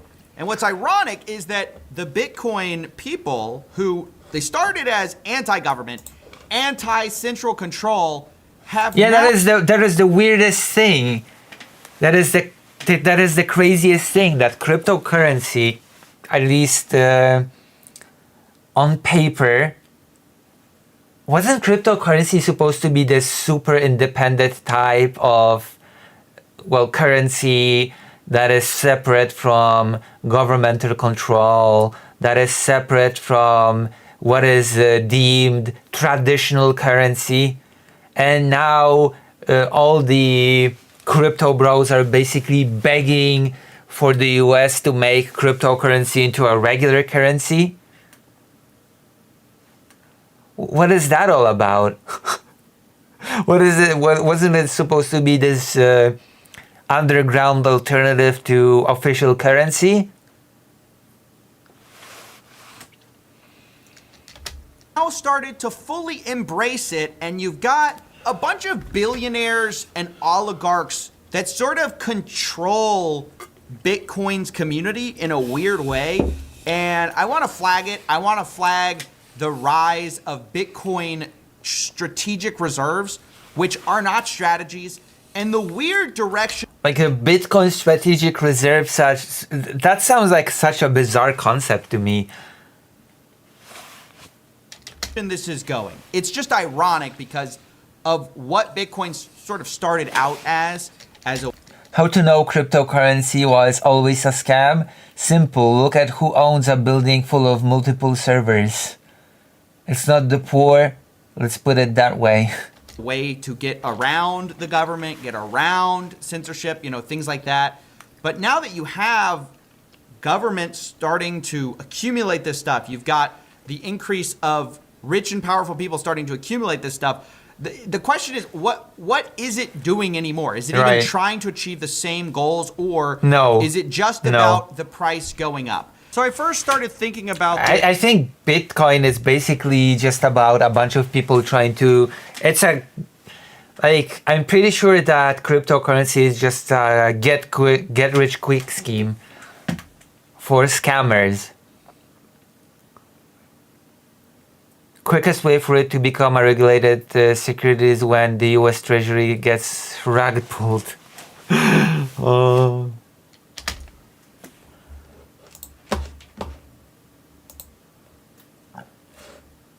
Is when I saw Bitcoin 2025, that's the annual conference where a lot of these enthusiasts get together. And I really saw a huge uptick in the number of politicians who suddenly showed up saying they're true believers. They've always believed in the technology. They're all in on Bitcoin, and they say, look, it's going to the moon. Where do you see Bitcoin in 2 years and in 5 years?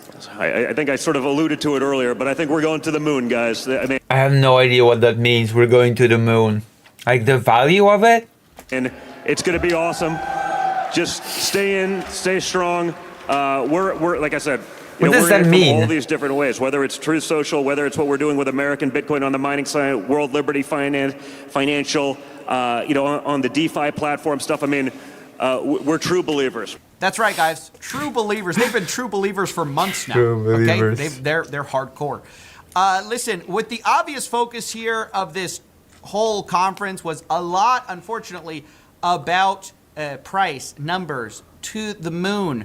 That's what a lot of this was centered around. It almost stretches the imagination to think of any other industry. He had his Dodge crypto. I mean, didn't Trump has his own crypto? Didn't Trump's wife have her own scam crypto?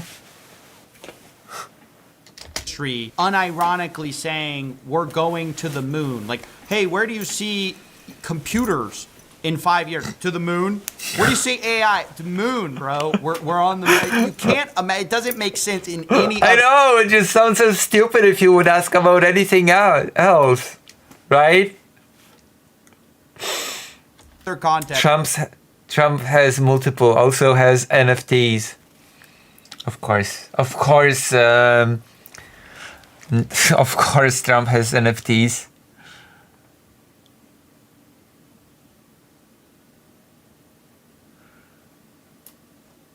It's from Musk. He has his.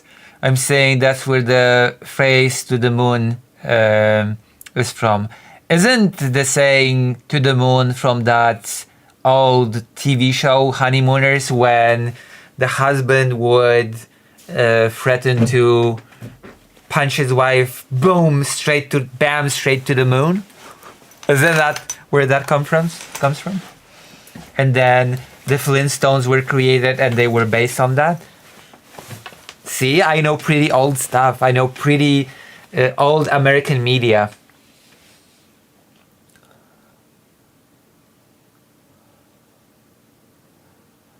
It's a phrase from NFT and crypto that the value will go up crazy and indefinitely. Where do we see Moscow flee to Mars real?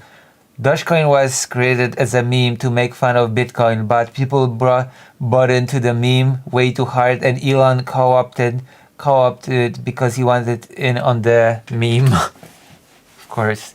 I mean, Elon Musk is a meme in on himself, so. Other than somehow crypto, this is sort of a normal thing to say. And if you thought that was the only example of that type of behavior, just wait until our next talk. Immediately, I was greeted by one of the Winklevoss twins, who you may remember as, making billions from Facebook. And they're on stage with David Sachs, who's the crypto czar of the government of the United States. That's who's up to answer some questions.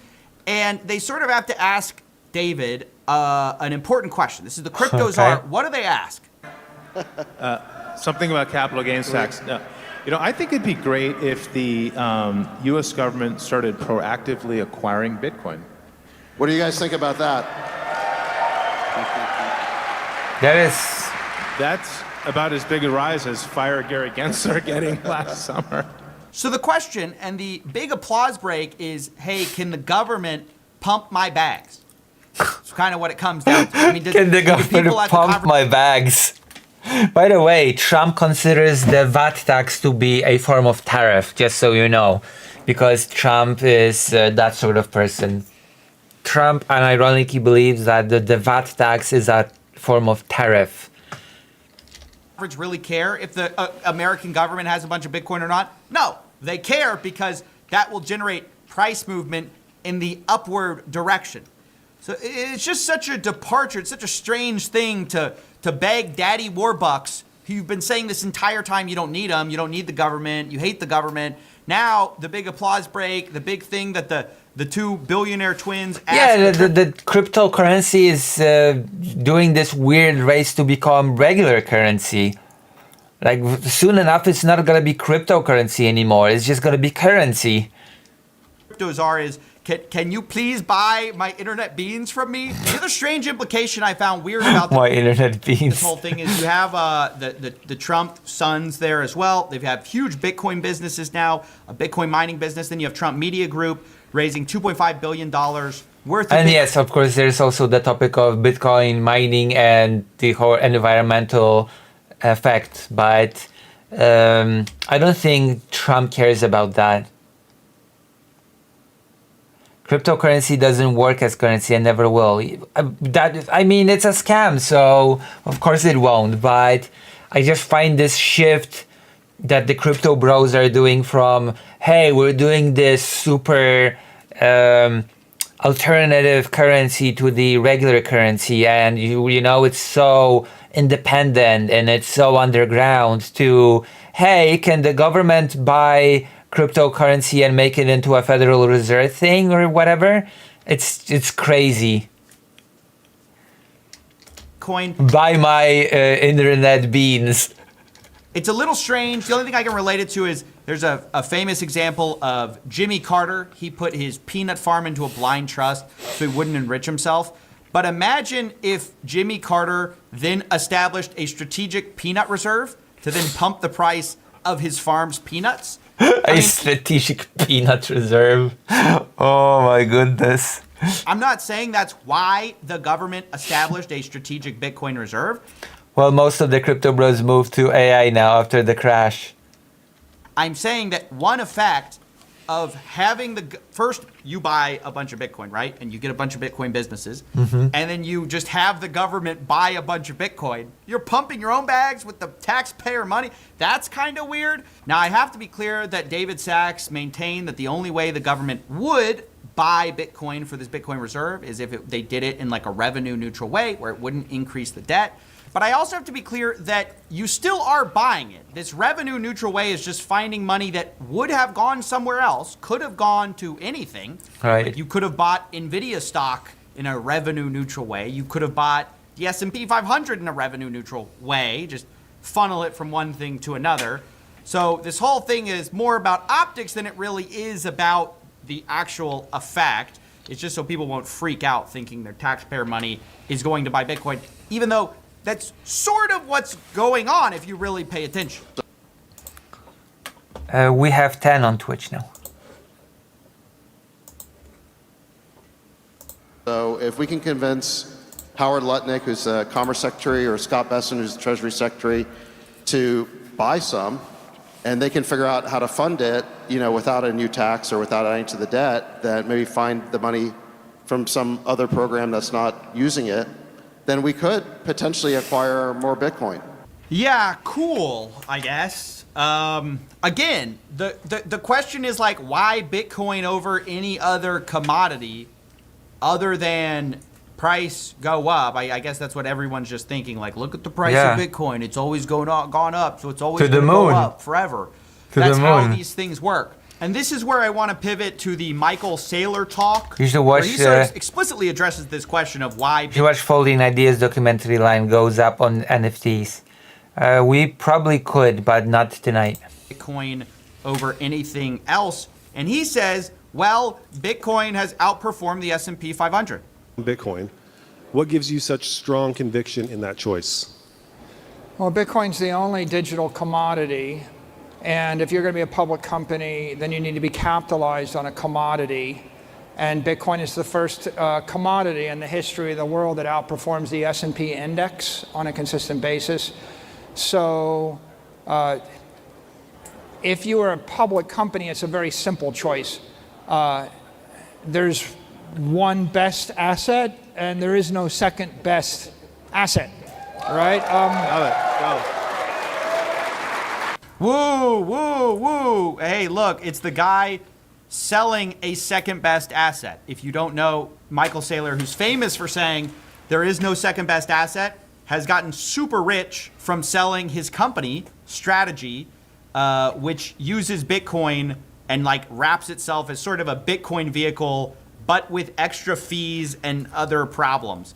So it's very strange to hear him say that, but there's just this hilarious irony that even if you swallow the idea that there is no second best asset, there's no other asset that's like Bitcoin, it will always... That whole thing seems the weirdest to me, the whole idea of making a whole company around Bitcoin to sell the company packaging with the Bitcoin. Outperform the S&P 500, even if you believe that, it could continue to do that forever. You have to see the irony in Michael Saylor's whole shtick is selling his company and these convertible bonds as a way to get access to Bitcoin. When you could really argue there was a reason to do this back when it was harder to get access to Bitcoin. Now that there's a bunch of ETFs with this stuff, by the way, this is just a press announcement. They're constantly buying Bitcoin. That's Michael Saylor's whole thing. And you'll see that the price of Bitcoin and MicroStrategy, relatively, MicroStrategy has sort of blown up as people have used it to speculate on the price of Bitcoin.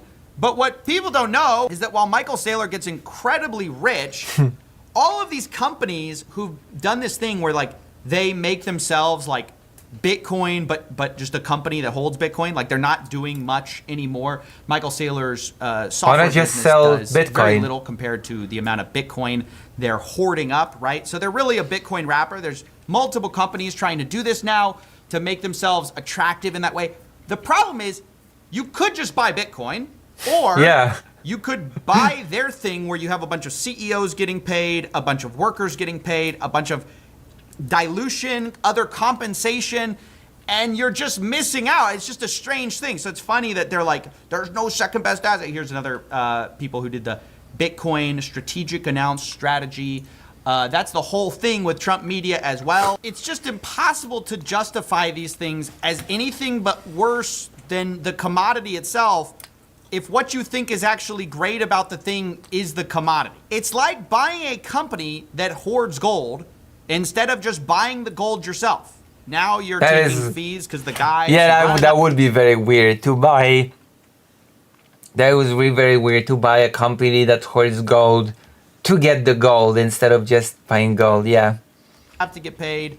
The logistics, they have to get paid. They're going to take a spread on the acquisition fee. And then at the bottom line, when the company goes bankrupt, is that really your goal? The same question can be stated about Bitcoin as well. So all of these, the irony is the people on stage at Bitcoin 2025 saying there's no such thing, no second best asset, they've gotten incredibly wealthy selling something other than the thing. Bitcoin, it just goes to the lack of clarity and lack of a mission in the Bitcoin 2025 conference outside of price is the thing.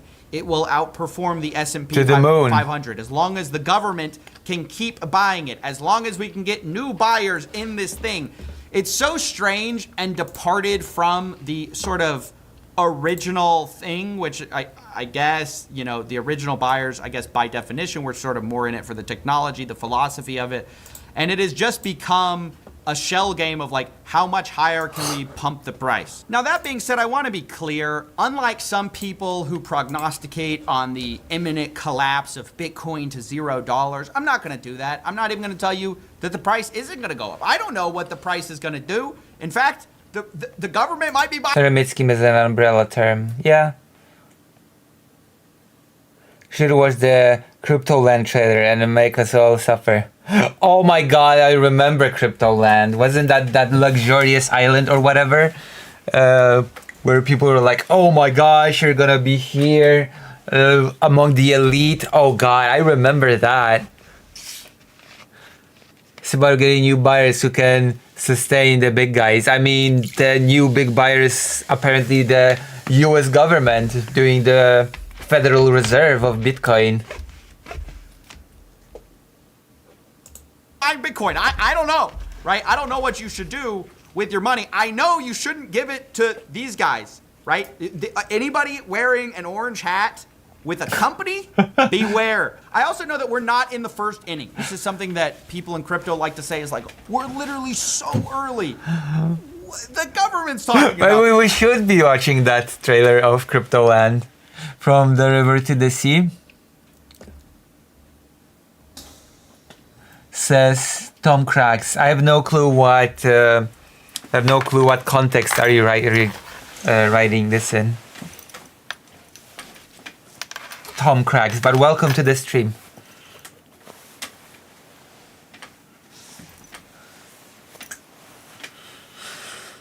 My goodness. Bitcoin. The president's. I mean, what, you want me to finish it? Palestine will be free? What do you expect from me? A Ponzi scheme is when you use new inventors' money to pay off older inventors to give the illusion that you're making money. Buying Bitcoin. We're not, I don't know if we're in the last inning, but we're not in the first inning. We often talk about baseball games as being sort of the metric for how early things are, and we're literally in the first inning. And let me tell you, this game's going to overtime. So, look at the audience. This game's going to overtime.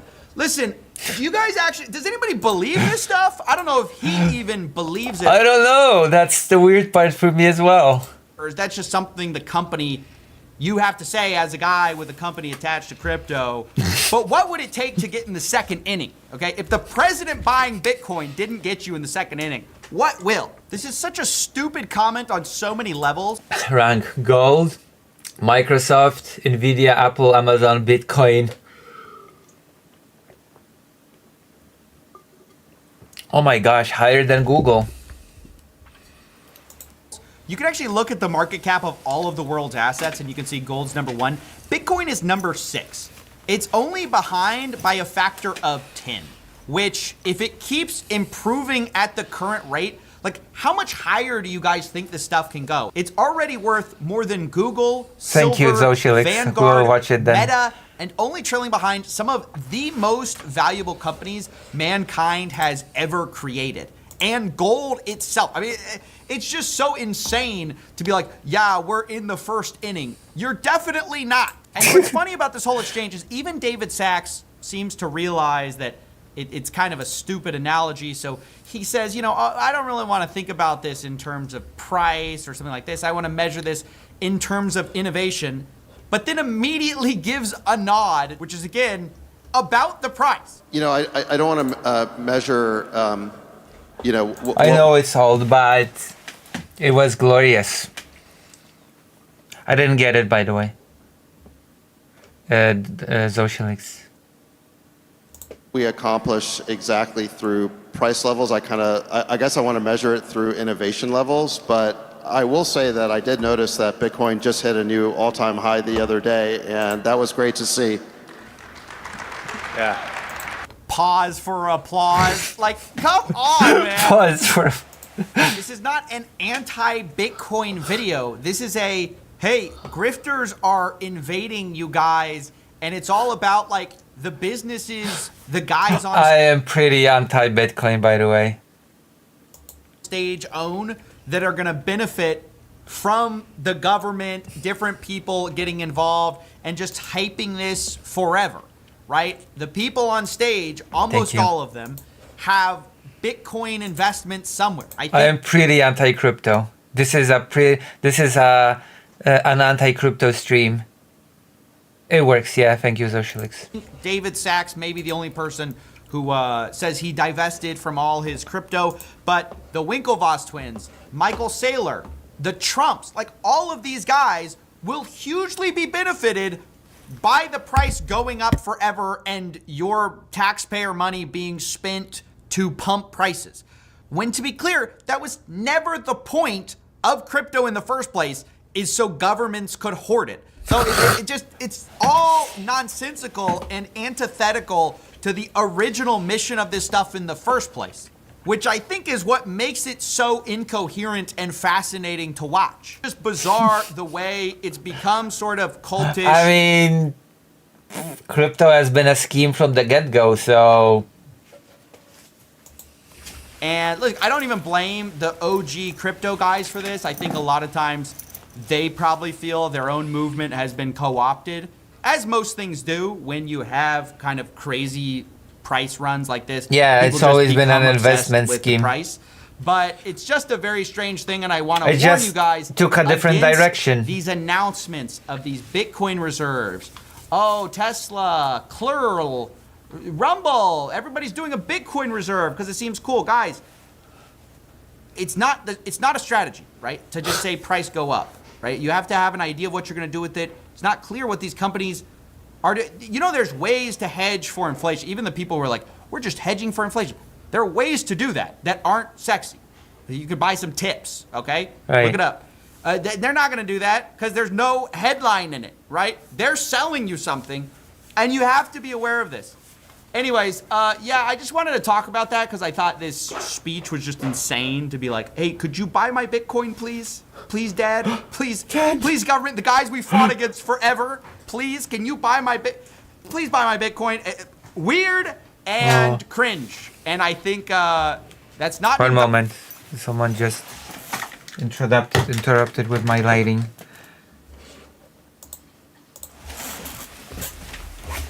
Ouch, ouch, ouch.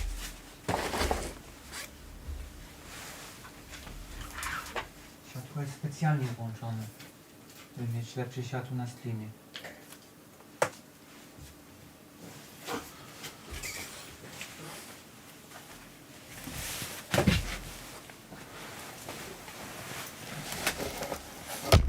Wow.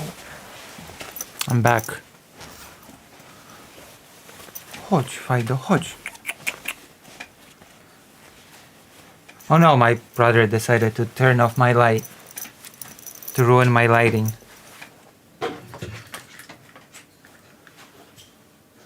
Oh, it's sometimes not the doggo. Bitcoin was created as a reaction to the 2008 financial crisis.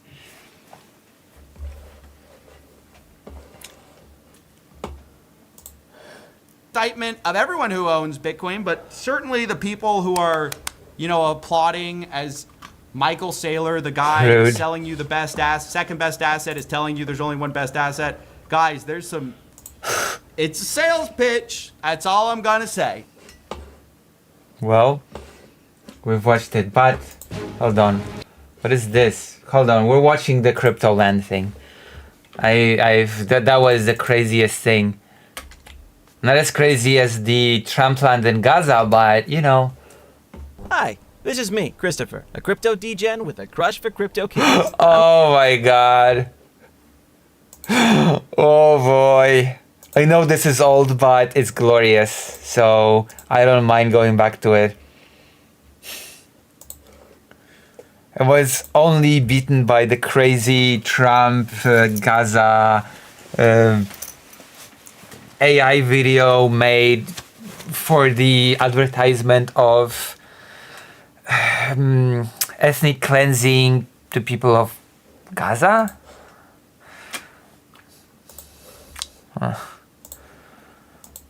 Insanity. I'm on my way to Cryptoland, the #1 crypto destination on Earth where crypto enthusiasts, or crypto landers like we're called here, to meet with like-minded individuals Crypto landers.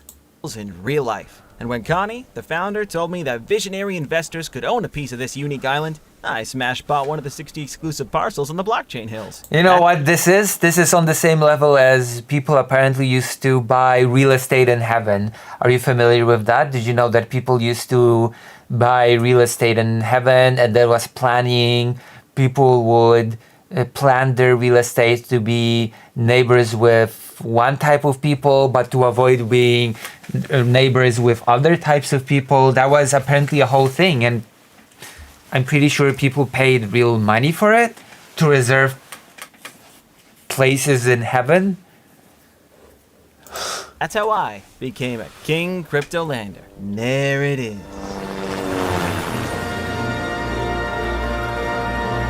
Where is this crypto land even supposed to be? So, are you coming to the Vladimir Club party tonight? Yeah, just for Crypto Lander NFT holders. Wait, Vladimir?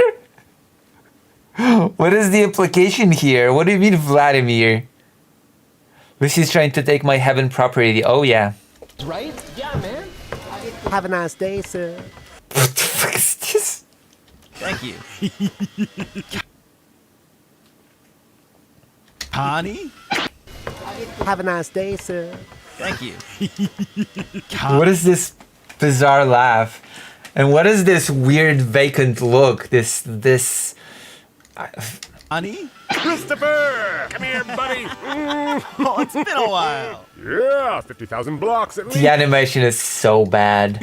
Been waiting for you since consensus. What are you, a pending transaction or what? Well, I guess I'm confirmed now. Ready to be... It's a gated community. Well, where? I know of indulgences. My Bible was my great grandma's and has an indulgence certificate in it. Unfortunately, can't find the Bible since I moved. Become a Cryptoland maximalist. This is crazy. The eyes look so lifeless. They look so... I don't know how to describe it. Like, so fixated, so... Welcome to Cryptoland. But lifeless is one way to describe it, actually, yeah. I think in the Bahamas, yeah, is that an actual place that exists? They were supposed to buy an island in the Bahamas, yes. Oh, so it did not come to pass. What are you, a pending transaction? The hodlers of last resort. Oh, brilliant. Hey, stacking He looks so delinquent. He looks like his eyes are like, you know how there's this procedure when they, at the doctor's office, they pour a liquid into your eyes and it sort of freezes your eyes, so to speak. And then the doctor can do more specialized detail tests on your eyes to see if you don't have anything wrong with your eyesight, etc. Like, it looks like this person is permanently on this medication. Of last resort. Oh, brilliant. Hey, stacking sats like crazy, right? Honey Badger don't care. We are gonna make it! Like, his eyes are popping out. They dilate your pupils, yeah. Community's loving it, like on Twitter. Yeah. Point for you to give me a tour count. Oh wow, you know what? His pupils look really dilated, actually. What do you want? Hey, stacking sats Yeah, like his pupils look really dilated. crazy, right? Thank you. Thank you. Honey Badger don't care. We are gonna I had that done to me, by the way, when I was young, for a test. Community's loving it, like on Twitter. Can't wait for you to give me a tour, Connie. What do you want to see first, Christopher? I don't know. Let's start with the best. No, I always keep the best for last. Let's go leave your luggage in your home This facial expression. first, and then I'll show you around. What is so good about this island anyway? It feels like a place I would never want to go to be quite honest with you. All the other King Cryptolanders have been arriving from all corners of the world. When we get to the blockchain hills, you're gonna understand what I meant by a first-class crypto lifestyle, man. Hey, First class crypto lifestyle, huh? Martin, please get us a car, would you? Yes, sir. Everybody is here.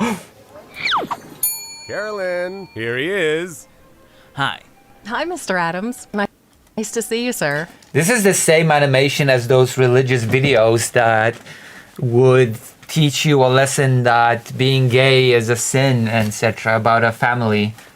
Like, oh, mommy, I went to school today and I've been told that being gay is actually okay. And the mom would be like, well, according to Jehovah, is actually not okay, and your friend will go to hell, and you should gently tell him that. You know what I'm talking about? Those little cartoons that were like that? You know what I'm referring to, right? I can't place the coin's accent to the point of it feeling uncanny. The JW videos? What does it extend to? What does the JW part extend to? And I'll tell you. The island was supposed to be near Fiji.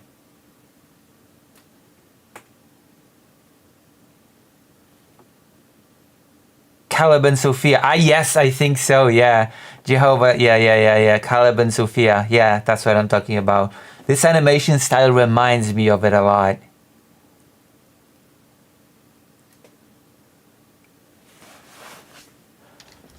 Did you have a good flight? Oh, yes. Excellent. Thanks for asking. Great. Here are your keys. It's like, I'm pretty sure in those Christian Jehovah videos, the eyes were better animated than in here. Not your keys, not your bitcoins. Seriously? Your keys, your Bitcoin. Not your keys, not your Bitcoin. I don't get it. Where do you come up with these crazy ideas? It's all stole 3D assets anyway. I mean, 3D assets is one thing, but I'm pretty sure a skilled animator could bring these models to life. It's like Churchill, the nodding dog, only the eyes don't bubble along with the head. Shitcoin? I'm not gonna tell you where. Sir, the Lambo's ready. What? I probably won't get a lot of the, I don't know, references and jokes. You should do Adam something video on the Crypto Bros who bought a curse ship and tried to turn it into that crypto land. Oh, I shouldn't I? Oh my god, really? Really? They said it here as well, to the moon.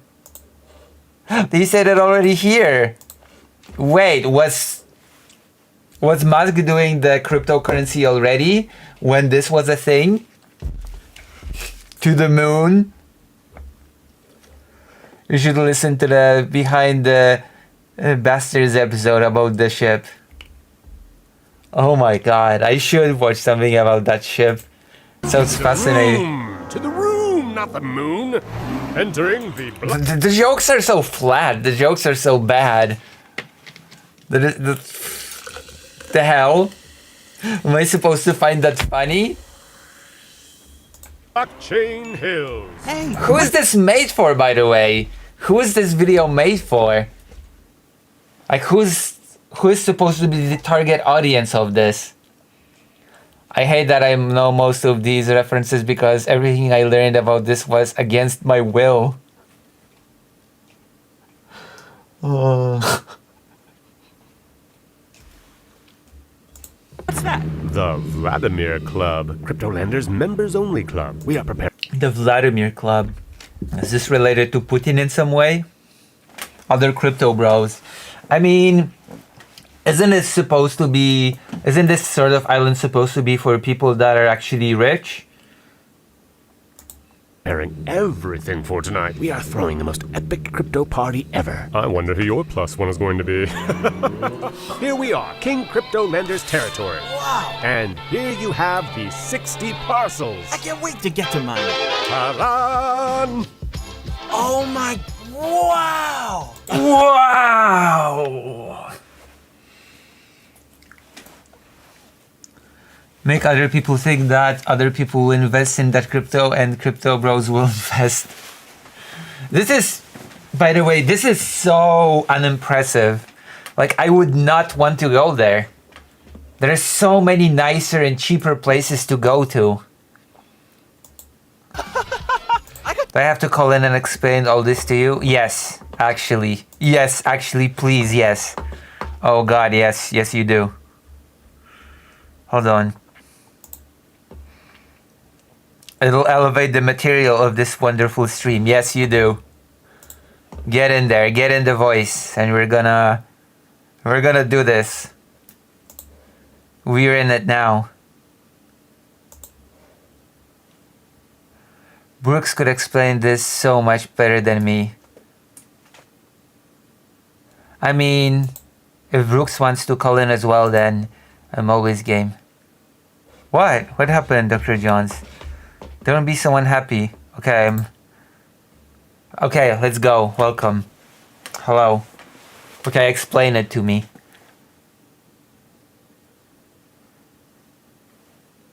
Wait, is something wrong with my voice settings? No. No, it's okay. Share it, so. Alright. Okay, explain it to me. Tell me everything, please. Oh, I mean, I can explain all the jokes as they show up if you want. Okay, I'm gonna share it with you, okay? Okay. Alright, are you happy? Have I made you happy? Not really. What? What do you mean? So I have to relive all of this. I bet it's your favorite thing in the world. Wait, I don't see... I don't see... So, oh, there we go. Found it. Boom, stream. And there we have it. Can you see it? Yes. Alright. The parcel to build something dope for vacations, but now that I'm here, I might So what is this? Is this NFT? Yeah, those are NFTs. Like the big one in the middle is one of the NFT collections they released. I think the one on the explaining the lore to me. The top left, it looks like it's a Bored Ape. I think the one right below that's a Crypto Punk. And then I know there's the penguin. I don't remember what the penguin one is. I know that. Crypto Punk? Yeah, they're all NFTs. Alright. I already see we're gonna have the time of our lives. Are you sure you don't wanna do some Half-Life after this? No, I have to get to bed after this. Alright. So yeah, I don't know. I'll stay on as long as I can, but I gotta get to bed and get to work tomorrow. But I'll suffer this for you. Thank you. Thank you. Okay. First stop of the tour. This was on the top of the list. A much requested working zone, the Hub. Folks approached me saying, Connie, we need somewhere where we can be programming surrounded by palm trees and views to open sea. They were sick of working from tiny offices. Why do that when they can work from paradise? So we built it. Come on in. People are picking up their passes for the event. Tomorrow starts the Cryptoland Blockchain Week.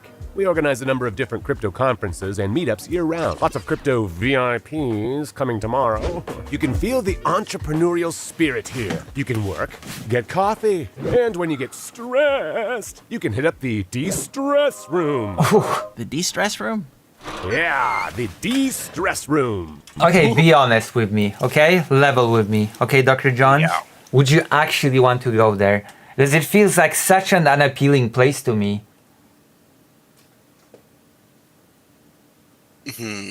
Probably not, because it's an entire island with the most insufferable people you could imagine. Like there are so many better places that you could go to at probably at a fraction of a price, for a fraction of a price, right? I mean, I would rather visit that town that the bunch of libertarians bought that immediately got overrun by bears because nobody wanted to take out the trash. Like if you want a nice tropical island like atmosphere, why not just go to Vietnam? You know? Like it's much nicer and much cheaper. I don't know. Much less weird. I've yet myself. I did as much as visit this place in VR. Wait, you can. You're supposed to buy a property on. You're supposed to buy a property on this island or whatever. Oh god, that sounds like a. Full of coins? Why would That's you? Insane. Don't be shy. Go ahead and try. Everybody loves it. If you like this, just wait until you see what's next. What the hell was that? Restaurant. You're gonna love this. It looked like he was just spazzing out. Was this supposed to be some cute Scrooge McDuck thing? Probably. To the moon! Oh my god. Little bot.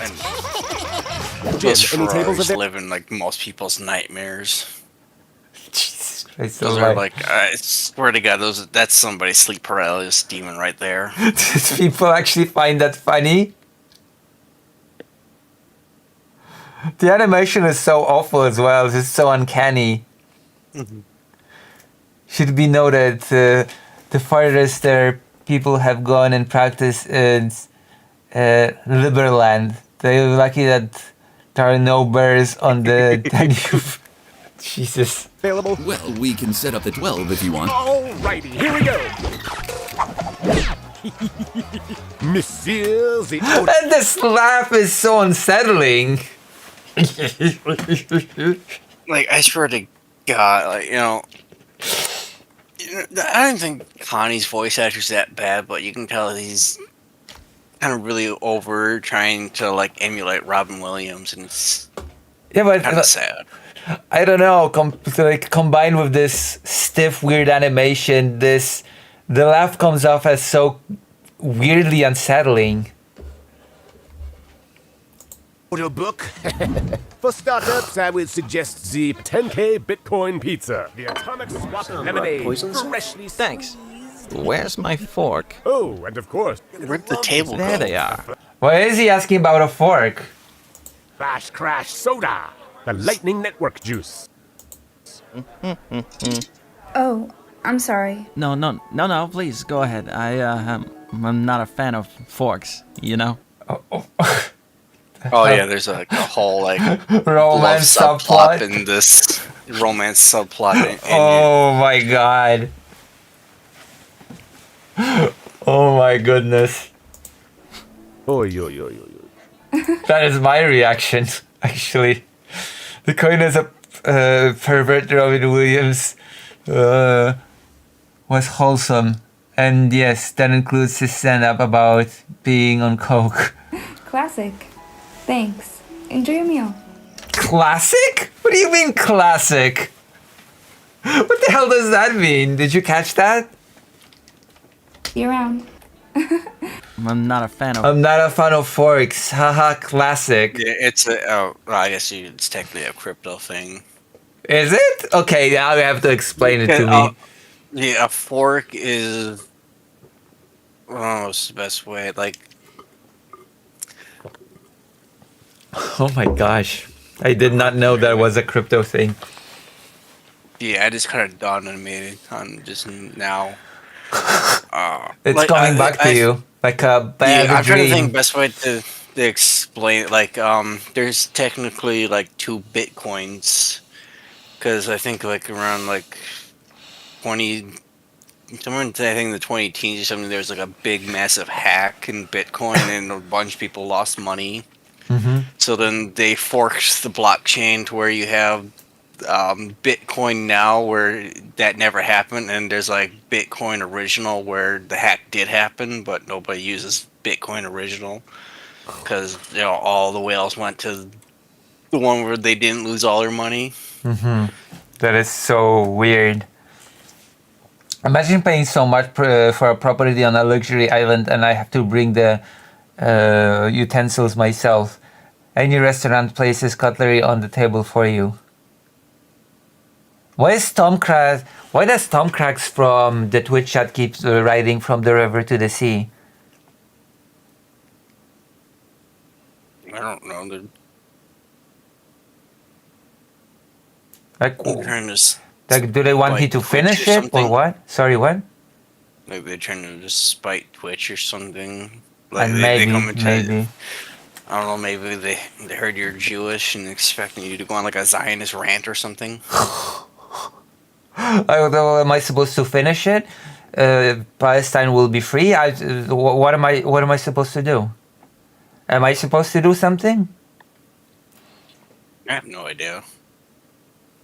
Oh, okay. Let's continue with the real issues. With the issues of the cryptocurrency. That woman is less dedicated to her role than the random South Asian woman Ethan Klein paid to pretend to be a Palestinian on the internet. Oh, Jesus. My goodness. Classic. Forks, you know? Oy, oy, oy, oy, oy. Classic. Thanks. She's even worse, by the way, she's even worse animated than all the other characters. Like, this is horrible. And why does her face look so flat while we're at it?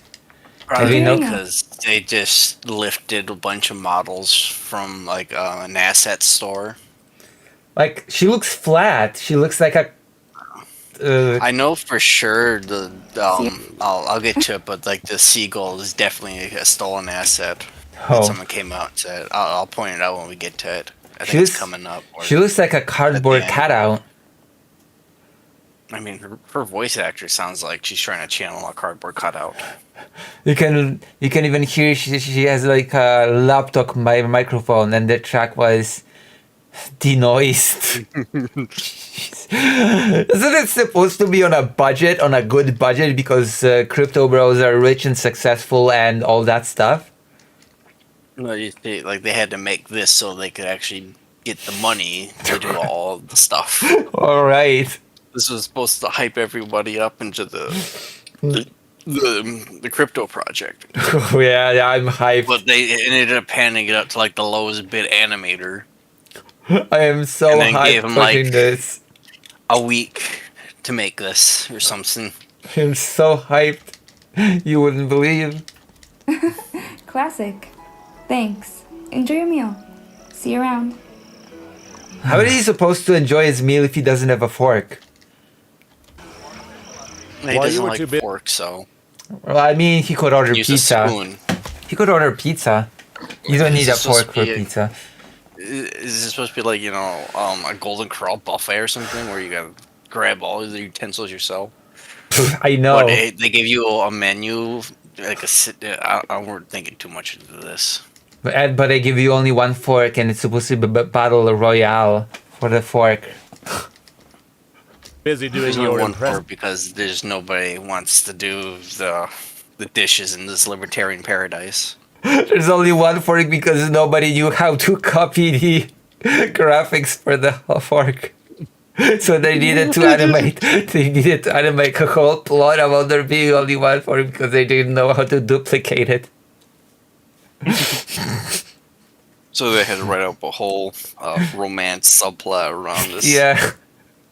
Also, is the fork ascension pervert as well? That's the question. Of wordplay, I went ahead and ordered for you a 10K pizza and a bubbly mutant serum for you. A what? 10K pizza? What is that a reference to? It's the thing about how like somebody spent 10K to buy a pizza in Bitcoin. We just discovered the Metro last night runs like other crap on PC. Bon appetit! What the? Is he trying to eat us? Oh, is that a stolen asset? I think that's a stolen asset that someone came on and said, yeah, they just straight up stole this. You know, Connie, I think I'm falling in love with this place. Well, that is sad. That is the saddest thing that I've heard all day, isn't it? It's so peaceful. Peaceful? If it wasn't for those flying hackers. Watch this. Bitcoin? Holy smokes. This is mass adoption at its finest. What's that? That's Okay, what was that a reference to? I know this has got to be a reference to something. What? Mass adoption. That's the whole thing about how, like, you know, like Bitcoin's the money of the future, and everybody's gonna be using it to do all their banking and stuff. Uh-huh. Of course. The coin character looks like a creepy clown. Cryptoland's Walk of Fame. Whoa! Follow Satoshi Nakamoto. the I crypto think he's the guy that stars created Bitcoin. Mm-hmm. And how Like Finney? like he. I don't know him. I think Satoshi Nakamoto. Yeah, he's the guy that programmed Bitcoin. If you don't believe it or don't get it, I don't have the time to try to convince you, sorry.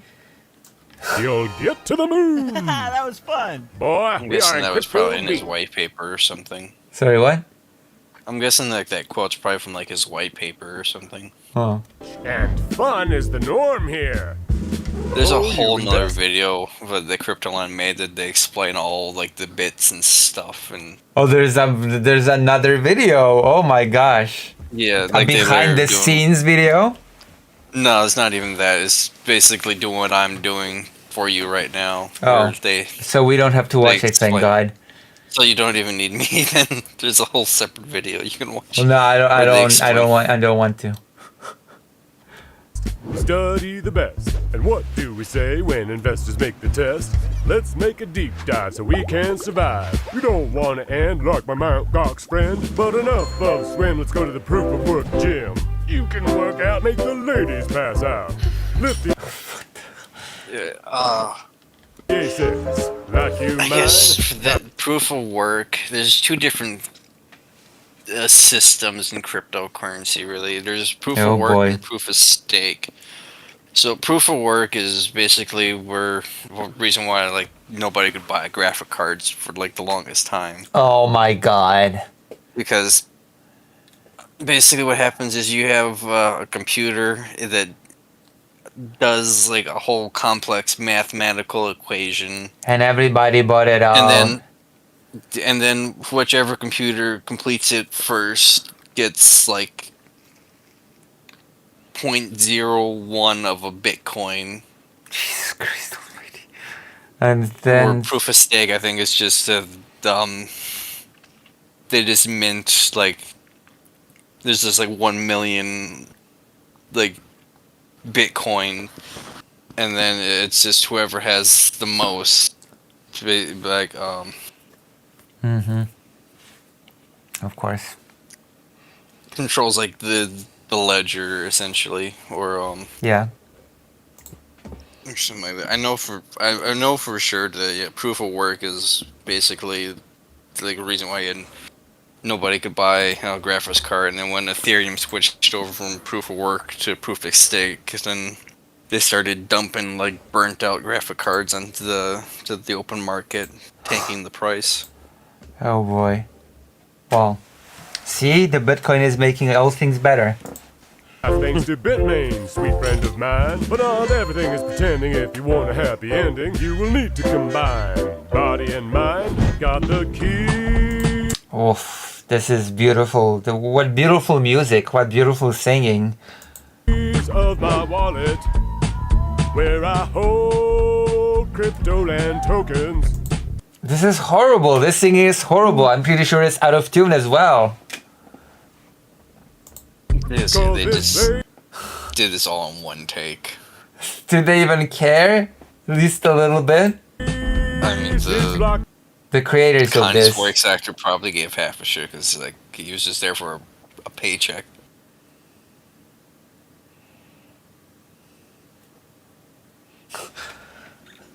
Using Bitcoin for normal financial transactions is basically like using a cold steam train to cross the street. I mean, you could get a pretty good deal on used graphics cards. They were around for energy efficiency, not burned out. Says Estelle. Jordan, Mining is running the same SHA-256 algorithm, like 1,000 lines of code over and over. Grayan says, I remember that happening only because at the time my partner was a gamer and was frustrated with being stuck with an old graphics card.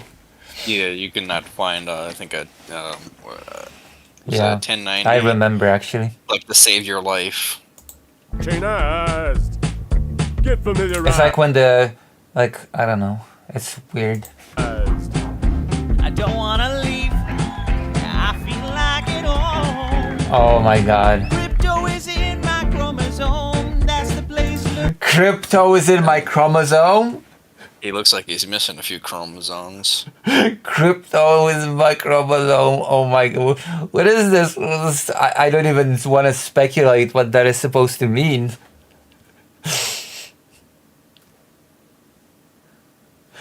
Now the AIBS is cocking everyone. Like I said earlier, all the crypto boards jumped onto the AI train after the crypto crash. Oh boy. AI is the new like infinite money making machine for I hate the investors. I hate the Ghibli style quote unquote AI thing, by the way. Well, thankfully, all the Ghibli images they were making ended up like poisoning everybody's models. So I guess like in a way the Ouroboros was eating itself, so it killed it. You can tell like it's so fun now. You can tell like who's like made like AI like memes and shit because like you have the piss filter on them now. Oh my god. Because they almost crashed like ChatGPT, like doing this Ghibli-fying images.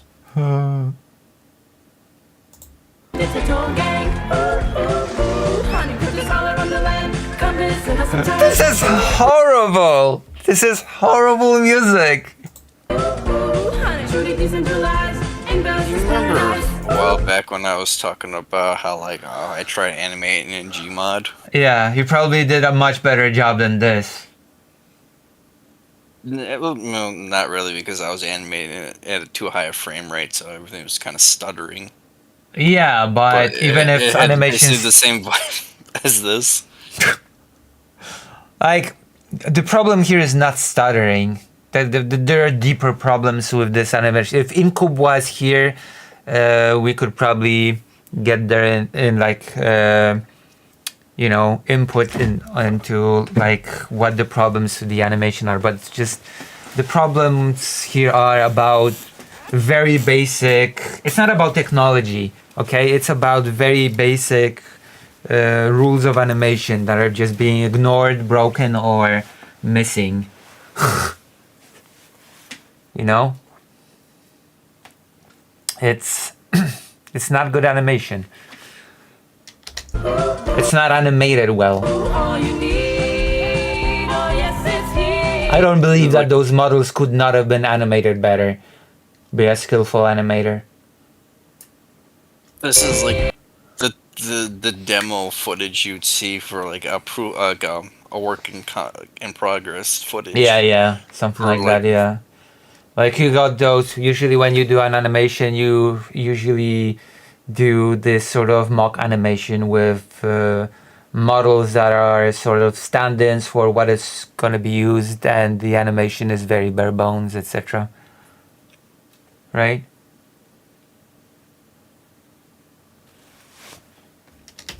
Are you a good pilot?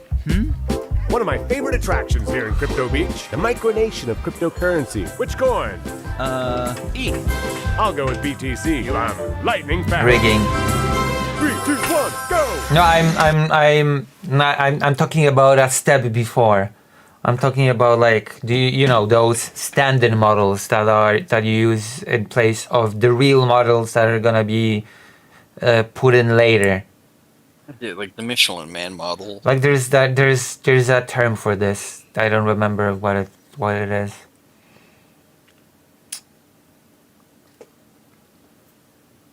There's a term for those stand-ins that you use.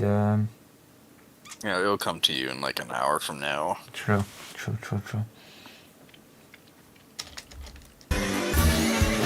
Okay, boy, you beat me here, but I swear on the bull, I'm the king. Run along for your dear life. Make a price go up. Oh my god, again with the to the moon. If we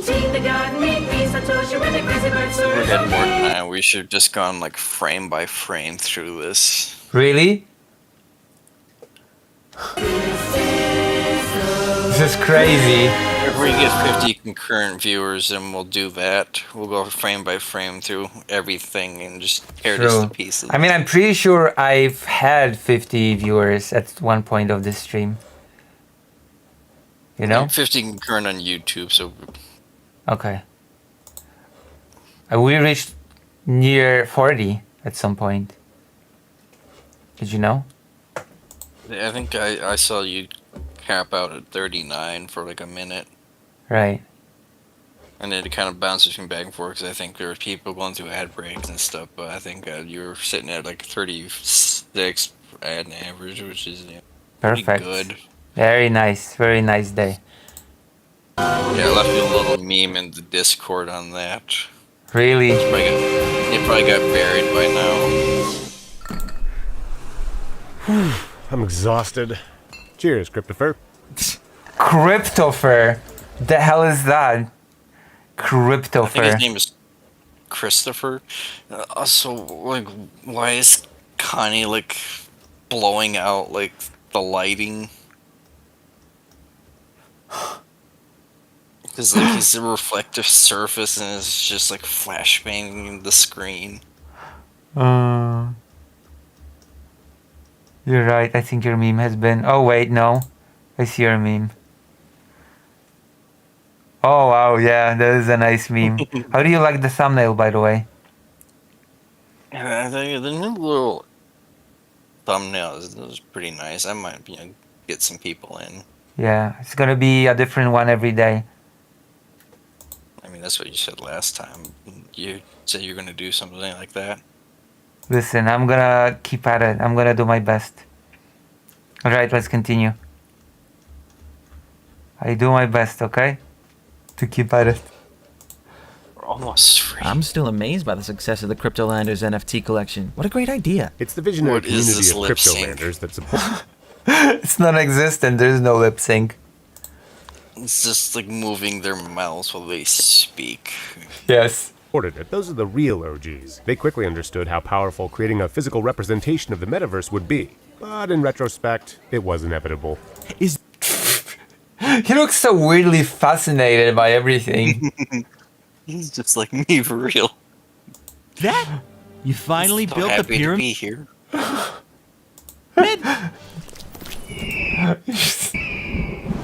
Why would you be happy to be on the crib? What the hell is this? What is this a reference to? I think I think let play a little bit. It'd be probably easier. Hey. Is this a Bill Cosby reference? No, it's the BitConnect guy. Okay. I don't know if they directly. He was Listen, when I hear hey, I think of Bill Cosby. Yeah. And Fat Albert, which is a Bill Cosby property. Don't remind me. Why did Bill Cosby have to taint that? You liked Fat Albert? I had a few episodes as a kid on like a DVD. that I liked Yawning Goldman. And boom! I come from New York City, New York.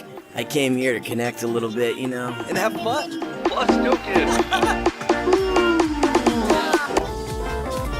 Oh my god. The funniest This thing must too be a is the island they're planning on buying. It was owned by I think like it was Fiji or something, and Fiji has like a strict ban on gambling.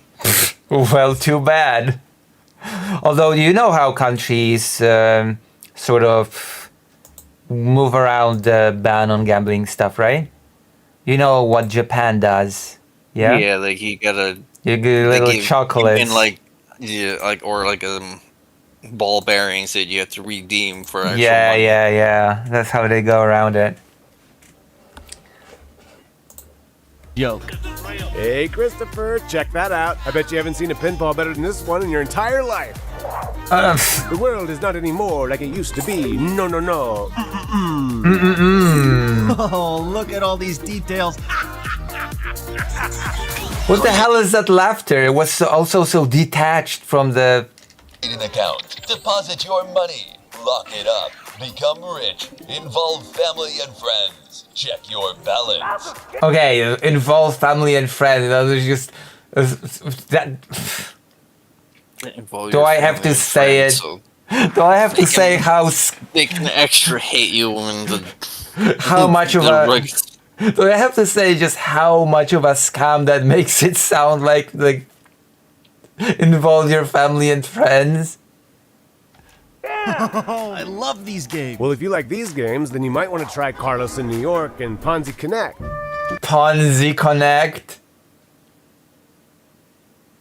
Really? Wait, are they actually calling their own thing a Ponzi scheme? In their own... Yeah, that's one of the big things in crypto is basically they just accept it. It's a scam, and they only respect you if you're trying to scam. Like if you're trying to scam people, you should just watch the Folding Ideas, I think, documentary. He just kind of goes into just crypto in general. That is so weird. Well, I kicked Bernie Madoff's ass. Ring, ting, ting, ting, ting, ting, ting, ting, ting, ting. Wait, why has Nintendo... Why has Nintendo not shut this down? Well, I think I have no idea. Doesn't Nintendo always go after everyone that uses their assets and everything? And they just use the Super Mario theme? Like a Super Mario theme in the public domain now or something? I don't think so. I don't think so, but they might have just been able to skip through the cracks or something.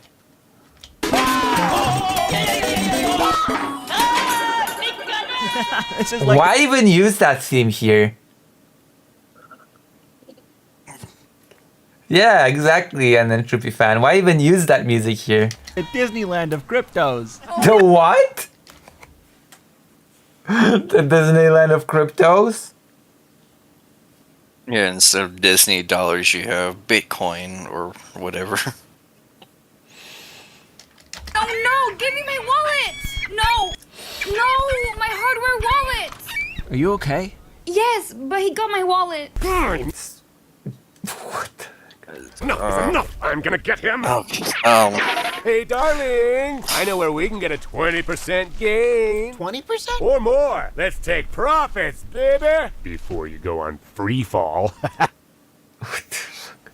I guess I can start with a hardware wallet. It's basically like a hard drive that has all your Bitcoin wallets. It's like essentially the safest way to hold any kind of cryptocurrency. It's like Ready Player One. Everyone who is into it feels cool for getting the reference. Oh no, he's flying away. Forget about it. Bitcoin is dead. He's dead? Oh my god, thank you. By the way, I'm Bianca. Christopher. Also, they were just able to use the Superman theme in this. No, they might have just managed to get that 3-second under the copy or fair use. Maybe. It's like Ready Player One. Everyone who's into it feels cool for getting the reference. To meet you again. Would you like to go for a walk? Actually, I was thinking about taking a crypto kitty. Would you mind sharing? I would love to. Okay, what is that a Looks like reference you to? The crypto kitty. It has to be You a know, reference to something. It probably is. I don't know. And I probably don't want to know. All right. His +1. Huh. Vladimir Club's party is about to start. As promised, we saved the best for last. And what is the Vladimir Club supposed to be a reference to? Vladimir Putin being the patron of crypto? I don't think so. Like, I know they've made references to BitConnect a bunch.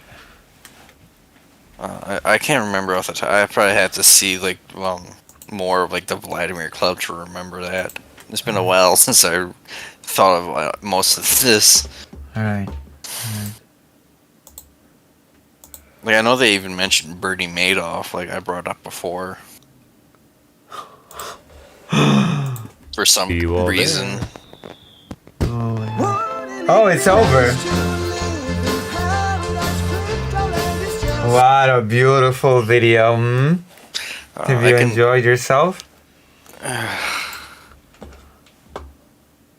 Well, and I guess I can put the. I guess with this, it's almost 6 a.m. And so I feel like we can end the stream here. What do you think? We can watch the crypto boat one. I think it's like 10-15 minutes if you. I just dropped it in side chat if you want. Do you want us to watch it? Do you have extra minutes to spare? Yeah, I can make time. Okay, I'll go to the. I stocked up on coffee, so I'll go to the toilet real quick, and then. Okay, all right then. This is gonna be last thing for the stream, I guess. We can go on something fun. I'm gonna go to the toilet real quick. And then I'll be back, okay? Can you entertain the audience while I'm in the toilet? I'll do my best. Alright.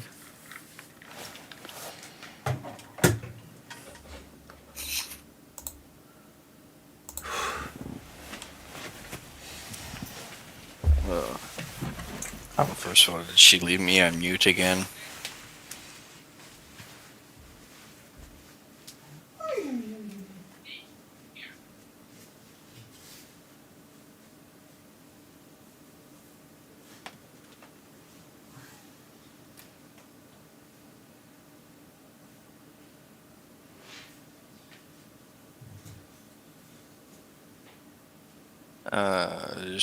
Did she leave me on mute again?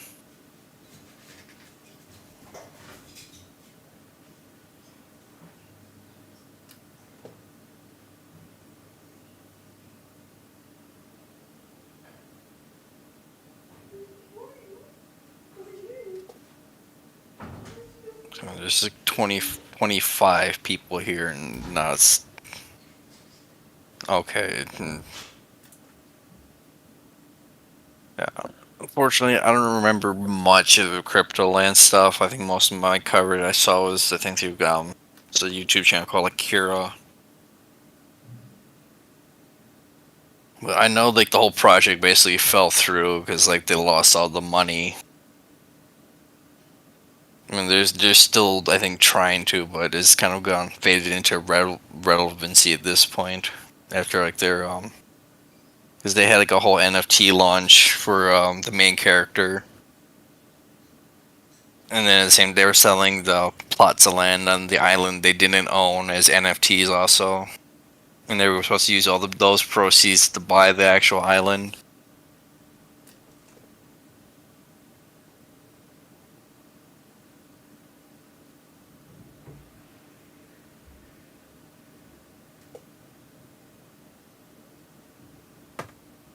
This one is, it's funnier. So at least we can go, and not nightmare inducing because Adam something can actually like edit.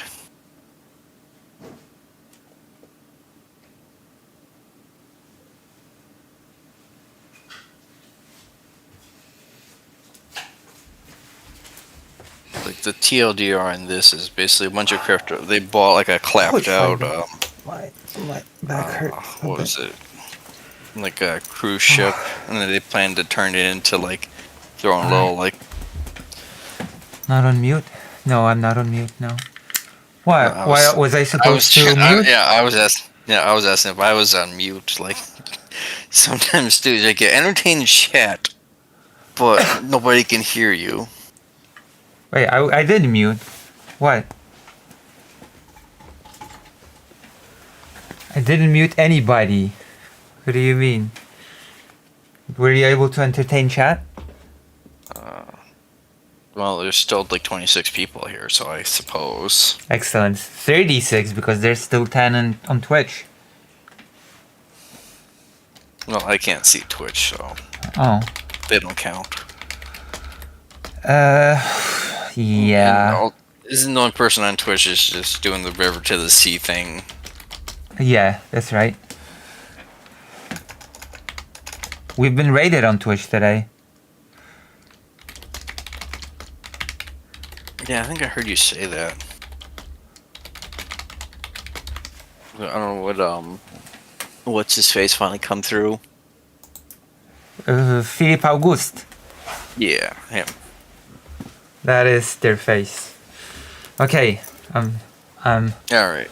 So at least this won't be nightmare inducing. Yeah. Like I said, Adam something can actually edit because he just uses like stock photos and stuff. Oh. So like he animates like stock photos and stuff. So Perfect. Right. and it's just like a comedy of errors. Wait, you don't like Adam something or something? No, I like Adam something. He does good work. Exactly. All right. We ready? Yeah. All right.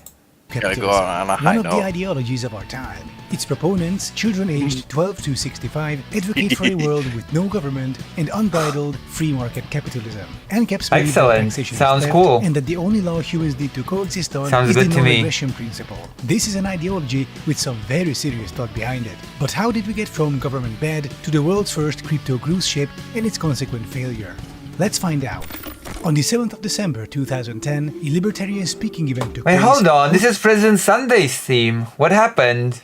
Adam something. Well, President Sunday stole it from Skyrim, so Yeah, but Adam something stole this from President Sunday. I don't think of Skyrim when I hear this music. I think of President Sunday. I'm probably making a lot of people mad right now, aren't I? It's the Oblivion NPC theme. No, it's the President Sunday theme, isn't it? Isn't that right, Dr. Johns? yeah. Like I played like Oblivion once, like a long Like he time ago. played I the- really he- should play it again. He plays this when he gets annoyed with people. Oblivion, actually. No, President Sunday. And the Oblivion remake or remaster, whatever's on sale right Remaster. now. Like, Oh, it is? yeah, but it's still like $40, I think. Oh, Out from so like I 50. still, so. so I still cannot afford it then. Is what you're saying. Yeah.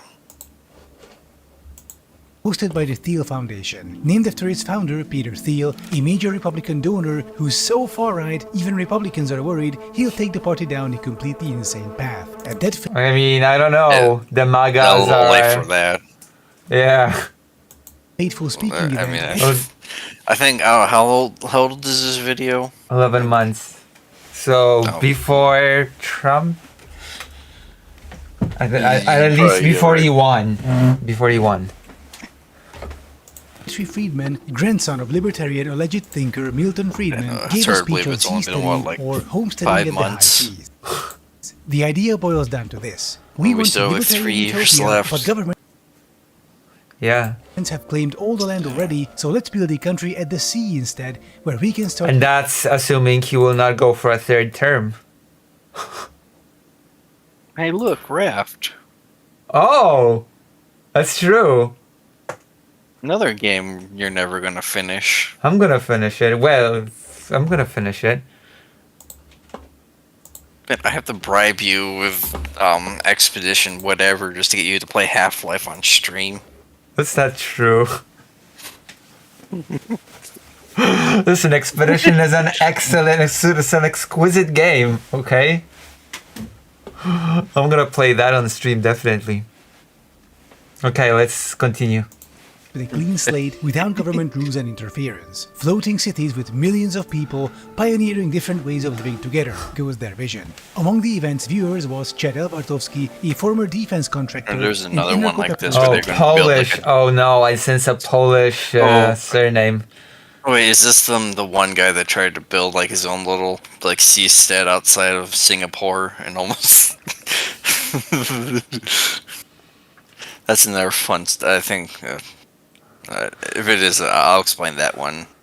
Tobro, who was deeply moved by the sheer intelligence of the seasteading idea. He decided to make it a reality. He's one of the founders of Ocean Builders, if you remember. Oh with yeah, it's Grant this Roman, guy. Another libertarian crypto bro. They were both my featured God. in my previous video about Yeah, Seabots. That rough prototype you see on their website was What their the first hell is attempt at this? seasteading, where Grant So, and Chad joined forces.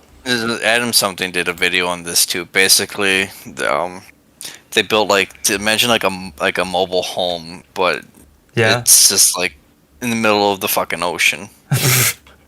Why?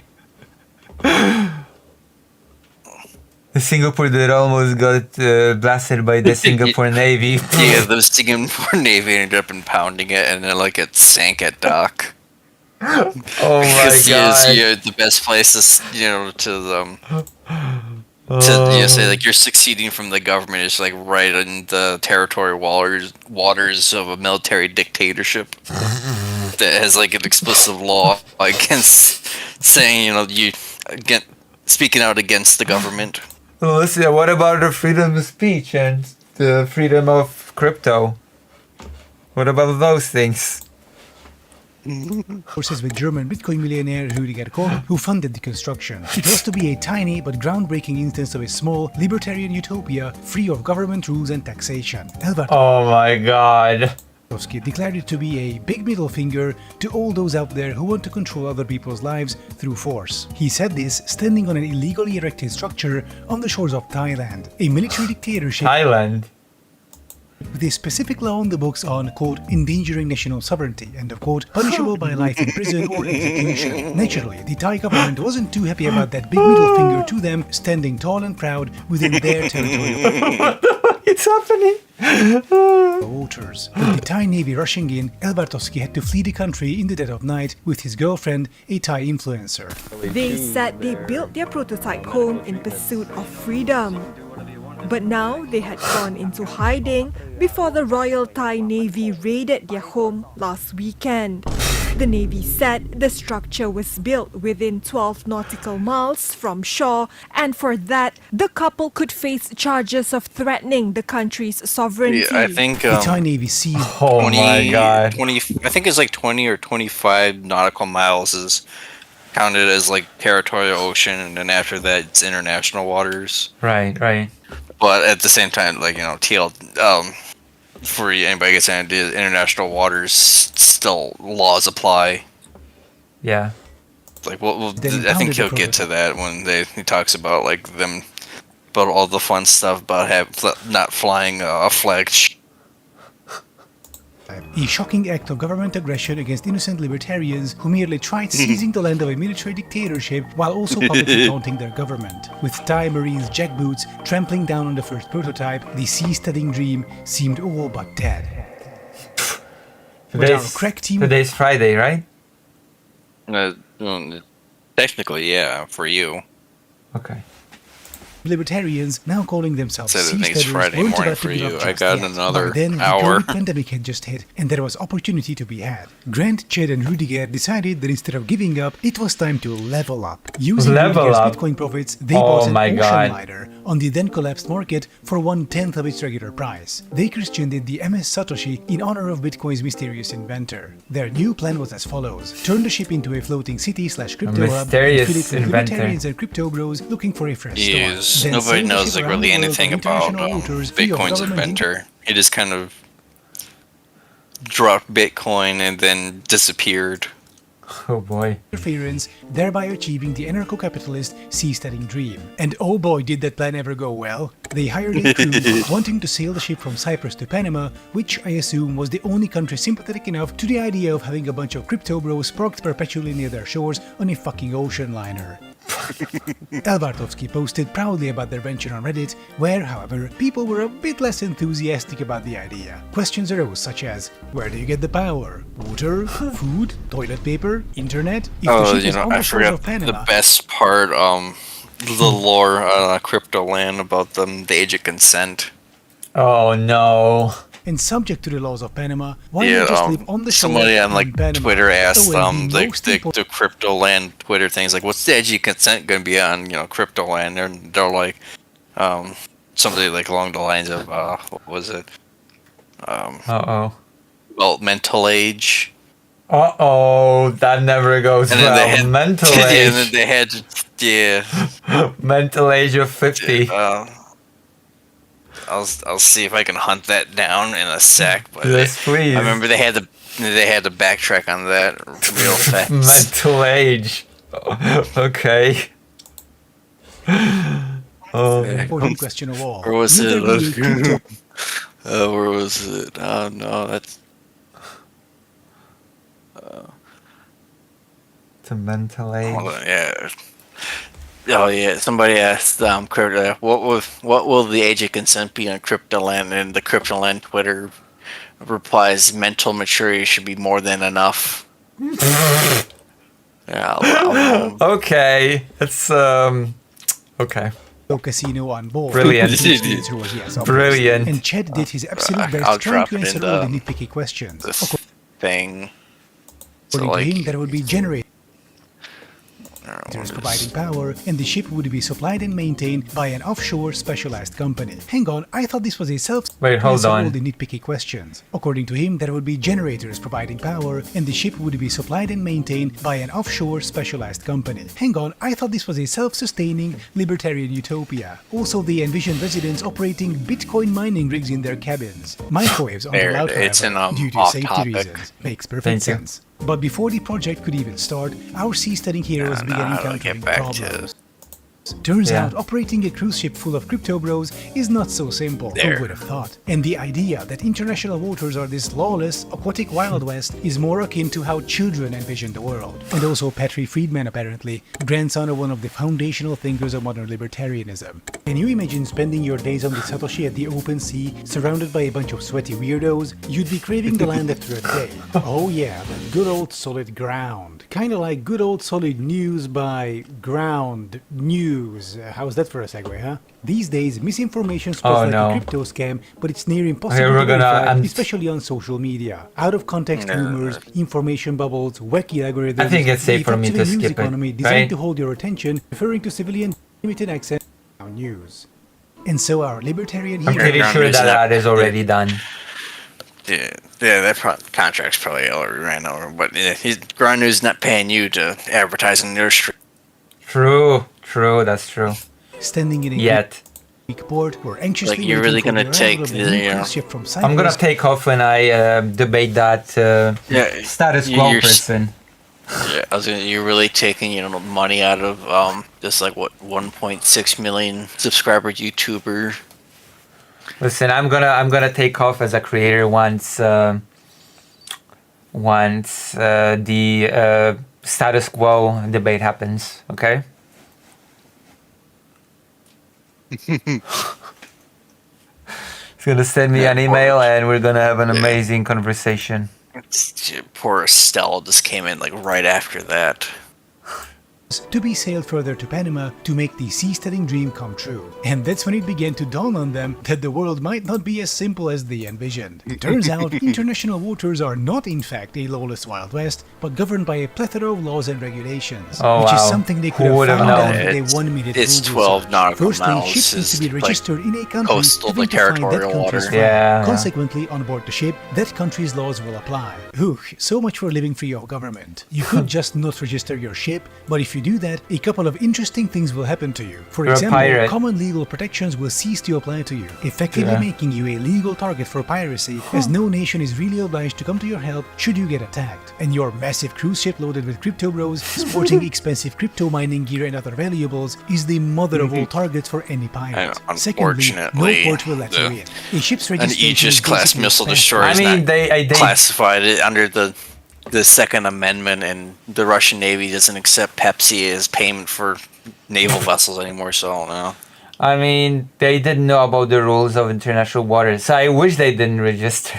I wish. I wish. My goodness. So if you need to resupply or seek shelter from a storm, good luck doing that in any civilized port. Thirdly, if you're sailing an unregistered vessel, apparently other nations' ships can just approach you, board you, and bring you under their jurisdiction. Long story short, our heroes ended up buckling There's to the evil a government really pressure fun and like history fact registered on their jurisdiction. on like a not flag. Like way back in during like the American Revolution, John Paul Jones, like the father of the American Navy, like total badass and all that. Like he came back from a battle, but like his flag ended up getting blasted off during one of the battles, so he had to enter a Dutch port, but they wouldn't let him land without a flag. As he'd be counted as a pirate, so they had to make their own flag from like just a description Benjamin Franklin made up of like what the American flag was supposed to look like. Oh wow! So like, if you can look it up, it's pretty interesting because it's like one of those game of telephone things. Right? Yeah. Because I guess we're gonna check it out next time. Yeah, all right. Sorry. No, it's okay. You're a history channel, so we covered history. True. Our heroes ended up buckling to the evil government pressure and registered their ship to Panama. But seriously, they could have found out all this in advance with like a minute of Googling. They hired a skeleton crew to take them through the ocean. A British captain... Wait, Panama? So basically almost the US nowadays, right? Yeah, there's like some kind of tomfuckery with like international shipping, but like flagging, like like you can like flag your ship to like a country that's completely landlocked because they have really lax. Because when you if your ship's flagged through Panama, then you're subject to all Panama's regulations on sailing. Why does the crypto haven look like it's smeared in coffee or crap? Probably because it's clapped out. I think that's probably like the last photo of it when after it went on like a world tour trying to figure out what to do before they scrapped it. Well, spoiler alert, they ended up just scrapping it, trying to recoup a loss. But we'll get to that after there's a bunch more. So sailors. According to this article, the captain, Peter Harris, considered resigning after a week, accurately sensing the catastrophe lying ahead. According to him, the ship's new owners, Grant, Chad and Rudiger, knew nothing about shipping. And by that, I don't mean highly esoteric professional industry specifics. I mean basic fucking stuff, such as ships needing a certificate of seaworthiness, which they naturally did not get for the MS Satoshi. According to the article, usually a new buyer would ensure certificates lasted a couple of months to cover any onward journey, but no one on the Ocean Builder's side had checked. You bought a goddamn ocean liner without even consulting Wikipedia beforehand? Oh my god. After even a cursory Google search, you'll find the Merchant Shipping Act of 1995 makes it a criminal offense to send or attempt to send an unseaworthy ship to sea. Because of this, ocean builders were forced to take their ship into a dry dock to have expensive repairs performed to get their certificate. And believe it or not, this extreme negligence and complete obliviousness to rules permeated the entire journey. Music now. Sorry, what? He's using Age of Empire music now, if you hadn't noticed. The captain, ocean agents, and complete obliviousness to rules permeated the entire journey. According to the captain, Ocean Builder's financier Rudiger Koch was naive about how shipping worked and had an abhorrence of rules. He didn't understand the industry. He just thought he could treat it like his own yacht. He bought an ocean liner and thought it was like having a yacht. Oh my god, these people are literal children. But Ocean Builder's trials were far from over. As the ship sailed across the Atlantic to Panama, El Bartosky was planning to convince the Panama authorities to let their ship anchor off their coast, registered as a floating residence instead of as a ship. That way they could sidestep all the red tape associated with ships. Sounds logical, but isn't this something you should have organized before setting sail to Panama? Hell, before buying a fucking ocean liner to use it as a floating crypto bro city? So you know you'll have an actual fucking place to put it? No? Okay, Panama, of course, did not find Chad's idea of a floating residence amusing and insisted on keeping the ship registered as an actual ship. But this also meant having to sail 12 miles up the coast every 20 days to let out wastewater, which they weren't allowed to do in Panamanian waters. But there was yet another problem. Wow. Turns out ships need to be insured, and according to the article, no one would agree to cover them. They wouldn't even tell us Wow, why what they a weren't shock. insurable. They just kept saying no. Yeah, I wonder It's why. kind of hard to remedy something if you don't know what the problem is. That sounds rough, though I think I know what the problem was. Allow me to speculate a bit and roleplay one of their phone calls with an insurance agent. Hi, hello, GM. Oh, wait. So we'd like to insure our ocean liner in Panama. Right, so can you describe your planned operations? Yeah, it's like a floating city for crypto bros who want to live free from government tyranny such as taxes.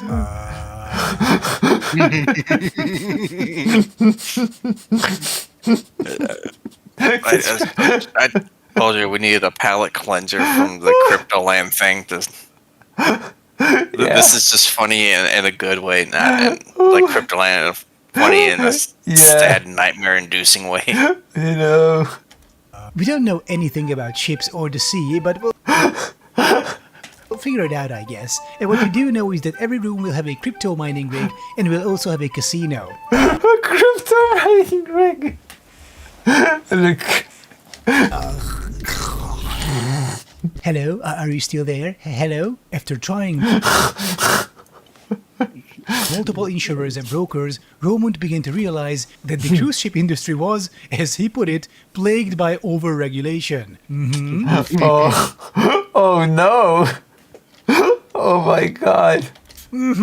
But isn't this something you could have researched before buying a fucking ocean liner? Also, over-regulation. Yeah, sure, dude. Hey, bro, I put together a car from scrap in my backyard, named it the Crypto Mobile, but police pulled me off the road. They said I needed some weird stuff like vehicle lights, speed gauge, insurance, driver's license. The roads are plagued by such an over-regulation, bro. The over-regulation, yeah. Government's bad. And my god, there are also the costs of operating an ocean liner, which I imagine they also failed to consider. According to the article, just the fuel to keep the Satoshi going was costing them $12,000 per day. Oh my goodness. Apparently, that's when Rudiger floated the genius idea of replacing the ship's engine with a smaller one, which would merely entail putting the ship in a dry dock and cutting its hull open. Financial troubles soon began to surface, but to handle all the paperwork, they needed months, and even then it wasn't certain they could handle it. But that also meant months of upkeep, which they couldn't afford. To try and bridge this gap, they tried selling the cabins to crypto bros to live in. The problem is, such cruise ships really weren't designed for long-term habitation. Yeah, I can see. Sure, you can spend a few weeks there on a cruise, but imagine trying to live most of your life in your tiny cabin on a ship. You would go insane after a month. And if you're really into crypto and can afford a cabin on the Satoshi, why would you? The author of the article actually reached out to someone who almost bought a cabin, a successful Bitcoin speculator in early retirement. He wasn't sure about the ginormous leap down in luxury, from living in deep residential comfort on land in the US Midwest to living in a very small cabin on board a 30-year-old cruise ship. And, I mean, yeah, kind of. It's a good point. Maybe you could have thought about this before buying a fucking ocean. But even those who didn't mind the step down in luxury were slated to be strangled by regulations, drowning in them, if you will. For example, want to have a pet on board? Well, your pet shall not exceed 20 pounds and shouldn't disturb the peace more than 3 times per month or 5 times per year. Pet shall not them, if you will. For example, want to have a pet on board? Well, your pet shall not exceed 20 pounds and shouldn't disturb the peace more than 3 times per month or 5 times per year. No. It shall no longer be permitted on board. Pet-related conflicts shall be resolved according to Section 5/F of the Satoshi Purchase Agreement or Section 4F of the Satoshi Master Lease where applicable. Yeah, Dogs shall only be permitted in cabins without keys, and owners are something. Of why? What's something you would call this, a bunch of rules you have to follow. Yeah. It's nothing says, libertarian, anarcho-capitalist, like. What rules? There is no rules on the crypto boat. Except when there are. That's not true. Work shall only be permitted in cabins with balconies, and owners are advised to buy a designated porch potty. Oh boy. Advised to buy a designated porch potty. Throwing animal waste overboard shall result in a fine of $200. Unsurprisingly, nobody was buying the cabins to be living perpetually on the MS Satoshi. But even if they did, how would ocean builders cover the ship's operating costs? Just the fuel is $12,000 per day. Even if they managed to get the daily cost of everything to, say, $2,000 per day, that's still $60,000 per month. As far as I know, the cabins were supposed to be one-time purchases. How would they cover the recurring costs in this anarcho-capitalist, no government, no taxation utopia? Oh, I know. What if the inhabitants would pitch in part of their monthly income into a common fund in order to keep the settlement running? This kind of goes back to the like, I don't know if everybody remembers that old Sean tweet that like they dust out every time like a new Twitter function came out. With Elon's like he's just innovating his way back into figuring out why all the old rules existed in the first place. Yeah. Oh my god. True. That is kind of like that. This model, taxation. I have no idea how they would have financed all this, though something tells me they had no idea either. Their response to this must have been their usual one, namely, we're looking forward to people's innovative solutions to the problem. Oh, and apparently Rüdiger Koch wanted to open a hospital on the ship for medical entrepreneurs. Two words that should never be uttered together under any circumstances. Imagine getting injured, and as you regain consciousness in the ambulance, the paramedic tells you, don't worry, we're taking you to the crypto clinic where a medical entrepreneur will take a look at you. I would rather take a cyanide pill. As the MS Satoshi was sailing towards Panama, our hero was presumably sat down to take stock of the situation. They had an uninsurable ship which they couldn't I'm easily close to a habitat, medical eating up entrepreneur. I farmed my medical license in crypto. vast amounts of money each day which they couldn't afford as they tried selling cabins which nobody I was buying. minted my medical degree on the blockchain. It's an While at the same NFT now. time drowning in paperwork with their money running out. My medical license is an NFT. Fast. It was Christmas time. According to the article, that's when Grant had all the water slides turned on and started using them alone. They're just children. These people are just children. At that point, the seasteading dream was all but dead. They decided to sell the Satoshi. But oh, what's that? COVID pandemic? The entire cruise ship industry being dead? Right, so they couldn't even sell it. Therefore, they made the painful decision to instead scrap the Satoshi and with it their dream of Fatman, do you know how I got these scars? Medical entrepreneur. Co-capitalist seasteading. They found a shipbreaking company in India that would buy up their ship. So they made the deal and... Hello? What's that? Basel Convention? Is that some kind of cryptocurrency? Oh.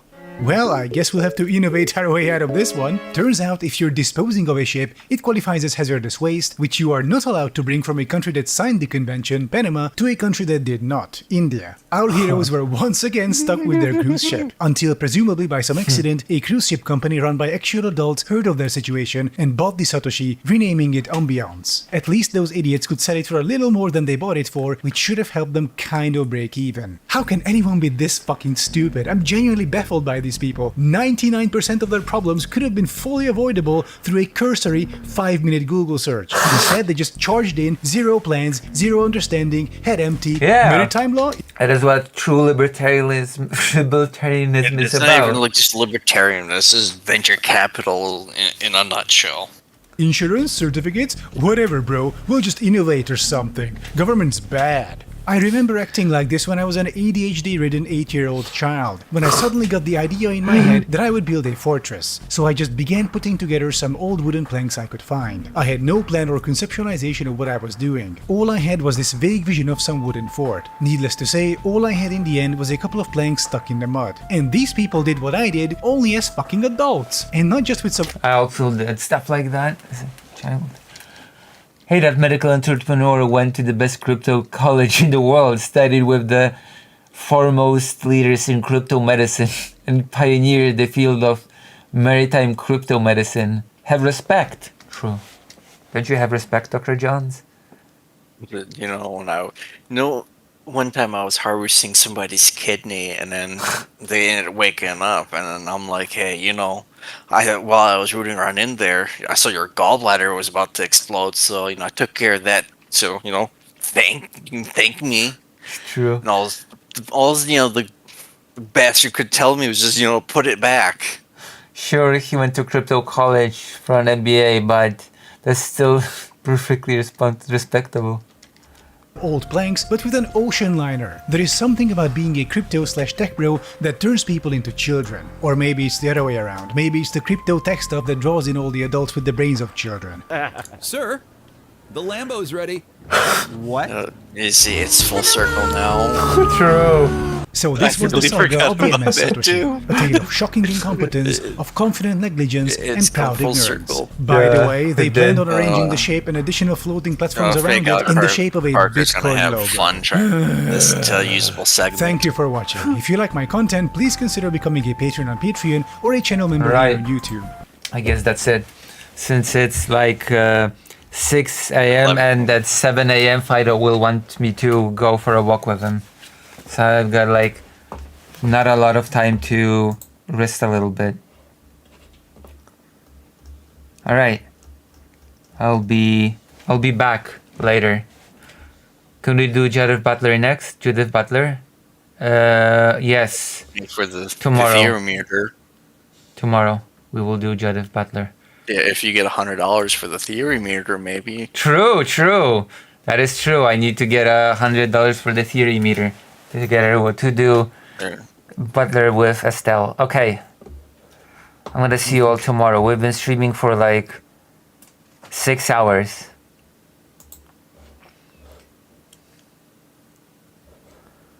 So we're gonna raid on YouTube. I have no clue who to raid on Twitch.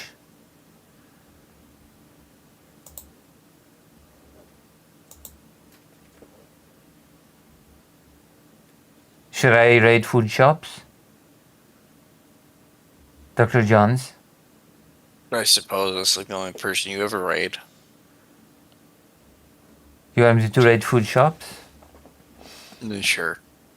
You don't want me to raid food shops. Well, I don't really care. I'm going to bed after this because I gotta be up in like. Okay, I'm raiding Riverboat Jack.